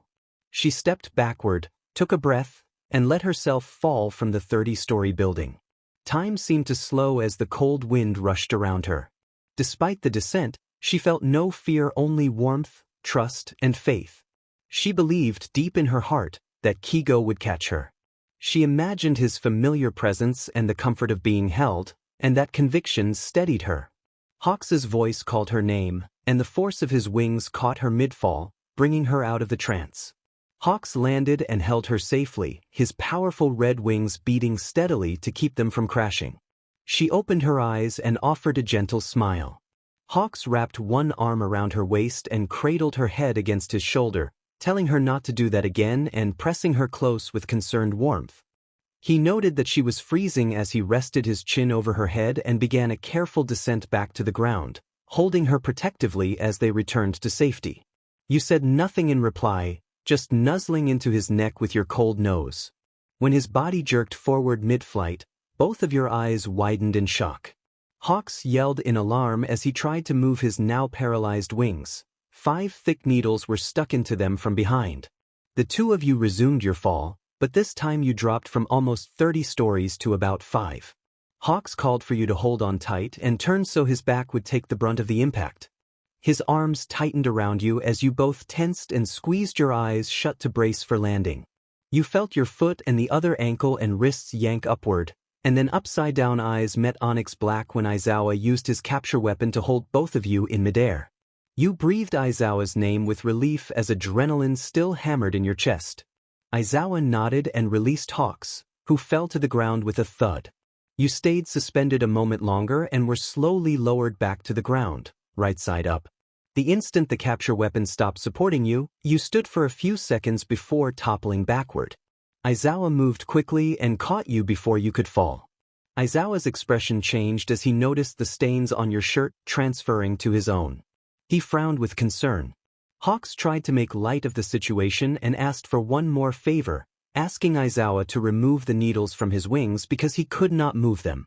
Aizawa's capture weapon wrapped around all 5 needles, and Hawks groaned as they were pulled free simultaneously while he never released his hold on you. Hawks thanked Aizawa, stood, ruffled his feathers, and stretched his wings. Then Hawks's face went pale when he got a proper look at you. His mouth dropped open, and his eyes narrowed as a fierce anger flared. He demanded to know who had done this. Aizawa tightened his grip on you, holding you protectively, and his gaze sharpened at Hawks. But you spoke first. You called Hawks's name timidly, and both heroes froze. Hawks's furious expression softened into the familiar smile you knew. He apologized for scaring you and reached out as if to ruffle your hair, but Aizawa stepped back to maintain space. Aizawa said calmly that there were more pressing matters, like finding the person who had stuck needles in Hawks's wings. Hawks agreed and began to ask where the attacker had gone when a giant blast of fire erupted from a nearby alley. Screams and triumphant laughter echoed in the narrow maze of walls. Someone loudly demanded that the fire user come back, and Hawks recognized him as the one who had used the needles. Relief flickered through you until the whir of a helicopter drowned out the moment and a spotlight swept over the 3 of you. Hawks shouted that it was the press. Aizawa, moving gently, allowed you to hide your face in the crook of his neck. The 2 of them started sprinting back toward the main road and froze when they reached a mass of fans and hungry reporters pressing in. Atsumi's broken, desperate cry for her mother rang through the crowd, and the idea of being seen caked and smeared with blood, soot, and tears terrified you. You trembled at the thought. Before the media could get too close, Hawks sprinted in front of Aizawa and used a gust of wind from his wings to shield you, stretching them wide to block the cameras and the crowd. He told Aizawa that he did not care where they took you and begged him to get you somewhere safe, trusting him with everything. Aizawa, understanding the weight of that request, promised and turned to run, leaving you watching the chaos over his shoulder. In the dark night lit by flashing cameras, Hawks's silhouette glowed as he kept his wings spread. You let the tears fall and kept your eyes glued to the spot where he had stood even after he was out of sight. When Aizawa returned to his car, he gently set you in the passenger seat and buckled your seatbelt. You thanked him softly. He grunted in reply, closed your door, and took the driver's seat. The car was clean and smelled of pine and lemon, but the cold leather stuck uncomfortably against your stained, chilled clothing. A small part of her wanted to apologize for the blood that would undoubtedly stain his seat, but opening her mouth felt like too much effort for something so trivial. Without a word, Aizawa turned the heat to full blast and started to drive. When she realized he was taking her to the hospital where she worked, she forced herself to speak and pleaded to be taken home instead. His reply was firm. He insisted she needed medical attention because she was soaked in blood. She stammered that it was not all hers, watching his knuckles turn white as he clenched the steering wheel. He refused again. She begged, shakily lifting her arm to rest her hand on his shoulder. He tensed, then softened when he met the anxious, exhausted look in her eyes. Her hair was messy and matted with dampness, and dirt and grime covered her clothes. Rain had left her slightly soaked. Her lips were an alarming blue from the cold, and though Aizawa wanted to get her to the hospital and be done for the night, he could not bring himself to say no again. He asked for her address. She let out a relieved sigh and told him, and he turned the car toward her neighborhood. The drive took only 5 minutes. She did not remember falling asleep. She woke to a gentle nudge and found Aizawa standing at her open door. He offered his hand because she had forgotten her keys. She unbuckled, took his hand, and let him help her to stand. She stumbled, and he steadied her with an arm around her waist.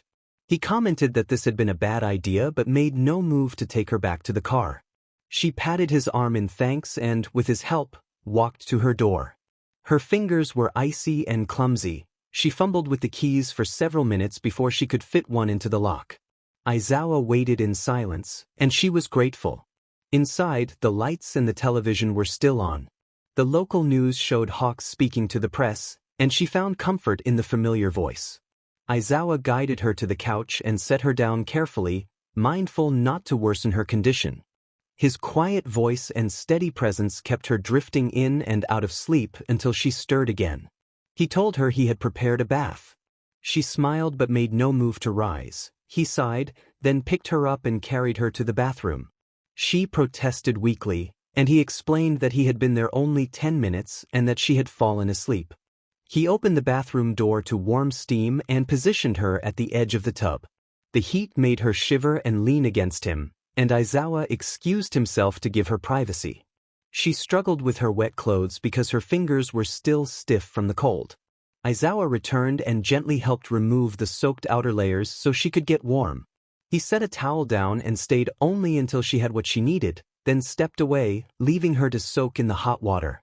The warmth returned feeling to her fingertips and toes and brought relief as she warmed and cleaned herself from the blood that stained her skin. Her injured right arm was resting on the side of the tub. A visible wound had stopped bleeding and was beginning to heal. She frowned at it but decided not to use her quirk again. She would not ask him to come help get her out of the tub. After an hour, when the water had started to cool, she carefully stepped out and drained the tub. The water ran away with a faint reddish tint. She wrapped a towel around herself and took a step, then black dots danced at the edge of her vision. She cursed under her breath and braced herself against the wall. Aizawa's gravelly voice called from the other side of the door, asking if everything was okay. She tightened her grip on the towel and began to answer as she steadied herself and prepared to continue. But as you reached out, another dizzy spell overtook your head, making you grit your teeth against the throbbing pain. Aizawa slowly opened the door and kept his eyes lowered to the floor. He asked what you needed. You told him you couldn't walk by yourself and asked for help. He said nothing but stepped forward and offered his arm. You smiled despite his averted gaze and took it. As you took another step, he wrapped an arm around your waist to steady you. He cursed under his breath, then lifted you, supporting you securely as you leaned against him, clutching your head in pain. He moved briskly, carrying you back to your room. He pushed the door open with his foot and set you down on the bed. You looked at the rumpled sheets with sadness, realizing Tenko and Izuku must have been waiting for you earlier. The thought brought more tears, and the man holding you tensed in alarm. He asked if you were all right. You sobbed that you wanted your kids and buried your face into his chest. He scanned the room, reached the same conclusion, and sat on the edge of the bed beside you, the mattress dipping beneath both your weights. He told you he was sure they were frightened and agreed that they probably were. You cried that you were a horrible mother. He said firmly that you were not, and you tightened your arms around him. You apologized for inconveniencing him.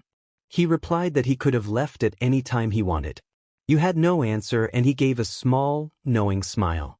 He started to say Midoriya, and you interrupted to ask him to call you FN instead.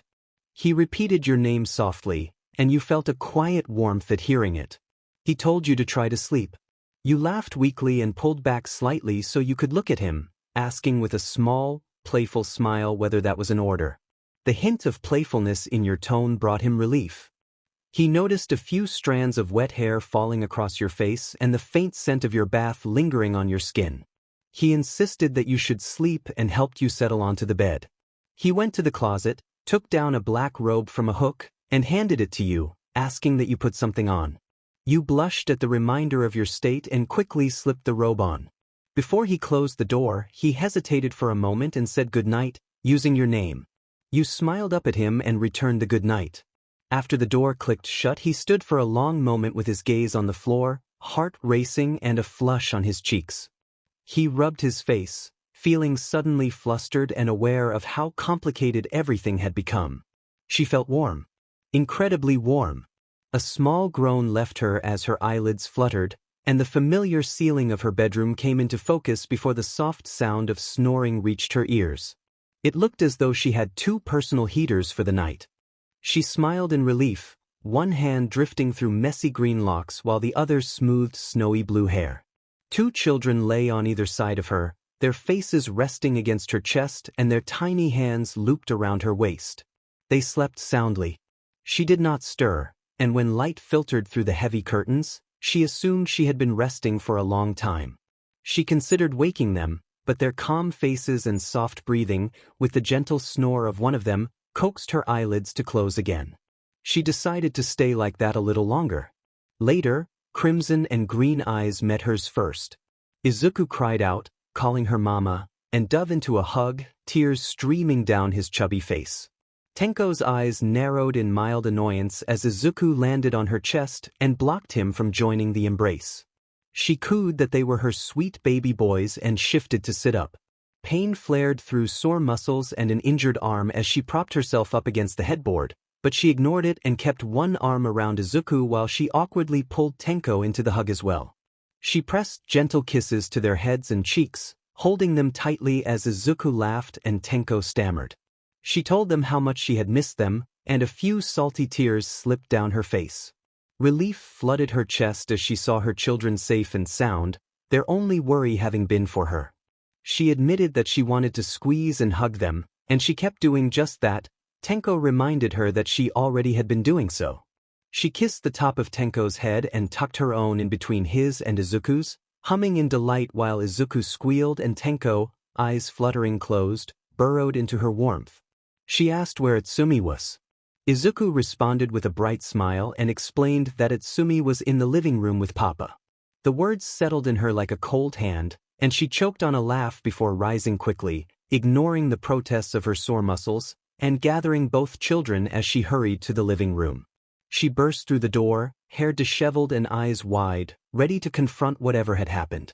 Hawks, seated on the couch, held up his hands and told her to calm down. Itsumi and Hawks both sprang to their feet when her frantic figure entered, and her wild, dark expression filled the room like a warning. She handed the children to Itsumi, ignoring Tenko's small pout as he was passed into his older brother's arms. Then she marched up to Hawks, who wore a nervous smile. He pleaded that she should not be mad and began to explain, but she surprised him by folding him into a sudden, fierce hug. His brown eyes widened in surprise and a faint blush touched his cheeks. He blinked, asking what was happening. She scolded him, then delivered a quick, sharp punch to his gut. He wheezed and bent over, admitting he deserved it, the motion exaggerated and almost comical. She stepped back, fist raised as if to strike again. Hawks called for her to stop and intercepted her incoming fist, pulling her back into a tight embrace as she trembled with a mix of anger and relief. He begged her to stop punching and promised to be better. She responded that she would not easily believe promises, but she let herself be caught in his arms again. He admitted he had only tried to be funny and had not meant to scare her. She landed another playful punch and watched him groan, but a small smile crept onto her face. He complained at being called at the in jest, clutching his stomach while she walked back to her tall son. Atsumi apologized for going to help look for her, but she wrapped him into a hug, taking the 3 kids with her as they all squeezed together. Izuku squeaked at being squished between them, smiling as he enjoyed the warm family embrace. Tenko ignored the hug, eyes narrowed at the groaning, red-winged hero on the couch. She told Atsumi not to be sorry and reminded Tenko that he could not punch Hawks well. He could, but only when Hawks misbehaved. Tenko protested, asking when Hawks ever misbehaved. She stepped back slightly but kept her arms around the children and placed a hand on Atsumi's cheek, offering him a warm smile. She admitted she had been upset that he had gone to help look for her, but she understood his intentions. The mother said that she only wanted her children to be safe, that she did not care what happened to her. Atsumi snapped that they cared about her and wanted her to take better care of herself. He recounted, with sharp frustration in his voice, the overtime after a 13-hour surgery, the chase, the running for her life, the injuries, and how her quirk had reached its limit so she could not heal. He pressed all of that into an accusation when he asked how she could tell him not to worry. Atsumi's gold eyes were wet, his grip on his brother's tightening as he glared with worry. He had picked up the habit of biting his bottom lip from her. She stepped forward, gently took the children from his hold, set them on the floor, and took his hands in hers. She smiled, her eyes sparkling with love and a little amusement, and told him not to worry about it. Atsumi pulled back, slapped his palms against his cheeks in frustrated self-reproach, and let out a small laugh. He grumbled that she was stubborn and that it drove him crazy. He only asked that she not shoulder everything alone. He settled back on the couch beside Hawks and turned away to hide the flush spreading across his face as his tone softened into embarrassment while suggesting, indirectly, that she accept help. Izuku tugged on the fabric of her pajama pants and offered to help, his green eyes bright with adoration and excitement at the idea. Tenko huffed and crossed his arms, leaning against her leg, and added that he would help too. She smiled and picked both boys back up. Her body ached, nerves firing along stiff, abused muscles and a pulse of pain in her right arm, but she ignored it and walked to the love seat without a limp. She flopped back into the cushion, closed her eyes briefly, and let herself bask in the warmth of her family. Tenko immediately curled up against her like a little koala, and Izuku followed suit, each of them settling into her embrace. Hawks moved forward and covered the 3 of them with a dark red, fluffy blanket. She noted his casual black sweats and tank top, his red wings tucked neatly behind him.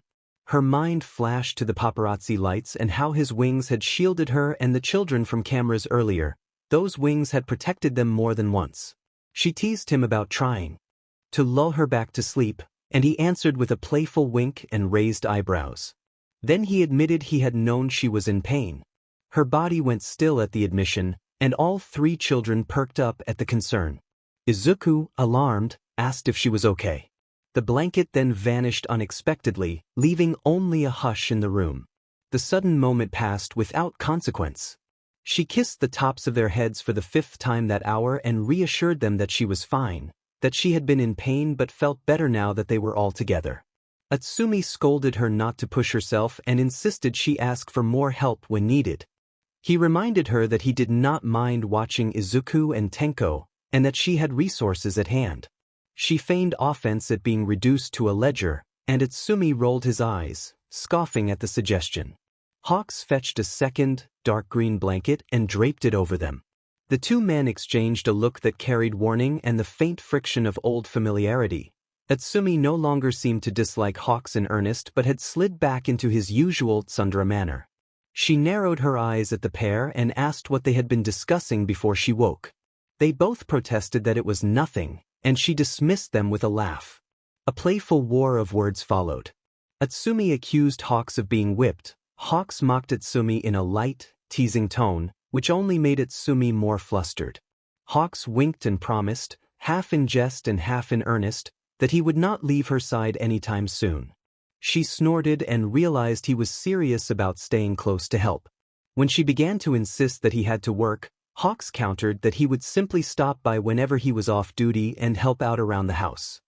He framed it as a practical arrangement rather than a grand gesture, and she choked on a laugh.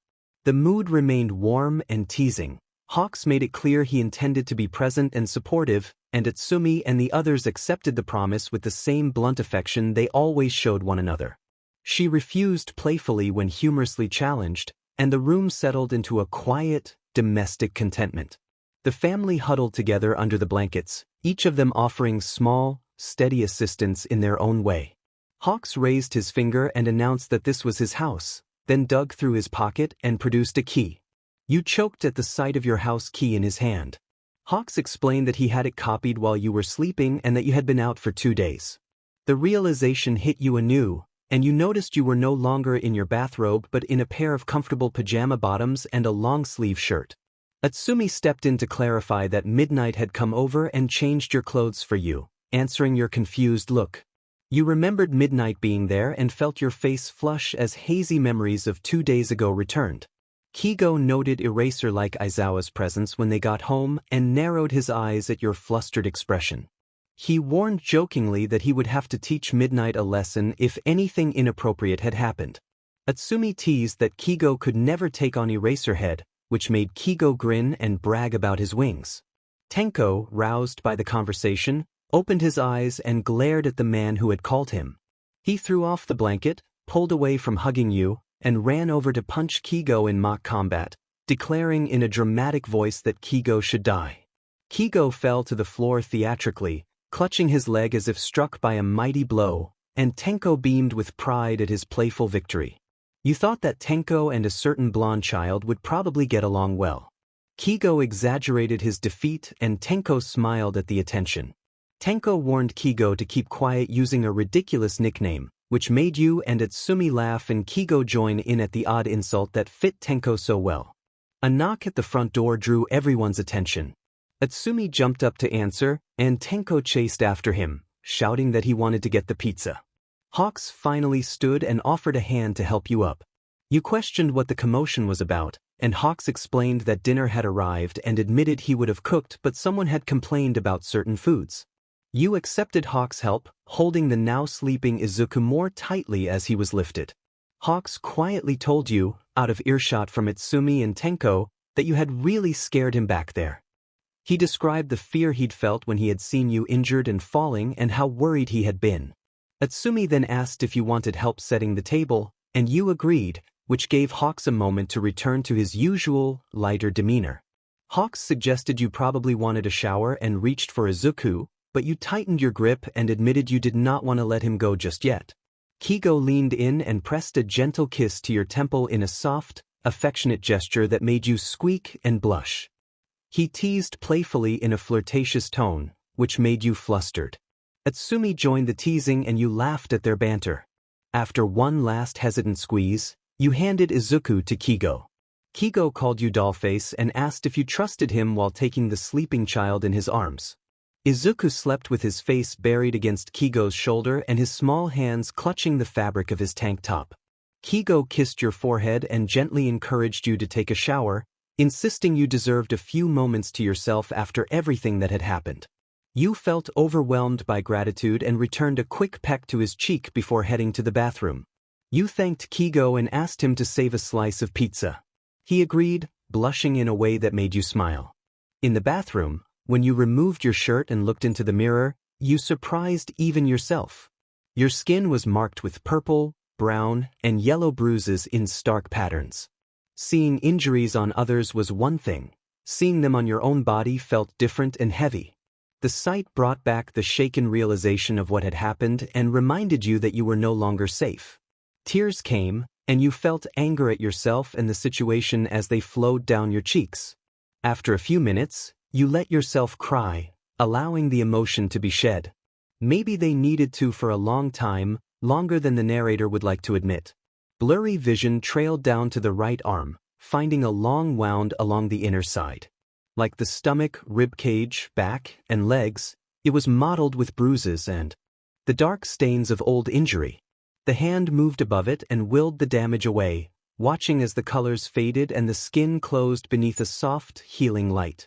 The power repaired the body until only a pale scar remained, accompanied by a faint, lingering ache from the backlash of the quirk. Now the reflection in the mirror showed unblemished skin. The shine of the new scar and the wetness on the cheeks were the only proof that anything had happened.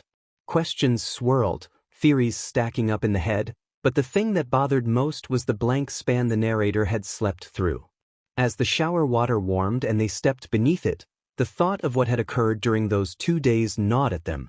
The Midoriya house felt subdued compared to the usual racket and cheer that FN worked so hard to keep. Hawks moved through the kitchen, pouring 5 cups of coffee from the large machine and reaching up to grab a serving tray from the top cabinet with a small smile at the thought of how FN would have to tiptoe to reach it. The smile faded under the weight of the situation, and he carried the tray into the crowded living room with a firmer grip. Hawks set the tray on the coffee table and let everyone know the coffee was ready. Izuku, Midnight, and All Might thanked him and took a cup, their bodies heavy with the exhaustion of the last 2 days. Izuku took a sip and asked Hawks why they had agreed to meet at the Midoriya house and whether they shouldn't let FN sleep. Hawks responded by saying he was not the one who had insisted on the meeting. Utsumi then emerged from the bedroom, closing the door quietly behind him. He walked over and took the last seat beside Hawks on the love seat, picked up the final mug, and tried the coffee. The bitterness registered on his face, and Hawks offered to fetch creamer, but Utsumi declined and set the mug back down, making the point that they had more important matters to discuss. Midnight offered a small, hesitant smile and suggested that it might not be best for him to hear the full details, trying to explain that the conversation could be difficult because it concerned his mother. All Might added that it would not be an easy conversation and that, given how much he cared for her, Midnight had been trying to say it might be better for him not to be present. Utsumi interrupted, frowning, and explained that he had asked Hawks to invite the others because he had expected he might not come on his own. He insisted he had a right to know what had put his mother in danger and that, as the one running the household while she recovered, he was responsible.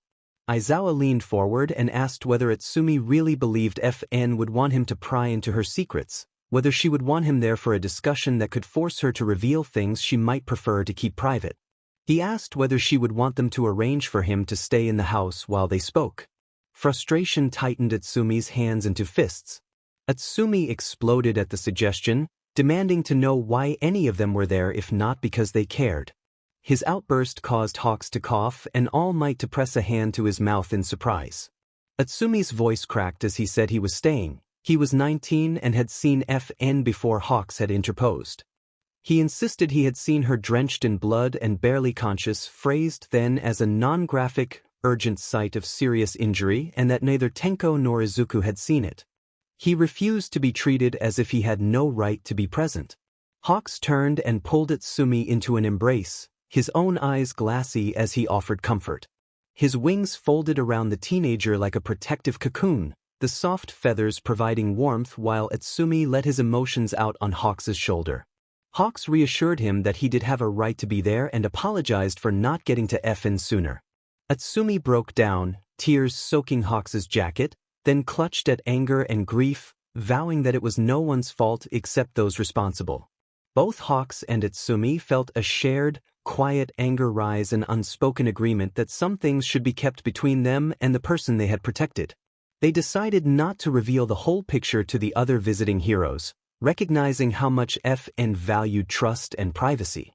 Izuku then clarified that the young man would stay, and asked whether the others were asleep. Utsumi and Hawks separated from the embrace, Atsumi wiped his face and tried to compose himself. The others confirmed that since they had come home, two of them had hardly left FN's side and were still in her room, sharing the bed to keep watch. All Might offered a gentle, encouraging smile to Atsumi, who returned it shakily, and the group settled into a quieter, more cautious discussion about what to do next. All Might noted that she worried constantly. Hawks teased that was where Atsumi got it from, lightening the mood. Atsumi glared, crossed his arms, and protested that he did not worry. He then muttered a complaint about why he had let Hawks hug him. Hawks responded that he gave the best hugs, speaking with a playful confidence. Midnight's voice cut in, firm and serious, and the others fell silent. Hawks apologized and refocused, reaching for his coffee. He reminded the group that he and All Might had found something on Friday. The comment made the gathered heroes tense. All Might explained how they first learned about Midoriya's disappearance and observed that everyone present seemed to know her from somewhere. The room's attention drifted toward him. He said he knew Midoriya from an encounter a couple of months earlier and had since kept tabs on her because she was the legal mother of someone important to him and also a close friend. When notified by an entry in the police database that she might be in danger, he headed out to look for her immediately. The others and Atsumi nodded at his explanation. Hawks turned to Aizawa with a grin. Aizawa said he had been one of the heroes sent to look for Atsumi after the incident that occurred on his 19th birthday. Hawks reacted with surprise at the flat way Atsumi described it. Midnight laughed at the idea of a rampage and remarked that she liked Atsumi's spunk, wondering how his mother had reacted. Atsumi smiled bashfully and explained that the incident was the reason she later became his guardian, so he considered it a blessing. Hawks pinched Atsumi's cheek, who flushed red and protested but admitted the truth. All Might asked Midoriya what quirk he had. Atsumi explained that he could control how fast atoms moved. The others reacted with a stunned silence before Hawks expressed disbelief and excitement, asking why Atsumi did not use such an amazing power. Atsumi replied dryly that he did use it, gesturing toward his coffee as the black drink began to simmer and bubble until it boiled. Aizawa remarked that Atsumi used an above-average quirk to heat and cool beverages, and Atsumi admitted that his mother helped him with control and that he practiced it more often now. He added that he did not think he could ever be a hero because it was not in his bloodline.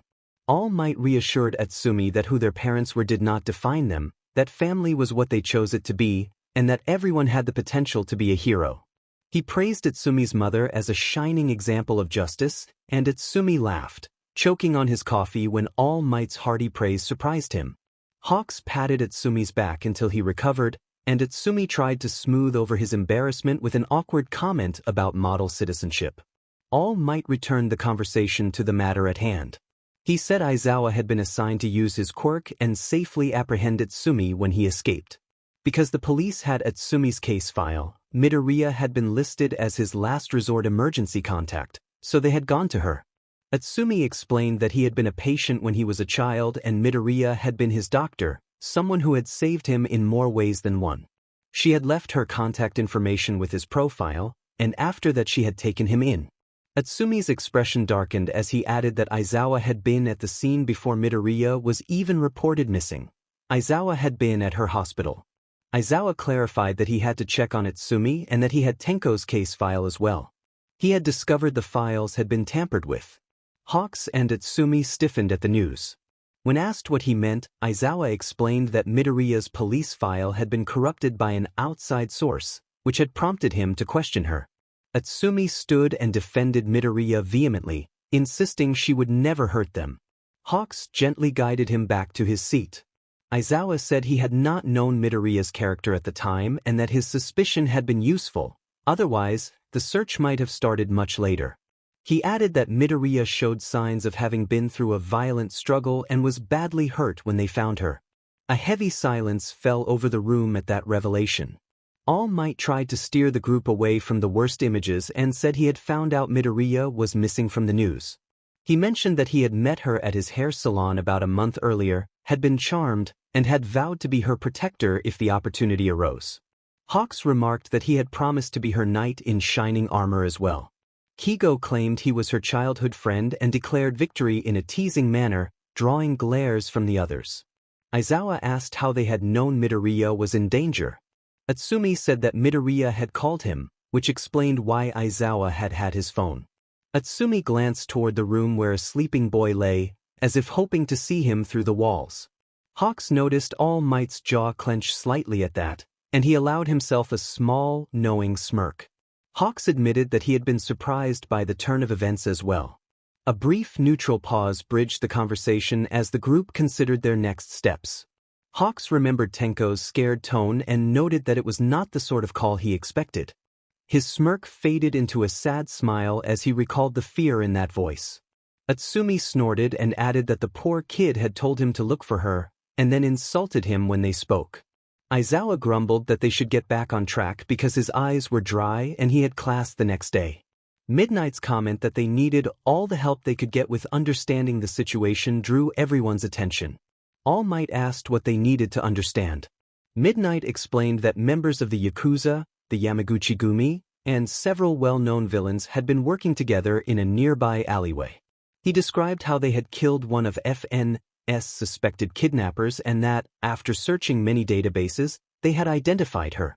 Her name was Suki Hanamura, and it was believed that she had been working with the two men who had pursued FN. Aizawa frowned at the implications and set his empty cup back on the table, pointing out that an alliance between those gangs seemed highly unlikely since they usually hated each other. Midnight smirked and observed that, nonetheless, they had appeared to cooperate closely as they took Suki down. All Might voiced his concern that something important enough to unite those factions, even temporarily, must be driving them, and wondered how FN Midoriya fit into it all.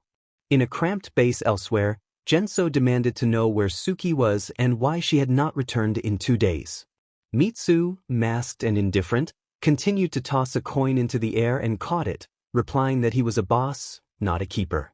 Mitsu laughed and suggested that Genso should know he was also a pawn in a larger game, implying that Genso had been slow to recognize his position. He clicked the metal coin against his gloved hand and flipped it again. Genso cursed in frustration and warned that Itsuki would storm in any second. Mitsu told him to remember who really controlled the operation, explaining that All for One had made him advisor and that he was the one pulling strings behind the scenes. Mitsu insisted that Itsuki might be the king, but Mitsu was the player who would not let anyone ruin plans he had spent years building. When Genso demanded why they needed the angry green-haired man, Mitsu offered a cold smile and suggested that the plan was his. Genso asked bluntly why they involved Itsuki at all, criticizing his fighting ability. In response, Mitsu flicked a throwing knife. It spun through the air and struck the wall near Genso's face, the sudden motion leaving a shallow cut on Genso's cheek. Genso shouted in surprise at how close it had landed. Mitsu's demeanor shifted and he warned Genso not to forget how serious things were, making it clear he was not above using force. Itsuki burst through the door, slamming it open with a charged presence that filled the room. His green hair was wild and his dark green eyes flashed with accusation as he confronted the masked men. He grabbed Mitsu and hauled him out of his chair, slamming him into the wall and lifting him so that his toes barely touched the floor. Mitsu met his flaming gaze with a bored, amused expression. Itsuki raged that they had tried to kidnap Suki and demanded answers, his voice raw with anger and fear. Mitsu feigned surprise and claimed that Itsuki himself had ordered them to get her. The lie left Itsuki looking down at his hands in confusion, as if he could not understand how he might have given such an order. His eyes glazed for a moment as doubt and emotion flickered across his expression. Itsuki insisted that he would never have put her in danger. Mitsu, unbothered, pointed out that they had been instructed to apprehend her without harming her and that they had failed. Genso, sitting back on the couch and idly playing with the knife he had pulled from the wall, told Itsuki to calm down. He suggested he now understood why Itsuki cared so much and spoke in a chilling tone that conveyed a disturbing admiration for the turmoil surrounding Suki. Overcome with anger and despair, Itsuki shouted that they had hurt her. The outburst was so intense that he began to tremble and then collapsed to his knees, coughing violently. A dark, oily substance flecked his lips, startling him and those in the room. Mitsu clicked his tongue in annoyance and roughly grabbed Itsuki by the hair, pulling him back toward the others to silence him. Mitsu warned Genso that he was lucky he could only do this in concentration with one person at a time. Genso demanded to know what he meant, and Mitsu reminded him of his earlier rudeness and told him to hurry because it was unpleasant to watch. Itsuki began to convulse, trying to make himself vomit. Mitsu smirked, produced an emergency flask, held Itsuki's nose, and forced the vial between his lips. Itsuki struggled fiercely before finally giving in. Mitsu released him, patted the top of his head, and watched as his pale green eyes briefly darkened, a swirl of black passing through them. A look of hatred flickered across his face before he fell unconscious. Mitsu's companion complained that they didn't need Itsuki anymore and that he would be more trouble than help when he woke. Mitsu did not answer. An ominous aura followed him as he walked toward Genso. Genso hesitantly called Mitsu's name. In response, Mitsu knocked him to the floor, leaving him coughing and dazed. Mitsu accused him of kissing someone he shouldn't have, and then pressed him down, pinning him to the floor. Genso protested that he had only been playing around, but Mitsu reminded him that Suki was no ordinary woman. Mitsu said that Suki was now in the hands of the heroes, who were using her identity and drawing the heroes one step closer to them. Genso, hoarse with disbelief, refused to accept it. Mitsu answered with another harsh blow that left Genso curled up in pain. Mitsu explained that their orders had been disobeyed. The target had continued pursuit even after Stendhal arrived to intervene, despite XPLCT instructions to fall back. Mitsu said he had been driving her southeast to avoid the Yakuza to the west, where she had instead led them. He warned Genso that the name Angel Tears carried weight and had garnered powerful allies. Their operation depended on stealth now more than ever. Not only were the heroes a threat, but other villains might also become involved, and they could not learn that All for One was after her or the entire plan would collapse. Genso asked what All for One wanted, and Mitsu dismissed the question as beyond Genso's concern. Mitsu told him he had wanted the position and must now behave accordingly. He would not harm her unless absolutely necessary, would not make advances on her, would not share information about the mission with other villains, and would follow orders. Itsuki was to be the scapegoat, but Mitsu made it clear he would not hesitate to dispose of Genso if needed. When Genso asked why any of this mattered, Mitsu laughed coldly and said that someone like him could not possibly understand. Mitsu then ordered Genso to be a good assistant and give the woman her medicine within a week. Genso protested that it was too much to do alone, but Mitsu mocked his hesitation and released him, leaving him to land roughly on the wooden floor. Mitsu turned toward the door and reiterated the one-week deadline before plans moved forward, warning that if Genso failed, Mitsu would take over himself. Later, on a long, rain-swept road, the narrator and Izuku sang a light-hearted song about being a little crazy as they drove toward the countryside. Lightning briefly lit the dark highway while rain pelted the windshield and wind made visibility difficult. They drove carefully, hoping the tarps covering the car would protect their belongings. The vehicle was packed full from their previous apartment. They were not making a second trip, and they were eager to start fresh in a house on their own property. The narrator had always wanted more space and to be closer to nature, away from the dangers of the city and the enemies made there. They sang the chorus again, trading lines about the color of the sky and calling each other, "Oh, my love." In the back seat, Atsumi snored, earbuds in and a perpetually grumpy expression even in sleep.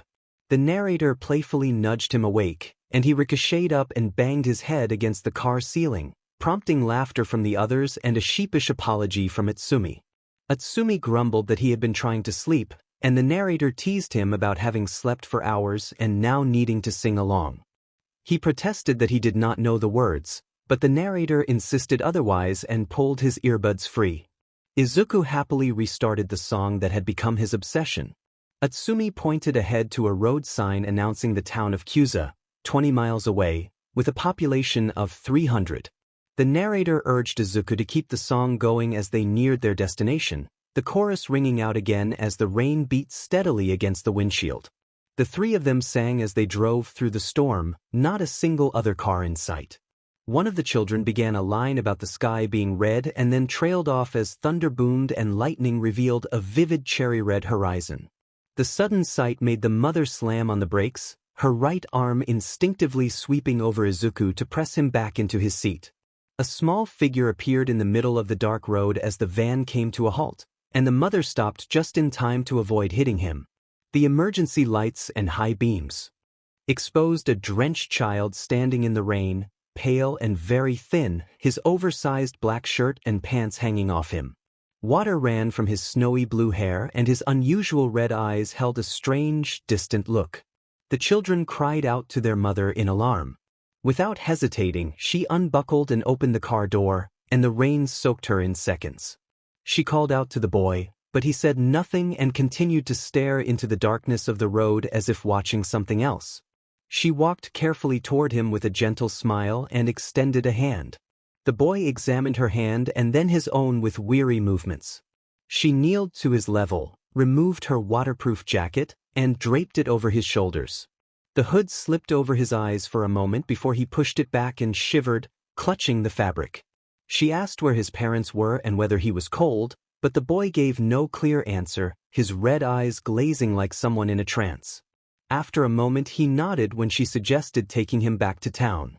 She smiled and led him back to the van, opening the rear door so he could take shelter. Utsumi stared in surprise at the tiny drenched child, disbelief written across his golden eyes. He remarked that the nearest town was miles away, but the mother pointed out that the boy was freezing and needed help. She moved clutter aside and guided the boy into a proper seat. Utsumi reluctantly complied, handing over his fuzzy orange blanket when the mother mentioned she thought there was one in the back. She thanked him and ruffled his hair. The boy watched quietly as she wrapped the blanket around him and buckled him in. Back in the driver's seat, the mother turned the heater up and asked the children to stay put while she checked on the scene ahead. They had barely driven 5 meters when the van's progress was halted again by a dramatic pileup. Several cars lay twisted and smoking across the road in a stylized, chaotic tangle, red light from a flashing signal cutting across the wreckage and throwing long shadows that seemed to move. The sight was startling and unreal, like something out of an animated scene. The mother looked to the boy and wondered if he had come from that wreck, but he showed no sign of injury. The scent of smoke and burning rubber drifted into the van. Utsumi rested a comforting hand on the boy's head. Utsumi expressed a bad feeling about the scene, and the mother shared his concern, though she also considered the possibility that no one could have survived such a violent crash. She told the children to stay in the car and said she would be quick, intending to set up flares to warn other drivers. She asked Izuku to open the glove compartment and bring out the emergency bag containing flares, glow sticks, and rations. Izuku did so, handing her the red case, and she took 4 torches. Utsumi offered to go with her, but the mother insisted he stay dry and safe inside. She handed him her phone and asked him to call the police to report the crash while she stepped out into the rain, closing the door quickly behind her to keep the interior as sheltered as possible. You lit the torches and watched them spark into plumes of bright red smoke, the light too intense to look at directly. You threw 1 flare as far behind your car as you could so other drivers would have time to stop, then set 2 more beside the wreckage. You couldn't help stepping closer to inspect the oddly warped metal. What had they hit? And where were the bodies? Your sharp eyes scanned the mangled sculpture of steel and recognized only a dark red truck. Through the rain and darkness, you waved a lit flare and stepped into the wreckage. There were no passengers, no one in the driver's seat, and no obvious signs of injury inside the gray leather interior. A chill ran down your spine as a gust of cold wind brushed your cheek. The scene felt wrong, and an odd smell of sulfur hung in the air. Utsumi shouted from the car for his mother to step back. He said it wasn't safe. The smell of burning and the rising black smoke made you hesitate, and you followed his warning. You told him you were coming back, cast one last look toward the wreck, then walked back to the car. Rain-slick hair clung to your face as you slammed the door and relished the contrast between cold, wet skin and the warm air inside. You admitted to Utsumi that the whole thing was strange as you shifted from park into drive and edged the tires through thick mud to get around the crash. You prayed the tires wouldn't get stuck, by some small mercy they held. Utsumi agreed and scanned the horizon for anything suspicious. He asked why you had braked so hard in the first place. You pointed out that during a flash of lightning the sky had turned red. Utsumi teased that you were a little crazy. He then burst into a melodramatic song, singing a repetition about affection, and the conversation devolved into playful arguing between the two of you. The boy in the back interrupted with a quiet voice that caught both of your attention. He said people were trash and described humanity as an overpopulated blight on the earth. The three of you fell silent for a moment. You smiled and told him you completely agreed, surprising him. Utsumi nodded vigorously. The boy continued, suggesting that humanity needed to calm down. He mentioned a rumor about a baby that glowed with light and said that supernatural phenomena like that would only give people more reasons to fight. Utsumi insisted he had seen the glowing baby and treated it like a scientific fact. He demanded blood samples in jest, and Utsumi protested that wasn't how things worked. You laughed at the boy's unusual remarks and called the group a peculiar family. Then you introduced yourself by name and introduced Utsumi. You also explained that the other sleeping boy in the back was Izuku. The boy said his name was Tenko, and you repeated it with a grin, which made Utsumi groan in mock despair. Utsumi dramatically begged you not to say the nickname. You ignored him and continued the joke. You asked Tenko if he was hurt or if there was someone to call, and mentioned you were headed to a nearby town called Kyuza. Tenko answered no to everything. You offered that he could sleep at your house and that you would take him to the police in the morning. He shrugged, accepted the offer with a small whatever, and returned to a faint smile as Izuku slept on. Tenko allowed a small smile to form while his pale fingers tightened around the fabric of the blanket the motherly woman had given him.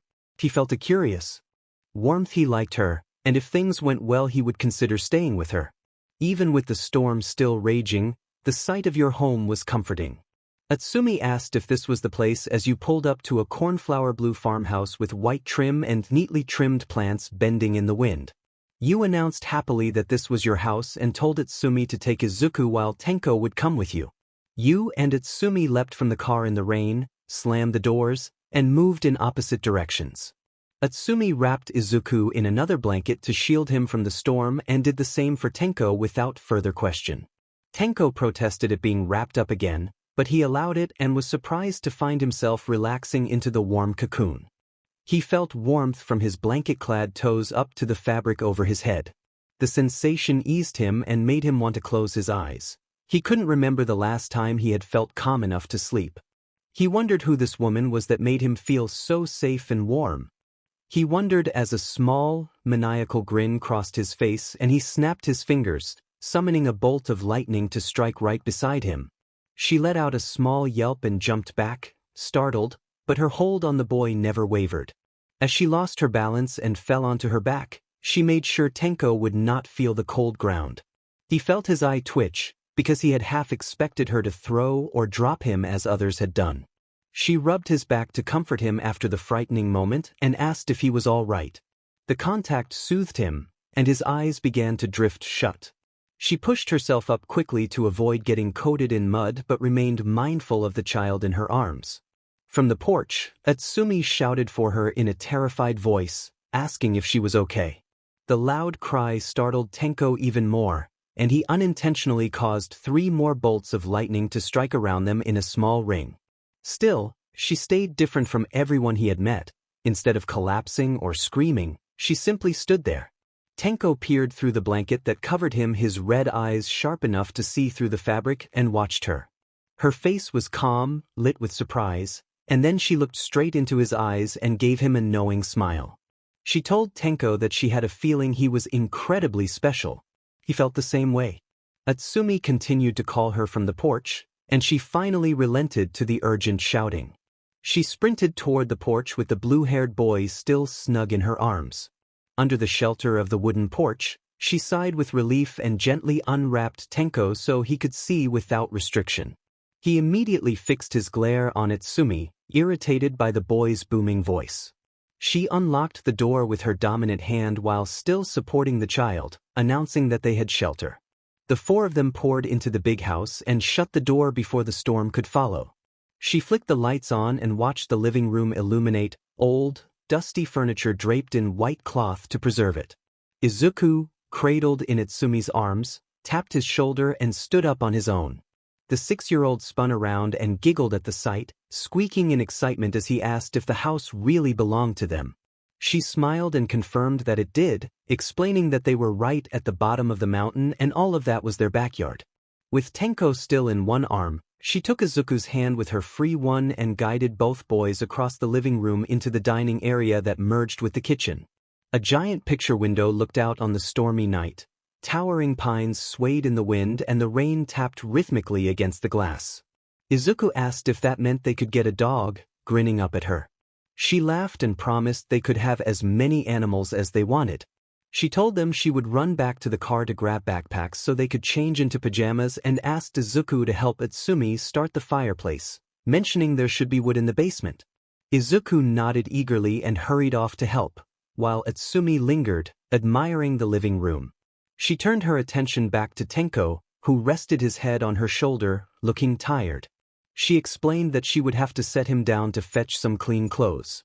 He tightened his hold and she chuckled, apologizing as she carefully set him back on the floor with the orange blanket still wrapped tightly around him. He tilted his head and asked if she promised to come back. She smiled and patted his head, assuring him that he could count on it. He pressed for a promise and she gave one, sealing it with a small, earnest pinky promise between them. Later that morning, the persistent ringing of the doorbell and an authoritative knock interrupted their rest. She rubbed her eyes and sighed as she rolled away from Izuku and Tenko, who had both fallen asleep in the new king-sized bed. She hurried down the stairs, tying a silk robe over her shorts and t-shirt, slippers half on, and answered the door with a tired, surprised greeting when she found a police officer standing there. The man introduced himself as Toshinori Yagi, though people around town called him Sheriff, and explained that he was following up on a report of a car crash on Highway 6 involving an Izuku Midoriya. He smiled politely, and the sudden morning sunlight made the moment feel brighter. She confirmed the name and invited him in, offering tea or coffee. He said coffee would be nice and asked for her name. She gave her surname as Midoriya and indicated that she preferred to be addressed as Miss. He grinned, and the gesture made her cheeks flush slightly. She smiled, eyes flickering to avoid his baby blue gaze. He was far too attractive for his own good. She led him to the dining room and gestured for him to take a seat. She apologized for the dust, explained that they had arrived late the previous night and that Itsumi was still sleeping from the drive. She said she would fetch Itsumi and make coffee, and that there was something she wanted to discuss.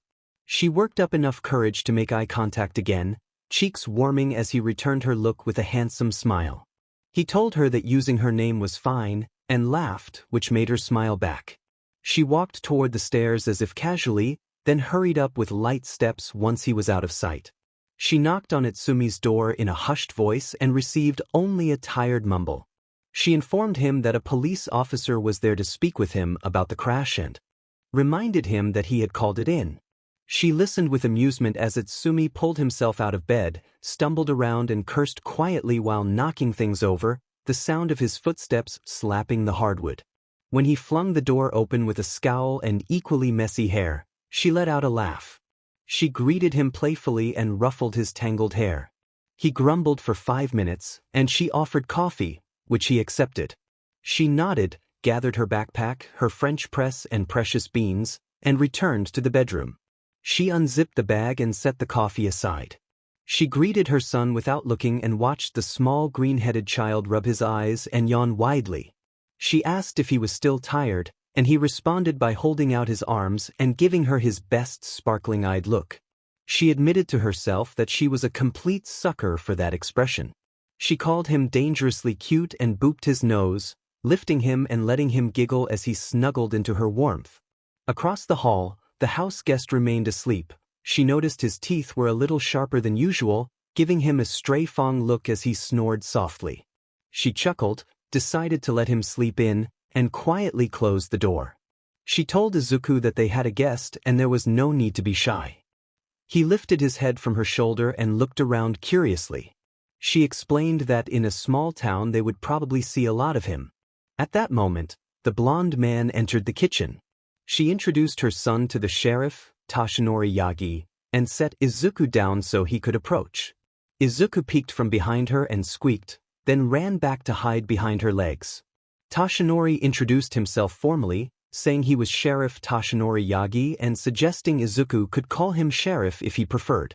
Izuku, eyes wide, stammered that the sheriff fought bad guys like a superhero and declared he wanted to do the same when he grew up, clutching her robe as he stepped closer to admire the uniform and badge. Toshinori smiled modestly, amused and pleased that Izuku had warmed up. He ruffled the boy's green hair, matching Izuku's bright grin with his own contented smile. He joked that the bad guys better watch out when Izuku grew up, and Izuku laughed quietly in response.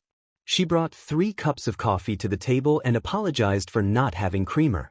Toshinori waved off the apology and said he did not need creamer, though she thought he might be politely masking a preference. Their fingers brushed briefly as he took the mug, and she raised an eyebrow before chuckling. Atsumi appeared in the dining room, squinting from the light. She handed him a cup and watched him react sharply to the first sip, immediately alert and wide-eyed. She reminded him that there was no creamer to be found and urged him to go speak with the sheriff, noting that Toshinori had been kept waiting long enough. He scoffed that 5 minutes was nonsense, and you silenced him with a quick hand over his mouth, which earned him a playful glare. Izuku protested about the coffee lacking cream and that he would never drink it. You grinned mischievously and reminded him that he still needed to wake up, and nothing woke him better than a mouthful of black, extra-strong coffee. He called out an exasperated protest and playfully hit your side. You told him to go and shoot him toward Yagi, who watched the scene with amusement while slowly sipping his own cup of coffee. Izuku rambled excitedly about police officers rescuing people, his voice full of breathless enthusiasm. Atsumi's surprised, flabbergasted question about there being no car accident made you sit at the table and frown. Atsumi explained that they had driven down that way that morning and had not seen a thing. He questioned the location and whether the wreckage could have been misreported or if the cars had driven away. You interrupted, remembering the night before. You insisted that what you had seen was unmistakable, a 5-car pileup that had blocked both lanes, cars askew, smoke rising, a chaotic scene like something out of an overblown action sequence. You said you and the others had almost become part of it when you had to brake hard to avoid joining the wreck. Atsumi shook his head in disbelief and explained that there had been no scrap metal or wreckage when they drove past. The two of you exchanged bewildered looks. You asked if they had found any torches. Atsumi said no. Frustration built inside you and you stood up so abruptly that the chair screeched against the floor. You told them you were going out to look for yourself. Yagi stepped in front of you with a calm expression and urged restraint, saying there was no need since there was nothing out there. You cut him off, eyes burning with determination, stating that there was no way a 5-car wreck could vanish without a trace in 10 hours. Then you tilted your head and asked, with a wry grin, what there could possibly be to be cautious of if there truly was nothing out there. Yagi pointed out that you looked exhausted and warned about tired driving. A warm hand brushed a stray strand of hair behind your ear and caught you by surprise. Yagi looked as surprised by the gesture as you were, a sheepish flush spreading across his features. He offered to drive, noting that a police car with a siren could get you there faster than your minivan. You expressed concern about inconveniencing him and taking time from his schedule. Yagi reassured you that it would not be a bother and that helping to ease your mind was the least he could do. Relieved, you thanked him and hurried upstairs to change into a spare dress you had packed. After a quick freshen up you came back down, and Yagi led the way to the car. Toshinori pulled the vehicle to the side of the road and set the emergency brake so you could hop out. He called after you to be careful and unfastened his seatbelt to follow. You walked along the highway under a bright sun, eyebrows furrowed in confusion as you scanned the stretch of road. The scene was the same strip you had driven the night before, but now it was empty for miles in each direction. The highway lay bathed in sunlight with no cars or damaged vehicles in sight. Toshinori hurried to stand beside you and shaded his eyes, trying to spot anything out of the ordinary. You insisted that the wreck had been right there, and that the only reason you had not been part of it was because you had found a child on the side of the road. Yagi's eyes widened at the mention of a child in the storm last night. You defended your account, describing the child as soaking wet as if he had been exposed to the elements for hours. You left out the more extraordinary parts of the story to keep it believable, insisting that the child himself was proof that something had happened. Yagi raised his eyebrows and asked why you had not mentioned the child sooner. You admitted sheepishly that you had not had the chance and that you had planned to bring it up after talking about the crash. Frustrated, you started to walk along the roadside again despite Toshinori's warnings about the heat. You promised you would not be out long and that you only intended to look until you found something. Toshinori sighed, already regretting bringing you out here, and called your name. You matched his determination with your own, and he granted a small, amused grin. With another sigh, he quickly jogged up to you again, catching up after a couple of seconds. He warned that if you got heatstroke he was not carrying you back to the car. You replied that was a lie and both of you knew it, and you smiled cheekily up at him, which made him narrow his eyes playfully. Toshinori teased that you had a nose for picking up lies, addressing you as little lady. You protested that you were not that little. To prove his point, he rested his arm on the top of your head, demonstrating how your height reached only to his chest. You told him that was rude, laughed, and lifted his arm off you with a light-hearted smile. After that the conversation ended and you walked along in silence, your eyes scanning for anything that could confirm whether what you had seen last night had actually happened. You pointed out one of the many piles of mud running alongside the road, the hot sun beginning to crust the wet clay. You said those were your tire tracks and hurriedly hiked the sides of your dress to run down the road, excitement lighting your face. Yagi kept pace easily and stopped a couple of feet away when you came to an abrupt halt. Toshinori asked what this was proving as you crouched over the tire marks, earning a sharp look from you. You insisted this was where it had happened, where the crash had taken place. He asked, so where were the cars? You admitted that was a good question and stood with your hands on your hips to look around. The land surrounding the highway was a barren wasteland, nothing but dead grass and flat ground stretching for miles.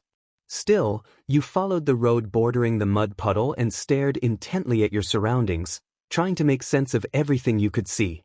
You asked if he smelled something and then said you smelled sulfur, noting you had noticed it when you stepped out and walked around after the crash. Toshinori indulged you by inhaling deeply and was slightly surprised when the hot summer breeze indeed carried the faint scent of sulfur. He admitted it was odd but pointed out there were still no cars. You ignored him and knelt in the mud, digging your right hand in with concentration as you tried to find the right spot. He complained that you were just getting yourself dirty for no reason, but you continued as if you had not heard him. You exclaimed that you had found it and pulled out a mud-caked tube, raising it in the air in victory. You wiped away as much mud as you could and revealed a glowing red torch that still held a faint light despite the dirt clinging to it. Yagi leaned in, intrigued, and held his own out expectantly. You handed the plastic over and watched as he flipped it over in his hands.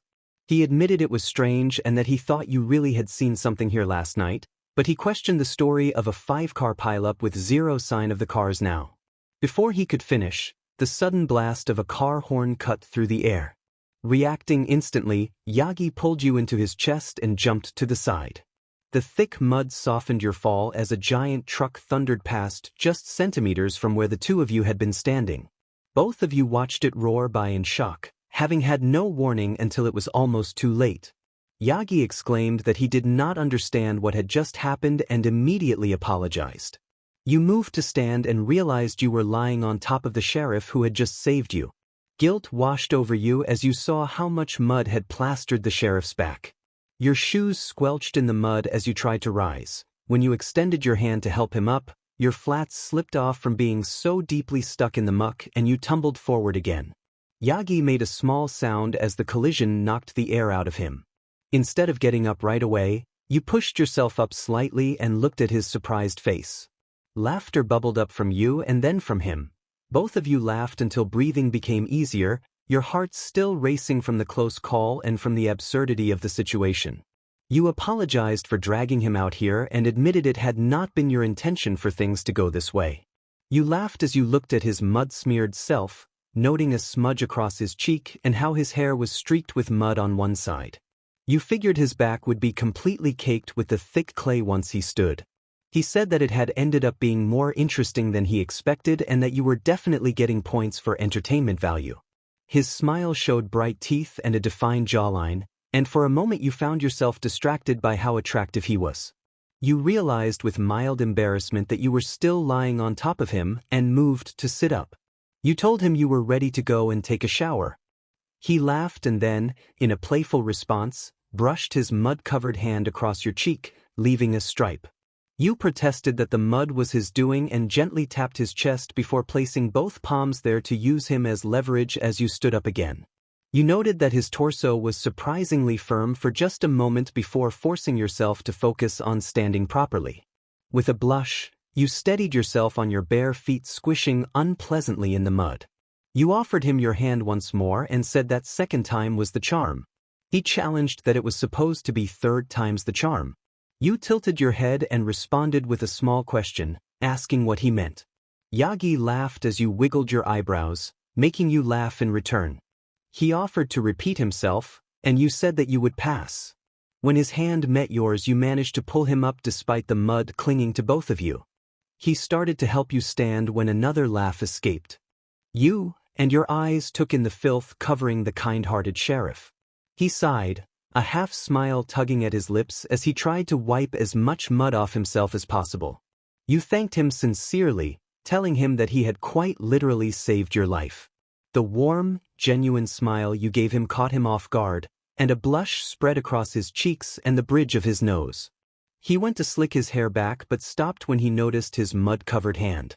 He insisted it had been no problem and that he would do it again in a heartbeat. His smile sent a flutter through you. You remarked that the truck had come out of nowhere. You could see both ways for miles and it made no sense. You cut yourself off when you realized there really was nothing for miles in either direction. Yagi asked if you were all right and what had you spooked. You asked where his car was. He looked left and then right, confusion widening his eyes when the car was nowhere to be seen. He patted his pockets, found his keys, and clicked the alarm. The ear-piercing beeps pierced the dry, hot air, then the sound shifted and both of you turned to see his car parked not even 3 meters away. He clicked the button again and the honking stopped. You bent forward to pick up your shoes and the torch, making a face at the mud still clinging to them. Yagi admitted he had no explanation for what had just happened. You muttered that it was a strange way to start your new life in the town and nearly face-planted in the mud on your next step. He offered his mud-covered hand with a mischievous smile, and you stuck your tongue out in rebellion before taking it, your own hand equally filthy. He told you no more falling and that you were dirty enough for both of you. You agreed and decided to bag up the torch and get out of there. He said he needed a shower and coffee with creamer. You teased him about the creamer, and he grinned. Slowly you waded through the mud together, steadying each other when one of you faltered. Back at the car, Yagi tossed you his keys and you fumbled to catch them. He asked you to drive since he did not want mud embedded in his driver's seat and planned to grab plastic from the trunk. You joked about always wanting to drive a cop car and held up the muddy torch, asking what to do with it. He told you he would bag it up for evidence, and you handed it over with a brazen smile. He said he did not believe in the car crash yet, but he agreed something strange was happening in town, and you brightened at the idea of a mystery to solve. He chuckled and asked you to start the engine and blast the air conditioning. You unlocked the car and stepped in carefully while he opened the trunk, his good shoes sinking into thick mud. He grabbed an evidence bag and placed the torch inside, then noticed something metallic underfoot. He dug through the mud and found a thin, twisted piece of metal that cleaned up to half a license plate. He bagged it as evidence and closed the trunk. Yagi spread a garbage bag over the passenger seat and sat down with a sigh as the cold air washed over him, a welcome relief from the heat. He lied easily that he had not found anything else as he watched the mud puddle where you had fallen disappear from the rearview mirror. You hummed and smirked but kept quiet, recognizing his poor attempt at deception. Later, at the station, a police officer examined a file and said that Tenko's last name was Midoriya and that he was listed as your second son, born on December 20th at Uzumaki's hospital where you had worked for years. The officer asked why you wanted the file found again. You asked to see a printed copy of the paper. The police officer in front of you rolled his eyes and flipped his monitor around, revealing a photo of the same boy sitting beside you. In the picture, he wore the exact same clothes he had on now. Your eyes widened and you pursed your lips at the confirmation. You explained that you were having trouble enrolling him in school, that you had left all the paperwork at home during the move. The officer sighed in aggravation and told you that you could have said that instead of acting like the child wasn't yours. You gritted your teeth and forced a smile, inwardly annoyed. You thanked him for his time, told him he had been a great help, and offered your hand to Tenko. He immediately took it, his tiny fingers interlocking with yours. In your irritation you muttered a curse under your breath, unaware that Tenko had spoken harshly in return. Tenko's eyes flashed and his grip tightened. A tremor shivered through the floor. Tenko's eyes flared red for a moment, and a sudden wave of shaking swept the room. You scooped Tenko into your arms and rushed to shelter beneath a desk as the building shuddered. From around the office floor a ring of living shadow rose in a stylized, surreal manner, like an anime scene drawn in sharp lines and dramatic motion. The shadowy shapes reached out, wrapped around the officer's legs, and pulled him toward a swirling patch of darkness. He was gone in an instant, taken with a startled cry and a dramatic whirl of dark energy. Then silence. The tremors stopped and Tenko's eyes returned to normal. He clung to your arms and you mirrored his hold as you slowly crawled out from under the desk, blinking in confusion and concern. You surveyed the fallen books and scattered papers. Finding the officer's desk empty confirmed the absence you already felt in your gut. You asked Tenko if he had anything to do with what had just happened. Tenko denied it, and your brow tightened at the lie. You told Tenko you had a superpower and that you could tell when people lied. He reacted with alarm. Relief washed over him when you asked how he had managed to control the officer's computer earlier, which seemed easier to explain than the supernatural eruption. Tenko admitted that he also had superpowers, whispering the confession. You smiled and told him, gently, that superhumans should stick together. You ruffled his hair and embraced him in a caring, motherly way. He trembled and began to cry softly. He asked if you would leave him because he was different. You explained that no one in your family was exactly normal and that you were scared for him, not of him. You promised to do your best to give him a good and happy life. He sobbed and hugged you tighter, relieved. As you paced, you glanced at the window and paused to admire the sky. A vibrant rainbow threaded through clouds that glowed pink, gold, and purple, a surreal vista that took your breath away. Then your attention snapped back to the office. You called out, alarming, and went to the officer's desk to look for him. He was not under the desk and not anywhere obvious. You opened the office door to alert other staff and found the main workspace bustling as if nothing unusual had occurred. Everything outside looked normal and in order, but the office where you had been remained trashed. You tried to get the attention of a woman hurrying by with a stack of paperwork and told her the officer you had been speaking with had disappeared. The woman, clearly stressed, asked whether he had helped you find what you were looking for, and when you said he had but that you were worried, she brushed it off tersely and suggested you speak to Haru in room 037 if you needed anything else. She hurried away, apologetic but distracted. You forced a smile at Tenko and shrugged. You told him it had been strange but that the officer would probably be fine. Not wanting to risk triggering the other power you had mentioned, Tenko started to sweat, unsure how to answer. That man was most certainly not fine as his spirit felt dragged toward a metaphorical fourth circle of despair. He settled on a curt nod, and when she did not press him further, he let out a small sigh of relief. He suggested they leave and asked what she wanted for dinner, offering beef udon. His expression shifted to disbelief when she casually suggested his favorite food, though there was no way she could have known it. She smirked and gave him a small wink. She whispered that she had superpowers, and with that he realized how right he had been to choose her as his caretaker. There was definitely something off about her, something he could not quite place. Either way, it felt like a perfect match, and as they walked back out of the police station and she remarked on the beautiful sky that he had created, it was the first time in a long time that a genuine smile had come naturally to his chapped lips. Midoriya's eyes shot wide with surprise as his hand tightened around his phone while his boss spoke on the other end. His boss informed him that he had 2 weeks off, emphasizing that he had been almost kidnapped and that, despite his quirk allowing him to heal, he had been badly injured. His boss urged him to take time off and enjoy it with his family, reminding him that he still had plenty of unused vacation hours. Midoriya stared out the window in disbelief, his jaw hanging open, and managed a stunned thank you. His boss responded with gratitude as well, explaining that thanks to Midoriya's talent the organization had attracted another private sponsor and that all team members, including him, would be getting a raise. Midoriya lifted his eyebrows at the news and began to ask who the sponsor was, but his boss declined to say, noting that the information was confidential. His boss then asked him to tell the children hello, which eased some of the weight from Midoriya's shoulders. After hanging up with a relieved smile, Midoriya turned to face his 3 sons, who watched him with curious expressions. They were all curled up in the living room, the television playing cartoons in the early morning while the scent of breakfast drifted from the kitchen and the quiet hum of Hawks's humming drifted in occasionally. Atsumi asked, continuing to pet the sleepy Izuku in his arms. Izuku lifted his tired eyes to Midoriya and offered a drowsy smile.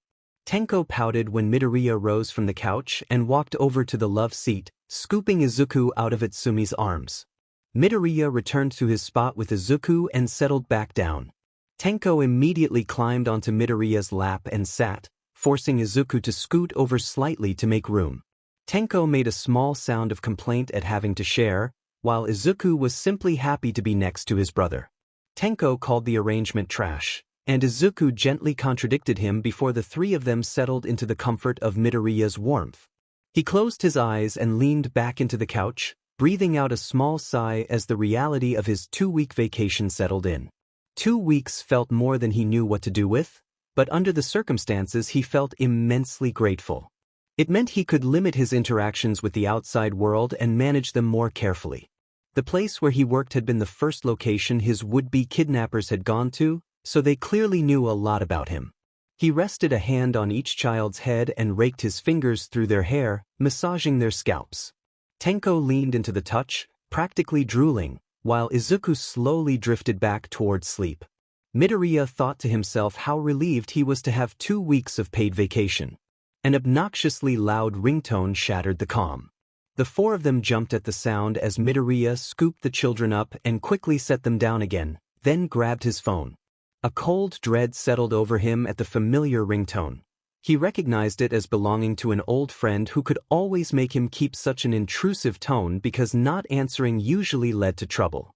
He called back over his shoulder that he would be right back and that he loved them as he sprinted toward the kitchen, mindful of the increasing number of rings. He swiped to accept the call and greeted the caller cheerfully. Mitsuki answered with a furious, breathless yell, demanding in no uncertain terms where he and the kids had been, saying she had been worried sick. Midoriya winced and pulled the phone slightly away from his ear as her voice filled the kitchen. He managed to tell her he was present, voice small, and listened as Mitsuki continued to demand an explanation, her tone frantic with concern. Izuku never missed school, and you always made sure to pick him up or drop him off. But you and Izuku had been missing for a week and a half, and your friend Mitsu kept calling without an answer. You screamed at Hawks as he plucked the phone from your hands. He wore a nonchalant smile, pressed the phone between his ear and shoulder, and returned to cooking. Hawks teased Mitsu on the line, asking her not to be so hard on you and saying you had a lot on your plate. When the call went silent and a small shuffle came through, your face drained of color. Mitsu asked who was on the line. Hawks answered playfully that he was your secret lover. You slapped your cheeks with both hands, glared, and held out your hand for the phone. He ignored you and continued the game, ridding the conversation with quick, teasing questions about your favorite food, favorite color, and your favorite nickname for Izuku Muffin. Mitsu asked for you back on the phone. With a giant grin, Hawks finally returned the phone and you snatched it up. You apologized to Mitsu. Mitsu told you that she expected you, Hawks, and Izuku at her house at 3 o'clock for a play date because there was much to catch up on. You started to mention another son, and Mitsu cut in, already aware of Astumi and eager to meet him. She reacted loudly to the news that you had adopted another child. Hawks grabbed the phone again, sang a quick goodbye, and hung up, handing the phone back to you with an excited look. You laughed and poked his cheek, giving him a playful accusing glare under his apron. You asked Hawks if he just wanted to play house. He grinned and pulled you into a surprise hug. He said he would be mentally prepared in case Izuku ever called you Papa. A small green voice from the doorway asked if they could call him Papa. You and Hawks turned to see Tenko, Izuku, and Atsumi huddled and eavesdropping. You squeaked as Hawks tightened his arms around you, pressing your back against his chest while his chin rested atop your head. He told Izuku that, yes, he could call you Papa. Izuku cheered, and you found yourself staring at the wall in surprise. You asked Hawks if he was serious. He smiled, gave your nose a light, affectionate peck, and confirmed he was serious.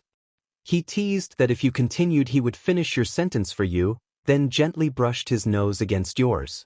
Tenko rushed forward with a loud proclamation, demanding that Hawks stay away from his mom. Hawks swept you off your feet in a flash and sprinted away, Tenko thundering after him with determined energy. You laughed and tightened your hold around Hawks as he carried you. He declared that you belonged to everyone because anyone could claim you, which sent the kids into a flurry of protest and playful plotting.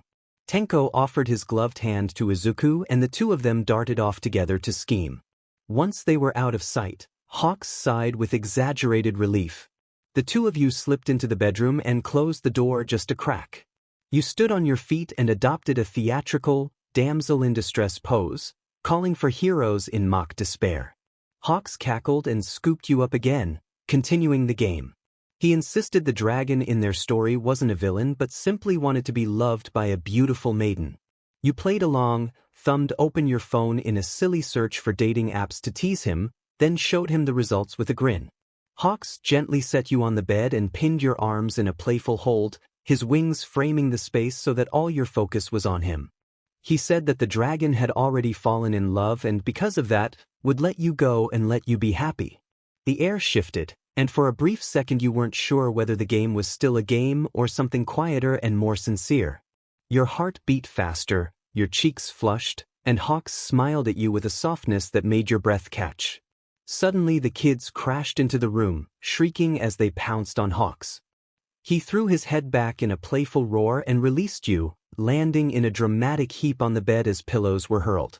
Izuku and Tenko bombarded him with pillows until feathers floated through the air, and Itsumi joined in with his own pillow in hand. The scene quickly became a whirlwind of laughter and soft chaos. You rushed over and knelt beside Hawks, spreading your arms as if to shield him from the mock attack. Izuku tilted his head in confusion at your sudden protectiveness while Tenko pouted, proud of his effort. Itsumi smirked, pleased to have landed a few pillow strikes. Tenko accused Hawks of stealing you, and you, caught in the moment, admitted that you loved Hawks. Itsumi squealed in mock horror at the idea, while Hawks laughed in triumph. Izuku walked over and, with a gentle motion, petted Hawks' feathers to soothe the playful dragon. The room settled into comfortable noise, the children crowded around, and the small family continued their warm, teasing chaos. Kigo grinned and picked Izuku up, tickling his sides and saying that he was just a poor misunderstood dragon. Izuku laughed, and Kigo's playful tone filled the room. You accused him that he was not misunderstood, insisting that he had tried to steal their mother's attention. You picked up Tenko and laughed softly, patting his head with affection. You teased Tenko that he could not say anything, since he was always drawing you away from everyone else. Izuku, Itsumi, and Kigo echoed agreement at the same time, and Tenko pouted even harder. Tenko tightened his hug and buried his face into your shoulder, insisting that he did not want to share you. You reminded him that the dragon had felt the same way and that you would always be there for him. You tilted his small head up, cupping his cheek with your hand and wiping away a stray tear with your thumb. You promised him that you would always be there and that you would never leave him. When he asked if you really meant it, you offered a pinky promise and Tenko wrapped his tiny finger around yours, letting out a small sniffle before settling back into your embrace. You soothed him, calling him Pumpkin and telling him there was no need to be jealous because they were all family and would look out for one another. Itsumi, Izuku, and Kigo quickly agreed. You pulled Itsumi and Kigo close, Kigo already holding the green-haired child, and embraced your growing family.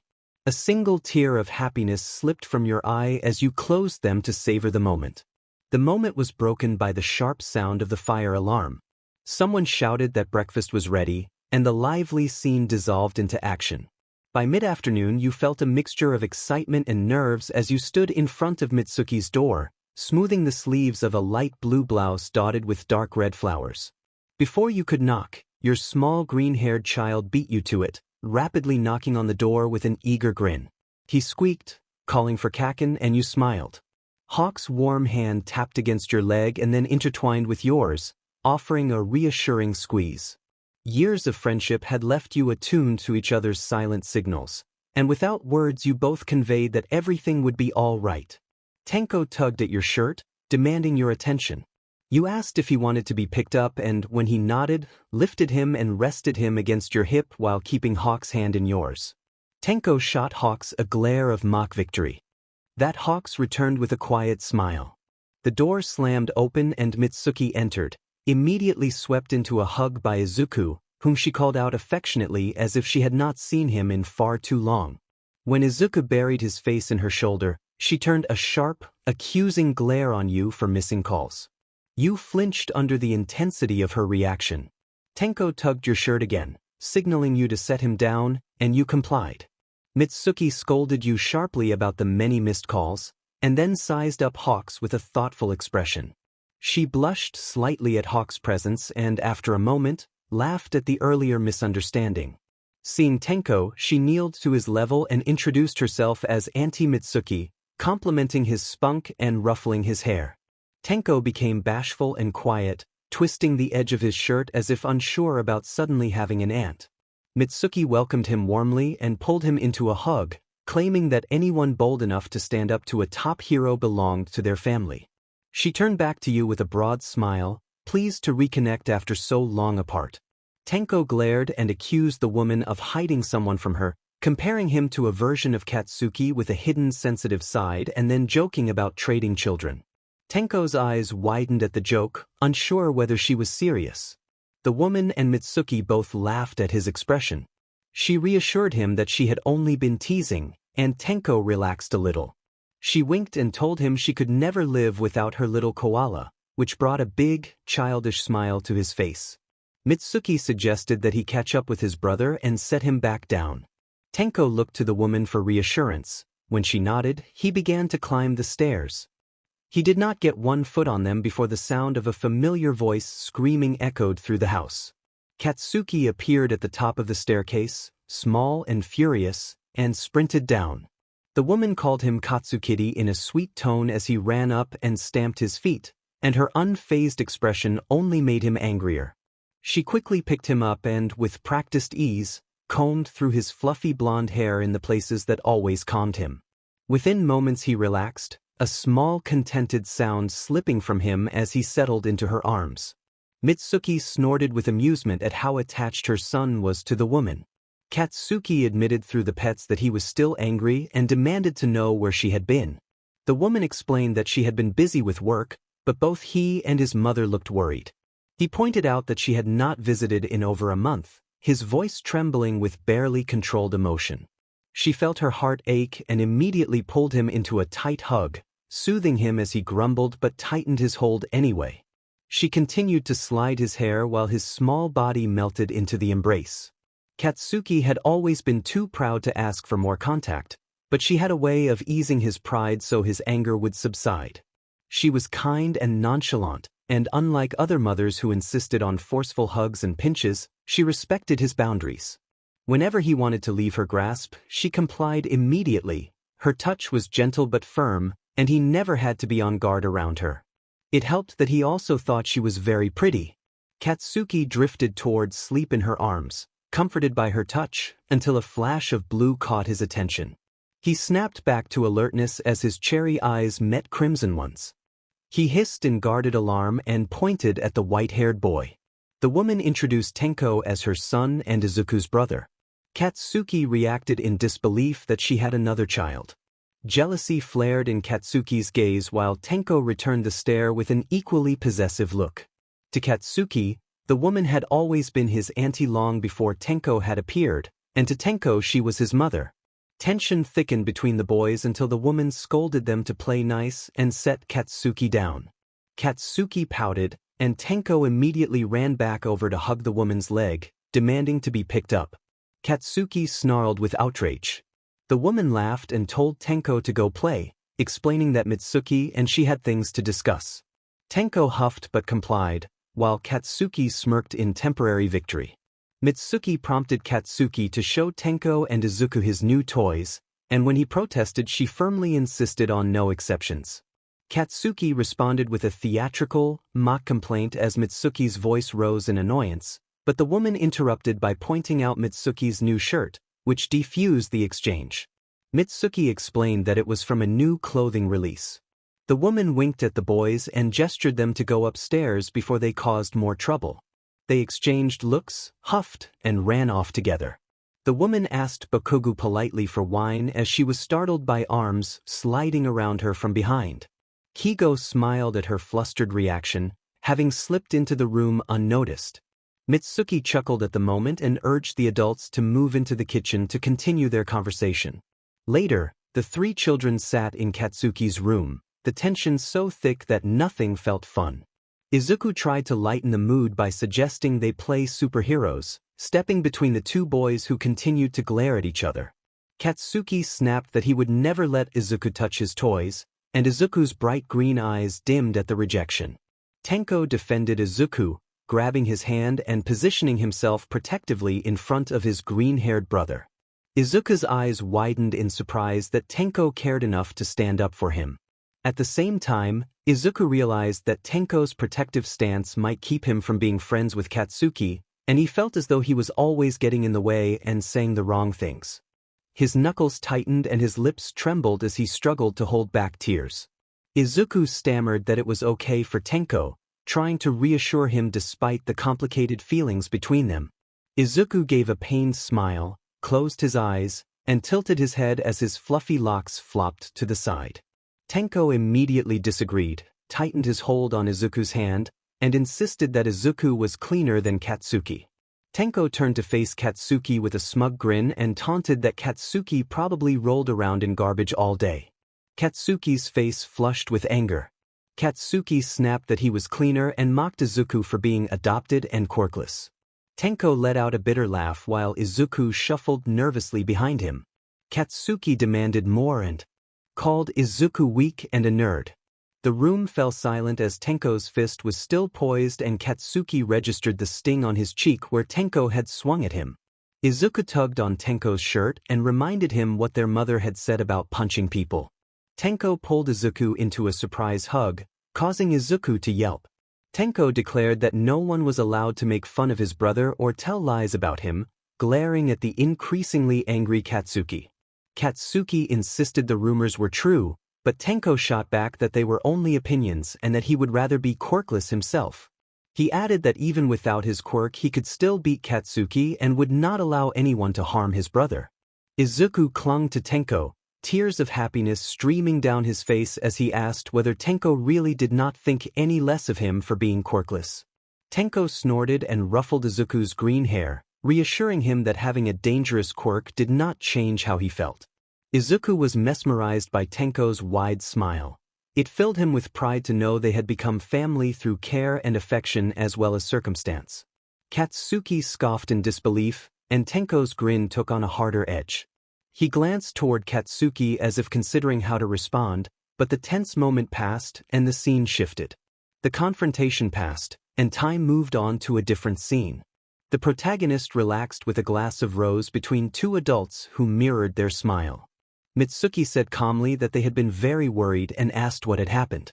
The protagonist sighed and tightened their hold on Kigo's hand while Kigo moved his chair close and offered quiet reassurance. The protagonist reminded them of the high-profile news story about the kidnapped woman who had drawn many pro-heroes to the search. Mitsuki's jaw dropped in disbelief, and Hawks explained that the woman had been unconscious for 2 days afterward. Mitsuki turned her attention to Hawks and lowered her hand. Hawks admitted that he had been one of the heroes looking for the woman, grinning as he acknowledged his role and letting his hand rest reassuringly near the protagonist. Mitsuki's expression shifted as she considered the implications. She suggested that the publicity and fuss around the search felt like a competition for attention, picturing the heroes eager to be noticed. Mitsuki recognized how the protagonist's presence seemed to draw in those in need with a warm and hopeful aura. The protagonist looked confused about the idea of a competition. Kigo responded with a playful gesture and a wink, and Mitsuki played along while smiling at Hawks. Mitsuki teased that the protagonist was ahead in whatever unspoken game she imagined, and Kigo laughed, pulling the protagonist into a light side hug. Kigo expressed that he felt honored by Mitsuki's comment. Mitsuki then mentioned that she and Masaru planned to take Katsuki to the beach next weekend and invited the protagonist and their companions to join. The protagonist brightened, excited at the prospect of a beach outing they had not enjoyed in a long time. Mitsuki noted that the kids always enjoyed the beach and suggested Hawks should come so he could see the protagonist enjoying the day. Kigo added that the beach setting was a pleasant draw. The protagonist laughed and playfully scolded Mitsuki while Kigo smiled as the others enjoyed the light, familiar camaraderie. You told Mitsuki that sounded like a plan and asked her to text the location so you could pack and be ready when the time came. Mitsuki lifted her wine, took a large sip, and let out a satisfied exhale. She mentioned that this might be the longest Katsuki had ever had friends over, and then noise erupted from upstairs as the boys began exchanging fierce, childish taunts. At the sound of the commotion, you and Mitsuki exchanged amused, exasperated looks. Mitsuki considered one more glass before intervening and picked up the half-drunk bottle of rose, sloshing it gently. You declined with a grin, holding out your empty glass, and joked that you trusted Tenko would not get too rough with Mitsuki's son. Mitsuki agreed, topping off both your cups while the boys' shouting faded into the background. Kigo Hawks shifted uneasily and asked if you were sure you wanted to let it continue, gesturing toward the stairs as if he would step in. Mitsuki waved him off and explained that Katsuki always reacted like this when meeting new people. It was, she said with a shrug, a strange sort of respect thing and something that ran in the family. She recalled the first time she met the other boy and how they had once ended up in a fist fight outside a toy store, and you laughed at the memory while Kigo choked on his wine in surprise. They fell into a comfortable silence, waiting for the end-all call that always followed these outbreaks. After a few minutes, the boys' unified cry for their mothers rang through the house, and both you and Mitsuki stood up at once. Mitsuki set her glass down with a sigh and said it was to be expected neither of the boys liked to lose. You mirrored Mitsuki, set your cup down, and followed her into the living room. You watched the two children appear at the top of the staircase and rush down toward you, jostling and shoving each other as they raced. Both were smudged with soot and dirt, hair in tangled tufts and shirts wrinkled and torn. Tenko claimed that Katsuki had cheated, ran to you, and clung to your leg while glaring at Katsuki. Mitsuki's son accused Tenko of breaking his favorite toy, and Tenko replied that if Katsuki mocked his brother again there would be consequences beyond just broken toys. The exchange was heated but very much in the brittle, exaggerated style of kids testing each other. You sat down on the floor, crossed your legs, and beckoned Katsuki over. Tenko was already pressed against your side, nuzzled close to you. Katsuki scowled but complied, stomping over to sit to your left. You called for Izuku. He came sprinting down the stairs like an excited puppy, entirely unharmed despite the scuffle, and immediately leapt into your lap with wide, adoring eyes. You asked why they had fought. Tenko muttered that Katsuki had made fun of Izuku. Katsuki, trying to deflect, insisted Izuku could not take a joke and asked Izuku if he minded. Izuku perked up at the nickname and said he did not mind, explaining that Katsuki was not always the best at expressing himself and tended to get angry. You snorted and patted Katsuki's head to calm him. Mitsuki's amused laughter made him pout. You told Katsuki that it made you sad when he lashed out at Izuku, and his anger drained into a small, ashamed pout. Then you turned to Tenko and told him you were glad he had stood up for Izuku and that being able to defend himself mattered, but asked that they try communicating first to avoid fighting. You ruffled Tenko's hair, told him he had nothing to prove, and watched his irritation fade into a similar pout. You instructed both boys to apologize to each other and to Izuku. They protested loudly and insisted they did not owe apologies, until you swept Izuku into a dramatic hug and pretended to cry about how saddened you were that neither had asked Izuku how he felt. Izuku panicked and rushed to wipe your cheeks, eyes wide. Tenko and Katsuki suddenly called out that they were sorry and rushed over, collapsing into a pile of hugs on top of you. After a moment they locked eyes, and a mutual understanding passed between them. Tenko mumbled an apology for striking Katsuki and for breaking his all-might toy, turning his face shyly to hide flushed cheeks. As Tenko finished, he dared Katsuki with a fierce glance to complete his own apology. Katsuki sighed, forced himself to continue, and apologized to Izuku as well. Izuku brightened immediately at the apology and at the affectionate nickname, his whole face lighting up. You noted that Izuku said it was okay and beamed along with him. She exclaimed with bright enthusiasm that now Kaken and Tenten could be friends too. Katsuki and Tenko exchanged horrified looks at the suggestion. Katsuki scoffed dismissively, while Tenko bristled and insisted he would never befriend someone like that. She interrupted their bickering with a wide grin and swept all three boys into a hug, forcing them to press together. Izuku, who was in the middle, beamed with happiness, while Katsuki and Tenko kept small pouts. Even as they looked up at her warm, loving smile, neither had the heart to correct her. Both yielded and returned the embrace, exchanging narrowed glances that silently staked their claims. Katsuki imagining her as his aunt, Tenko imagining her as his mother. The quiet rivalry lingered, but it already felt like the start of a lifelong friendship. They muttered their usual nicknames for one another, Katsuki the hedgehog and Tenko the albino, leaving her to feel a nervous bead of sweat and hope that it was true. She thanked Kigo for agreeing to babysit at the last minute and adjusted the gym bag on her shoulder, the strap digging into her skin. Kigo smiled and told her not to hesitate to call if she ever needed time to herself. He stepped inside and removed his shoes so as not to dirty the freshly swept floor. When her smile returned half-heartedly, his brow furrowed with concern and he asked if she was all right. She said she was just tired after a long day, offered a closed-eyed smile, adjusted the heavy bag with one hand, and fidgeted with her car keys with the other. She explained that dinner had been early, that Tenko was playing video games, Izuku was napping, and Itsumi had gone out at noon and had not been seen since.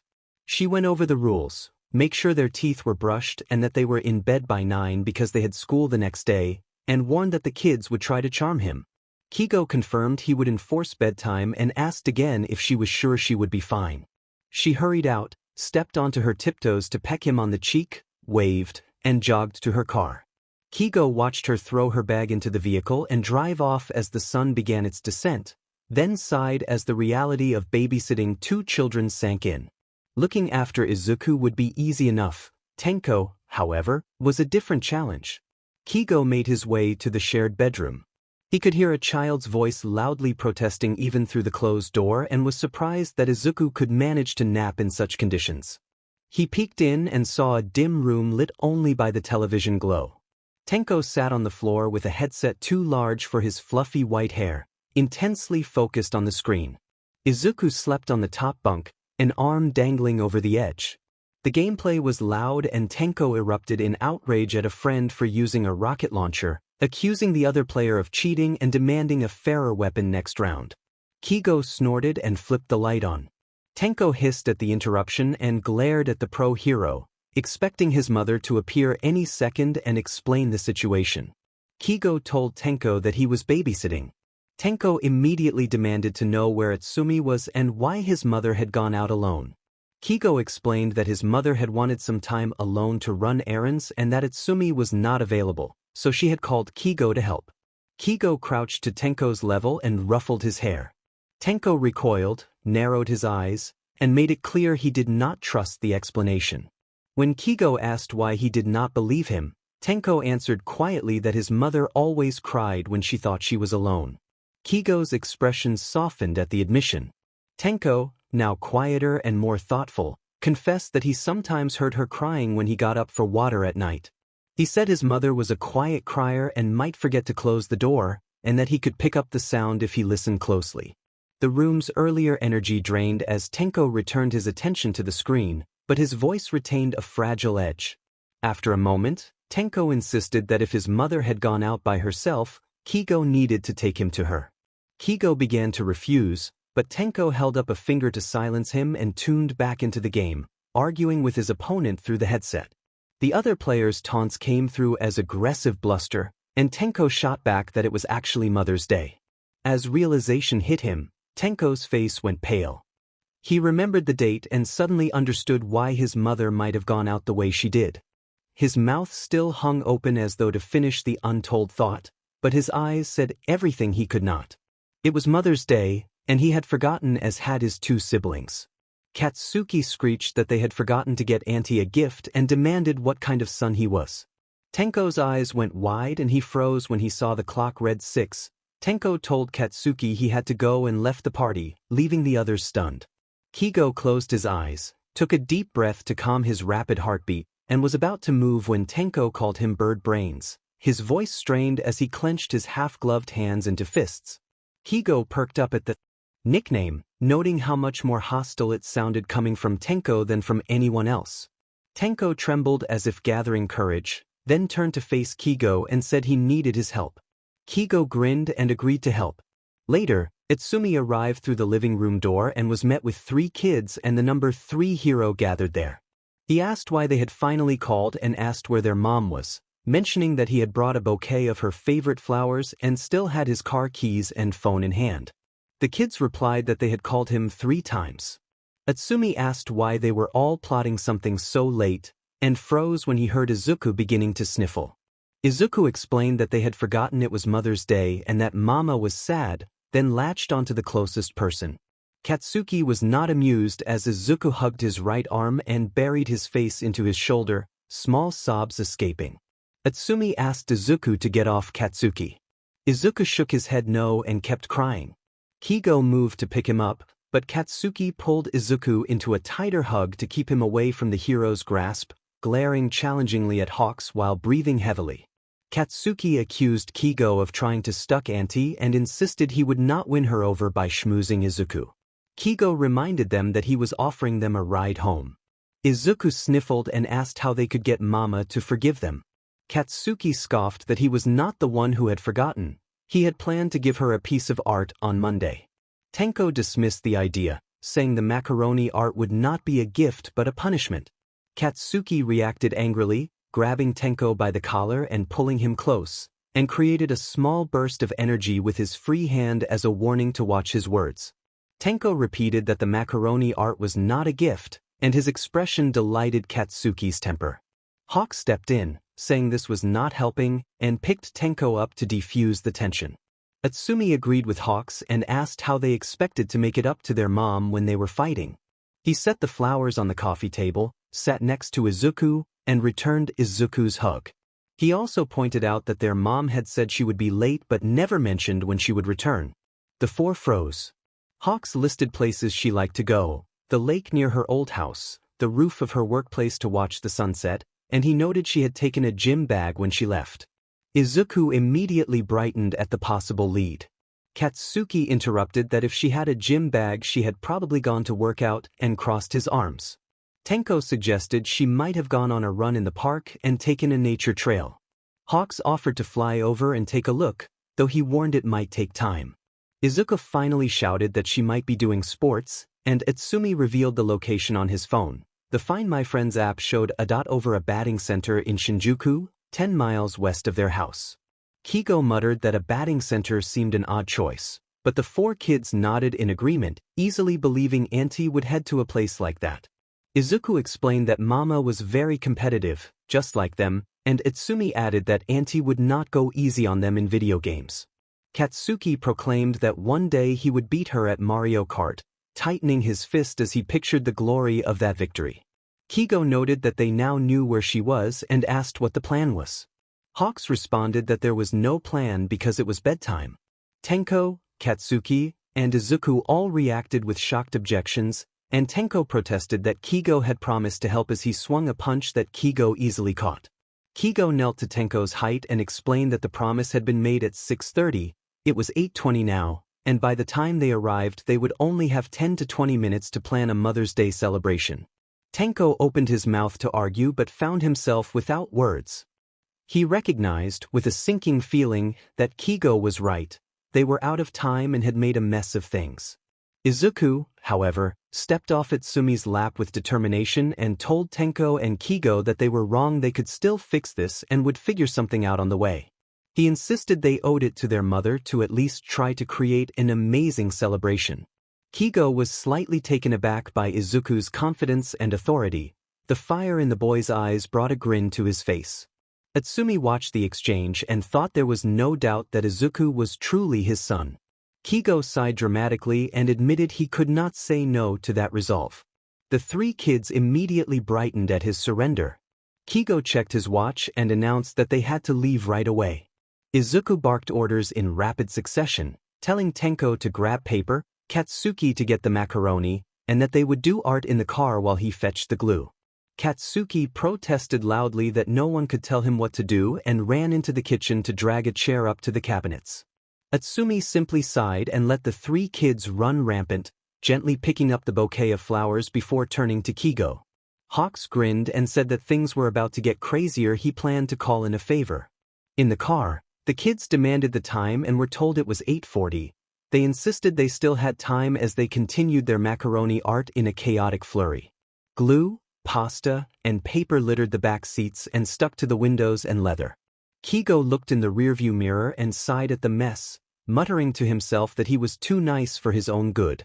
Utsumi pointed out a large gathering of children around a picnic table in a well-lit batting cage center, where clowns and magicians entertained the laughing kids. In the center was a large cake decorated like a baseball court with 10 candles awaiting lighting. One of the boys urged Hawks to buy the party, offering to pay to secure the cake and entertainment. Kigo did a spit take at the suggestion and turned to look at Utsumi in disbelief. Utsumi argued that they could offer money for the cake and entertainers and pressed Kigo about whether he had the means. Kigo protested that interrupting a 10-year-old's party and trying to buy out their special day would not go over well with the parents. Katsuki chimed in that everyone had a price and that he would not care if someone bought out his party for a big enough sum. Tenko agreed with Katsuki, urging Hawks to go through with it. Hawks panicked and asked how they would even do this. Utsumi took charge of the conversation and told the kids that it was 8:45 and they had 15 minutes to secure the cake and entertainers and to find their mother. Izuku, Tenko, and Katsuki leapt from the car and hurried toward the birthday celebration with a fierce sense of purpose. Katsuki grumbled loudly that they would show those clowns they had this handled. Hawks called after them and raced to catch up. By the time he arrived, Utsumi was in mid-conversation with an older man who ran the party. Izuku, Tenko, and Katsuki stood nearby, nodding as Utsumi negotiated. Utsumi explained their predicament and asked how much it would take to buy the cake. The man bristled at the idea of taking the cake from his son's birthday, but Utsumi persisted with a firm, professional manner.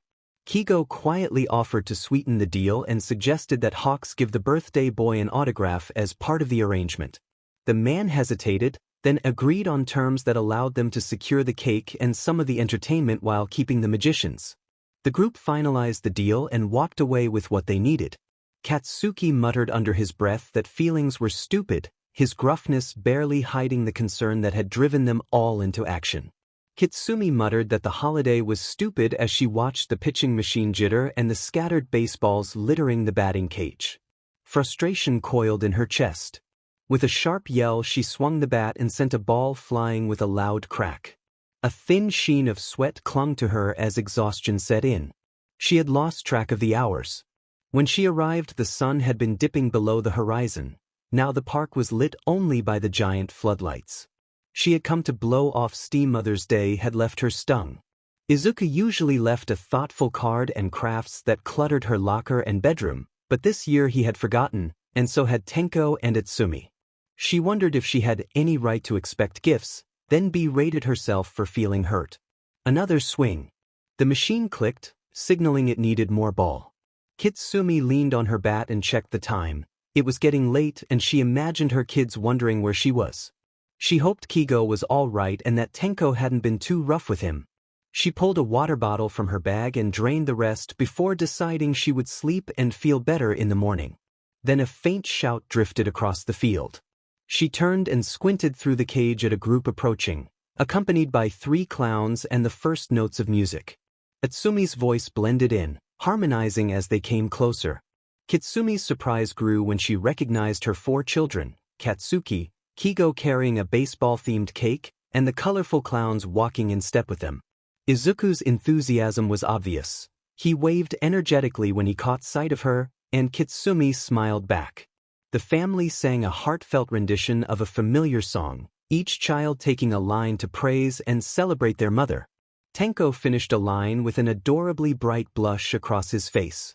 Katsuki grumbled through a verse but joined in, cheeks coloring with embarrassment.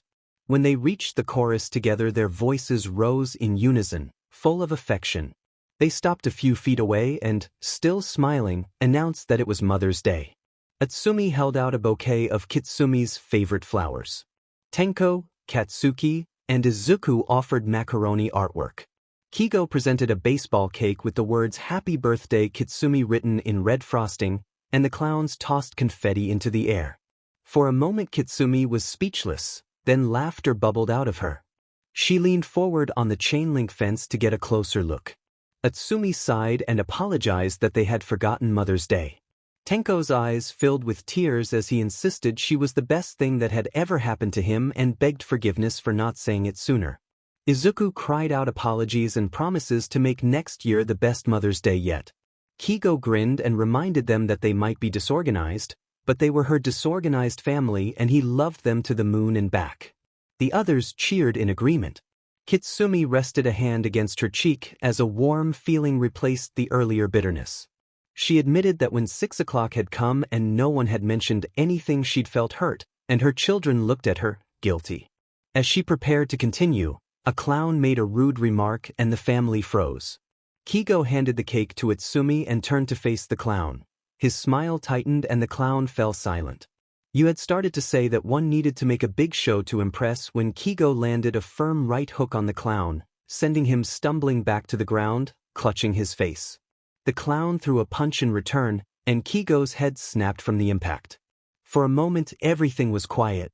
Then chaos erupted. Kigo tackled the rainbow-haired clown to the turf and began trading blows in a frantic, anime-style scuffle, the kids cheering him on as he defended himself. The other two clowns did not stand idly by. The red-haired clown, who looked all too much like a caricature of a fast food mascot, froze in fear, while the purple and gold-haired clown leapt onto Kigo's back and wrapped an arm around his neck in a rough hold. Atsumi screamed, furious, demanding that they not gang up and fight fairly. Before you could finish calling his name, Atsumi had charged across the grass and toppled the clown off Kigo, rolling with him as they struggled and then began trading holds of their own. You watched, stunned, as the third clown finally summoned courage and sprinted away. Tenko and Katsuki had been watching the whole time, ready to react. As the red-haired clown ran, Katsuki and Tenko moved in concert, extending their legs so that the clown tripped and fell. Katsuki ignited small explosions in his hands while Tenko slid off one glove, his expression fierce enough to make the fleeing clown tremble. A green-haired child bit the clown's ankle, stubbornly clinging on. The clown cried out, calling them demons and begging for mercy. Katsuki declared, with anger, that this was what happened to those who messed with their mother. Another voice quickly corrected him, pointing out that the woman in question had been an aunt before she became the other child's mother. Harsh insults flew back and forth, but they remained verbal and heated rather than bloody. The clown pleaded with them to stop biting and to let him go. You took a deep breath and watched the scene in something like slow motion. Kigo had just delivered a heavy strike. Atsumi was pinning the purple and yellow clown in a confident hold. The third clown was trying to flee, but Izuku clung stubbornly to his leg. Katsuki forced him to dodge bursts of controlled fire, and Tenko clung on, restraining him as best he could. This was your family. This was them celebrating Mother's Day. A laugh escaped you, part disbelief, part affection. It was certainly a Mother's Day you knew you would never forget. Later, you finally let yourself relax, wrapped in a cocoon of blankets on the living room couch. You had just dropped Izuku and Tenko off at school, Tenko's first day, and the thought of Tenko having a friend who would look out for Izuku warmed you. You worried about other kids taking advantage of Izuku because he was so kind, but you hoped Tenko would help. You picked up the remote and scrolled through a streaming app, enjoying the thought of a quiet morning until 3 o'clock. It had just turned 8. Toshinori had volunteered to handle pickup duty so you could have the morning to yourself, and you smiled at the memory of Tenko's disgruntled expression at his absence. You wrapped yourself tighter in the blanket and started a favorite show. A knock at the door interrupted you. You paused the show and unwrapped yourself, sensing the chill against your legs as you crossed the room in pajama shorts and t-shirt. You checked the spy hole and found Aizawa on your doorstep. You unlocked the door and moved aside for him to enter, noticing his serious expression as he stepped into the warm apartment. Aizawa said that they needed to talk, his voice taut with uncommon seriousness. You led him inside and asked what the conversation would be about. He answered with 3 simple words. You gestured for him to take a seat. Aizawa complied and looked around the room as he entered, eyes flicking to the new macaroni art you had hung on the wall: an explosion, a heart, and a pair of wings with a small halo above them. Only then did you notice the thin folder in his hands, papers peeking from the edges and a red classified stamp marking the top page. Your heart gave a small, anxious jolt. You closed the door and sat on the large couch while Aizawa took the love seat across from you, the coffee table between you. You attempted to make a light joke about the topic being yourself and that it was your least favorite subject, watching Aizawa set the folder on the darkwood. If he heard your joke, he gave no sign of it. Aizawa asked what your relationship was with the people who had attempted to kidnap you, and your eyes widened at the bluntness of the question. You thought to yourself that he was going straight to the point. You stammered that you did not know any of them, and Aizawa scowled, which only made your anxiety worse. Aizawa then asked why you had wanted to return home instead of going to the hospital when you were kidnapped, and you scoffed at the accusing tone, immediately feeling agitated. You insisted that you had gone home to protect your children. Aizawa asked what you were protecting them from and demanded to know what you were hiding, calling you Midoriya as he pressed the point. You reacted with shock and anger, protesting that you were not hiding anything and demanding to know why he was treating you like a suspect. Aizawa explained that you were under investigation for ties to criminal organizations. The words hit you hard and your face went pale. He detailed that there was a record wiped clean of everything except the last 6 years and that a group of villains seemed to be orchestrating obstruction around you for unknown reasons. He added that all of it centered on a woman who had quickly developed significant connections among top-tier heroes. You ground your teeth at the accusation. Aizawa continued that this same woman had been seen with Tenko Shimura at 3 in the morning in the middle of the city, 15 miles from your home.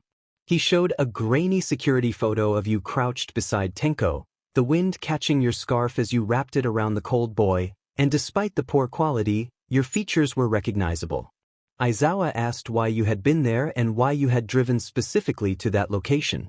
You growled that it had been a coincidence. You could not sleep and had taken a drive, a nail had blown out your tire leaving you stranded, and you had seen Tenko walking unsupervised and checked the situation as any decent person would.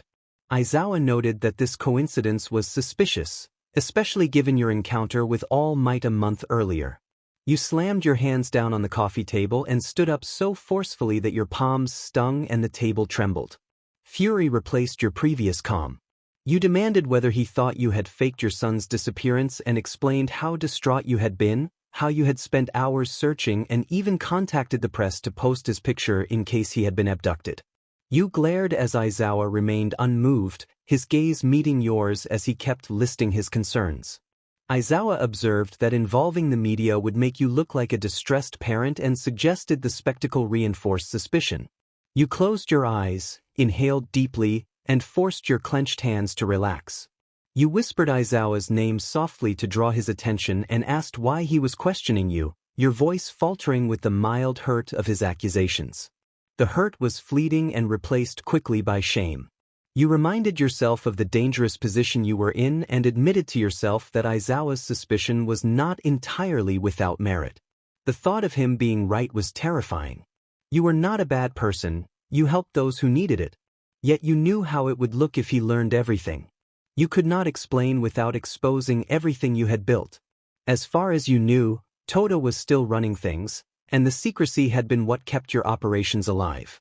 If you were exposed, hundreds could die, and more would suffer because they would avoid legitimate care out of fear.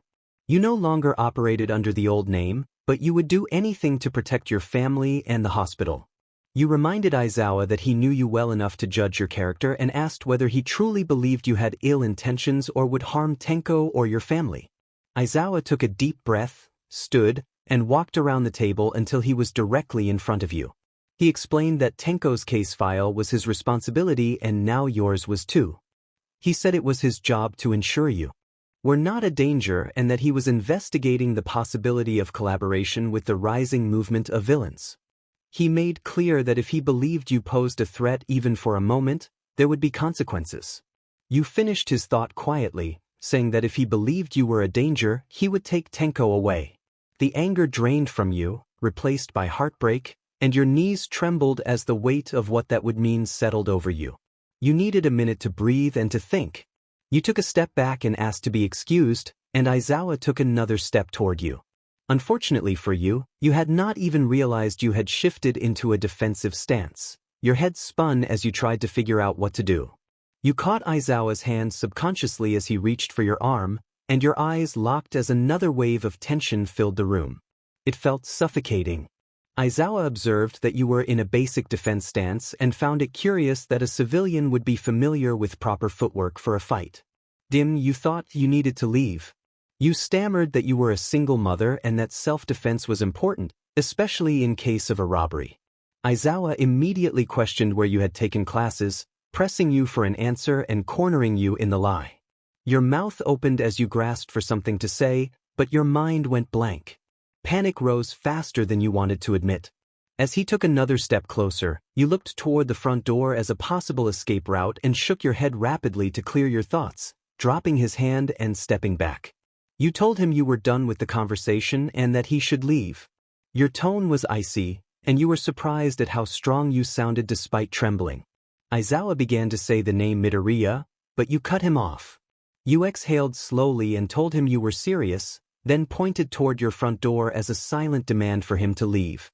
Aizawa attempted to say your first name, but you said no, cutting him off. He briefly called your last name, and terror iced your veins as your heart pounded. For a moment the world seemed to collapse around you, leaving you submerged in fear and helplessness. No, you told yourself. This was not the time. Your body moved before your thoughts could catch up, driven by trembling rage and fear. A warm hand grabbed your arm and pulled you back. The surprise of it only angered you further. You had been so caught up in the flood of thoughts that you almost forgot Aizawa was in your house. You could barely focus as your heart rate spiked and you turned to look at him. Your usual calm demeanor vanished, replaced by a cold, hard glare that left Aizawa tense. The air tightened until every breath felt heavy. Your eyes were dull and cold, and your conviction that you were not who you claimed to be hardened your expression. You whispered a demand for him to let you go. Aizawa tightened his hold. You spoke his name. He tensed, meeting your gaze, and then told you he was not asking. Your body moved on instinct. Aizawa's capture weapon unfurled. The fabric flashed near your cheek and your hair swept back as you pushed away to create distance. You barely had time to process when you dodged an incoming strike, arching backwards and tucking into a backflip that put you back on your feet. You shouted at him, asking what he was doing as he closed the gap again. By now you were backed into the small living room and nearing the kitchen. There was no more space to weave and dodge. Instead of simply defending, you refused to believe that the same man who once rescued people could mean you real harm. His fist came closer and connected with your cheek, sending a sharp sting through your face and spiking your heartbeat. Thinking stopped and your body acted on muscle memory from countless sparring sessions. You dodged another punch to the right, nearly colliding with the couch, and used it to vault and create distance. Aizawa shot his capture fabric at you, but a glint on the coffee table caught your eye. You grabbed the scissors and hid them behind your back, then exposed one wrist for him to take. He took the bait and wrapped the fabric around your wrist and ankles. The sudden pull sent you flying toward him until he hovered you in front of him with a scowl. Before he could respond, you dropped and the scissors sliced through the air as he sidestepped. The blade grazed his cheek as he moved. He shifted away to avoid the weapon and you seized the moment to free yourself. You steadied yourself, clutching the scissors with frantic determination and aiming them in a controlled, threatening manner at his midsection to force him to back off and create breathing room. The motion was precise and intended to end the confrontation without causing permanent harm. The room chilled as tension mounted, and at the sound of him saying your last name you paused.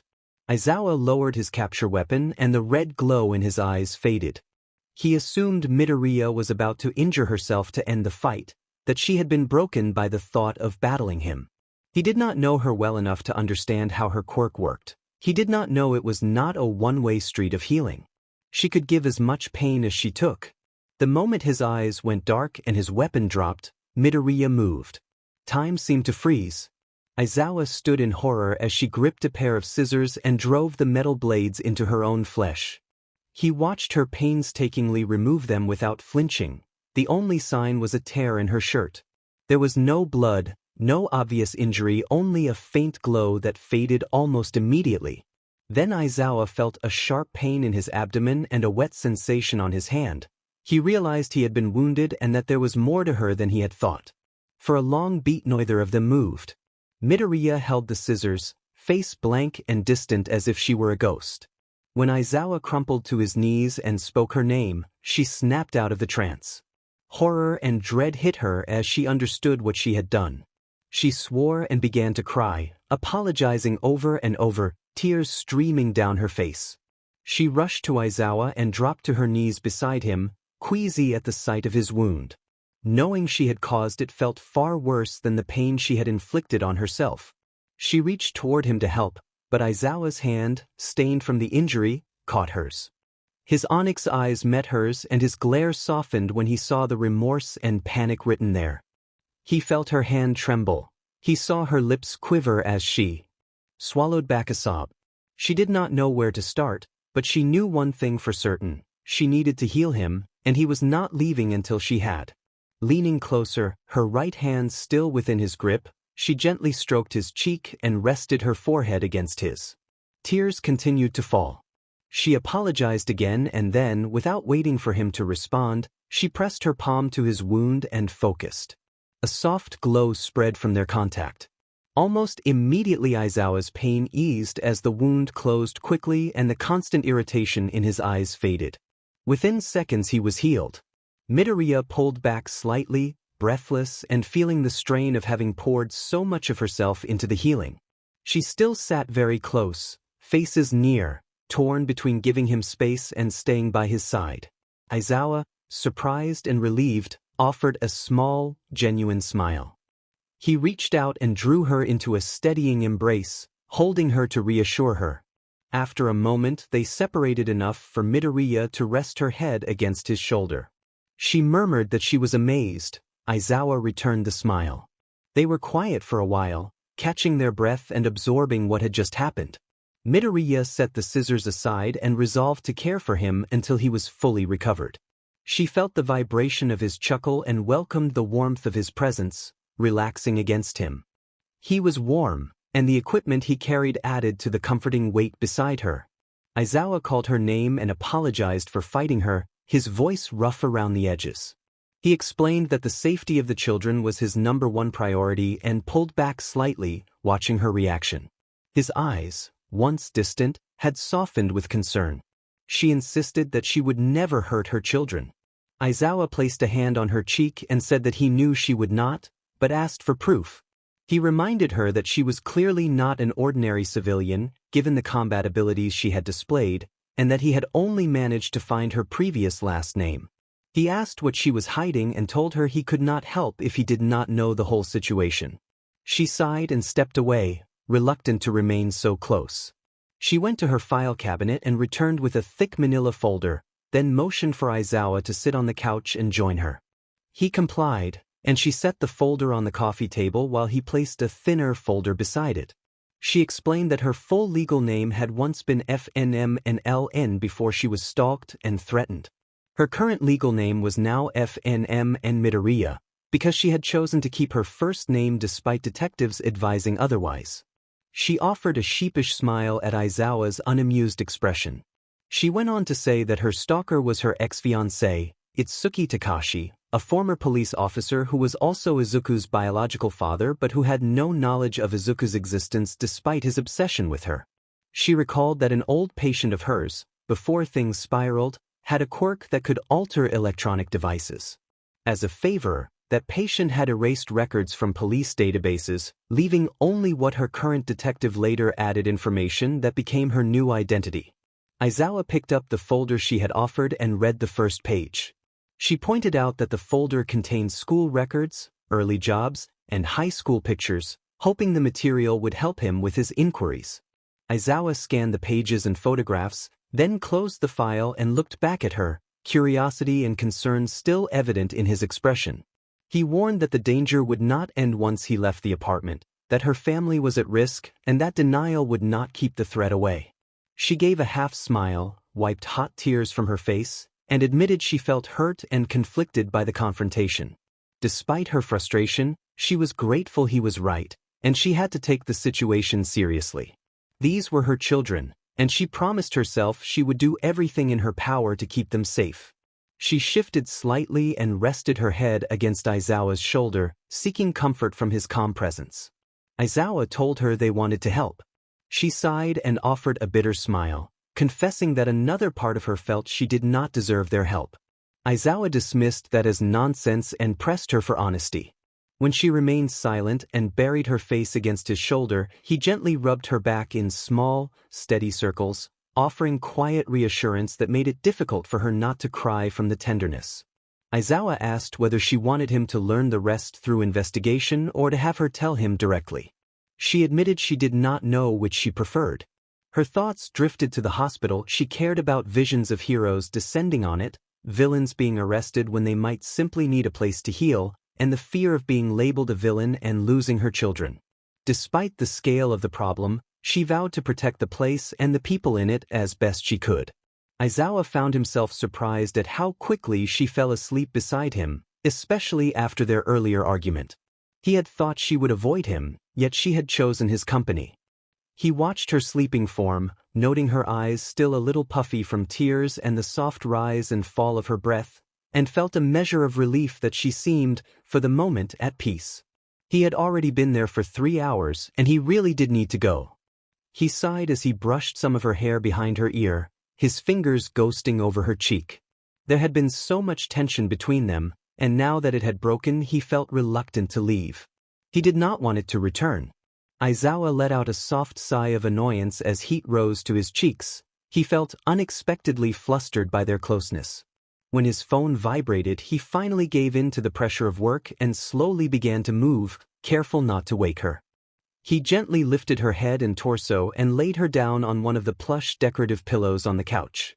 Luckily, she did not wake. After draping a blanket over her, he grabbed both files from the coffee table and stood to leave.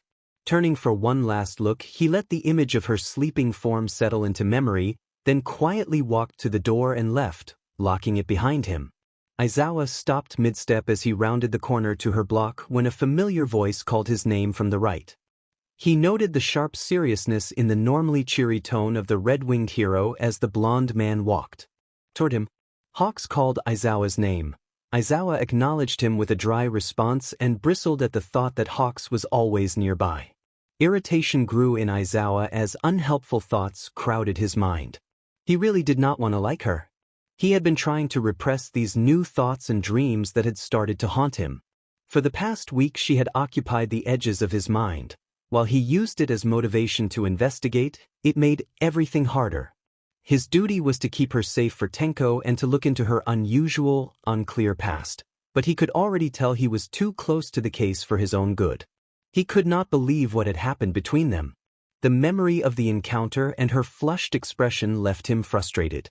His self-control had slipped. He had not expected her reaction, and he wondered what it meant. She was dangerous in a way that both drew him in and alarmed him. He knew how good a mother she was and how genuine she could be. The fact that she could also be so dangerous only complicated things. Who was she really? He wanted to know her past, to be part of her present, and to understand what made her tick. He felt a green sting of jealousy thinking of Hawks. Above all, what hurt most was that even if a chance existed, he could not take it, not when a close friend and respected colleague felt the same way. He worried how he would explain it to Toshinori. Kigo stepped forward and told Aizawa he wanted to be honest. He observed that Aizawa seemed infatuated with her and then admitted that he himself had been in love with her since childhood. Kigo explained that his feelings had been deep and long-standing, that he had been seeking her attention for years, and that he was not going to stop fighting for her. He closed his eyes briefly to steady himself, then made clear that he liked Aizawa as a person and as a hero, and he asked Aizawa to be honest and return the courtesy of his confession. He then asked directly if Aizawa had anything to worry about. The question made Aizawa's heart skip. He thought back over recent events, the moment at the cafe when she had stood in front of his capture equipment to protect Itsumi, the time he had caught her when she was taken, remembering how fragile yet determined she had been despite everything, the night he watched her fall asleep on the couch and how he had helped make her comfortable. Her smile, her tears, her laugh, each image pressed on him. After a long breath, Aizawa met Kigo's gaze and admitted that, yes, there was something to worry about. All Might burst into the classroom after the final bell, making a triumphant entrance and loudly declaring his support for Izuku and Tenko.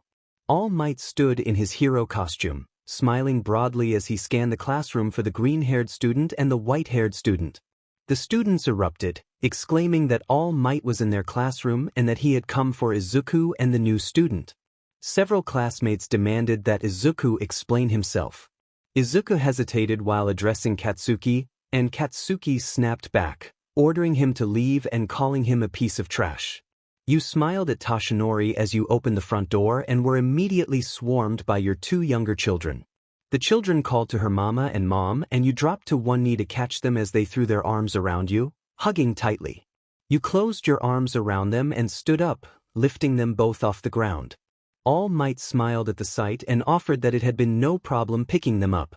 Izuku was delighted, green eyes bright as he told Toshinori how cool it had been to be picked up by a hero and how everyone had been nice.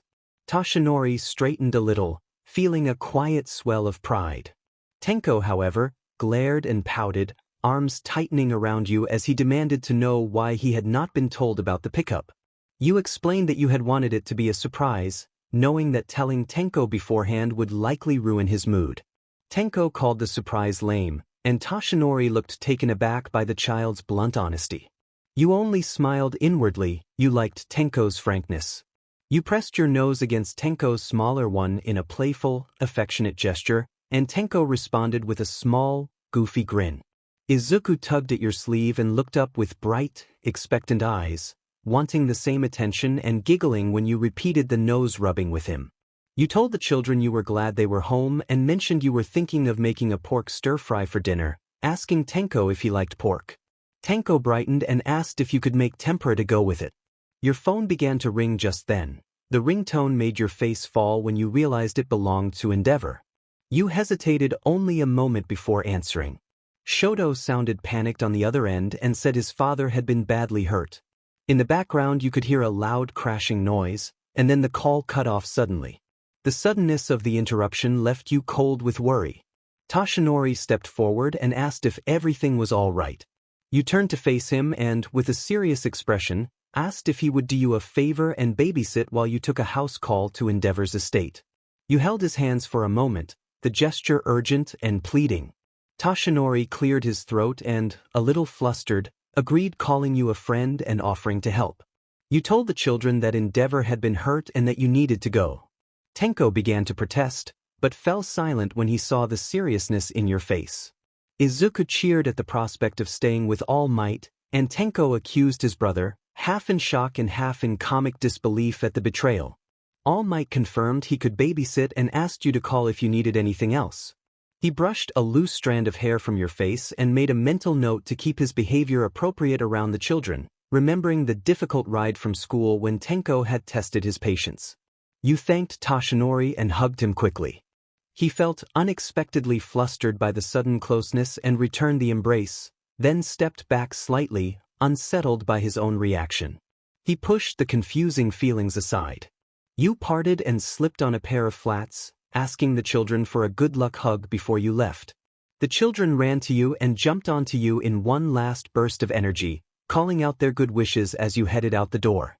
Izuku smiled and told the protagonist he believed in them, offering a brief, reassuring touch on the cheek. Tenko grumbled that they should come back soon and tightened his hold. The protagonist returned the affection with a hand on Tenko's head and a firm hug, releasing him only when satisfied.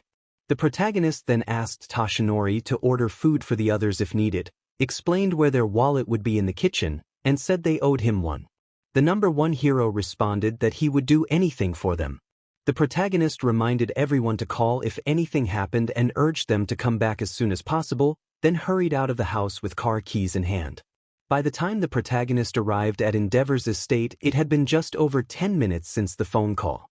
What was normally a 20-minute drive had taken half that due to speeding and shortcuts. The car was parked in front of the ornate iron double gates that guarded the property. It had just turned 5 o'clock and the short winter day threatened to become all but dark. The protagonist wanted to be quick. Daylight felt safer after a previous late-night scare. The protagonist called out at the gate but received no reply.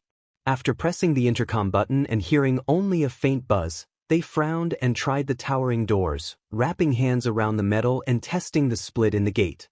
It did not move. Frustration flared as the protagonist scanned the perimeter, knowing a full walk-around would cost too much time. With determination, they pulled out their phone and dialed Kigo while heading back to the car and opening the trunk. Kigo did not pick up, so the protagonist left a message explaining they might be walking into a dangerous situation. They said they had a house call to heal Endeavor and suspected the location might be compromised, asked Kigo to text if he could help, and then drove up until the car almost touched the metal gate. Grabbing 2 thick blankets kept for their quirk, they spread them across the sharp spikes on top of the gate and climbed onto the roof of the car to steady themselves. When Kigo still did not answer, the protagonist placed the phone in a pocket and jumped, rolling across the lawn until they came to a stop. After brushing off grass and dust, they called Aizawa. Aizawa answered immediately and asked what was happening. The protagonist explained they were breaking into Endeavor's house on a house call because he was not responding and that the area might be compromised. Aizawa warned them not to go in and then said he would be there in 5 minutes, adding that the police were already on their way and asking Naomasa for a lift. Surprised, the protagonist asked if Aizawa was at a police station, hearing the sound of a closing car door and distant sirens on the line. Aizawa replied that he was resigning from the case and insisted the protagonist focus on staying safe, promising they could talk later. The protagonist felt warmed by his concern and grateful for his reliability.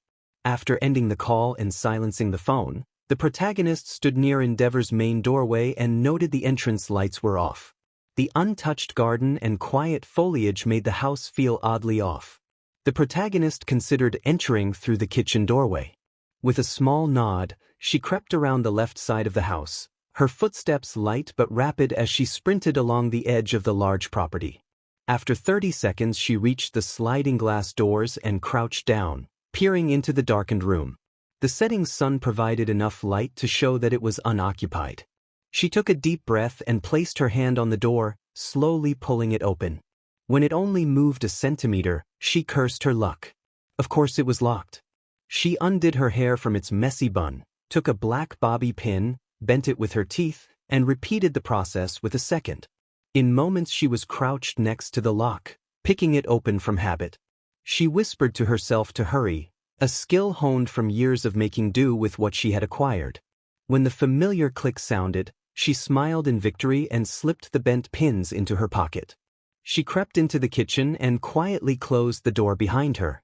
Every step was measured. She kept her weight light as she moved through the kitchen and into the dining room. She blinked rapidly to adjust to the gloom. There were no lights on anywhere. Had someone cut the power? That seemed the most likely explanation. She froze when a loud bang sounded from the floor above, almost directly over her. Her heart leapt, but she changed course toward the staircase. The first few steps revealed shattered glass and overturned furniture scattered across the landing. The glass crackled under her feet as she passed, forcing her to grit her teeth from a mix of annoyance and paranoia. She moved past the debris and returned to her silent approach. Each step up the stairs sent adrenaline through her body, and she paused when she heard hushed voices that were not Endeavor's. She strained to make out the muffled words. One voice was rough and sardonic, another tugged at a memory she couldn't place. The closer she got, the clearer the conversation became. One of the men complained that they had already searched the police station and insisted the contract or whatever they were looking for had to be somewhere in the house. The rougher voice, which she recognized at last as muscular, snarled that he had been ordered on a paper hunt and bristled about being sidelined. Muscular said he wanted to kill someone and threatened Endeavor's child as a twisted form of payback for Mitsu's scheme.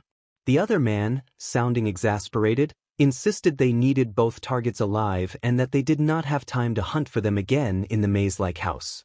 He urged Muscular to hurry and find the contract. She yelped when a sudden sound escaped her lips. Immediately, a hand clamped over her mouth and another wrapped around her waist, pulling her against someone. Endeavor had grabbed her from behind. He warned her not to scream. She managed to stifle the sound and, once he realized she would stay silent, he released her so she could step back and recover. She blurted that he had scared her, then froze as she took in his condition. Endeavor looked battered, his costume torn in places and stained, bruises coloring his exposed skin, one eye swollen shut.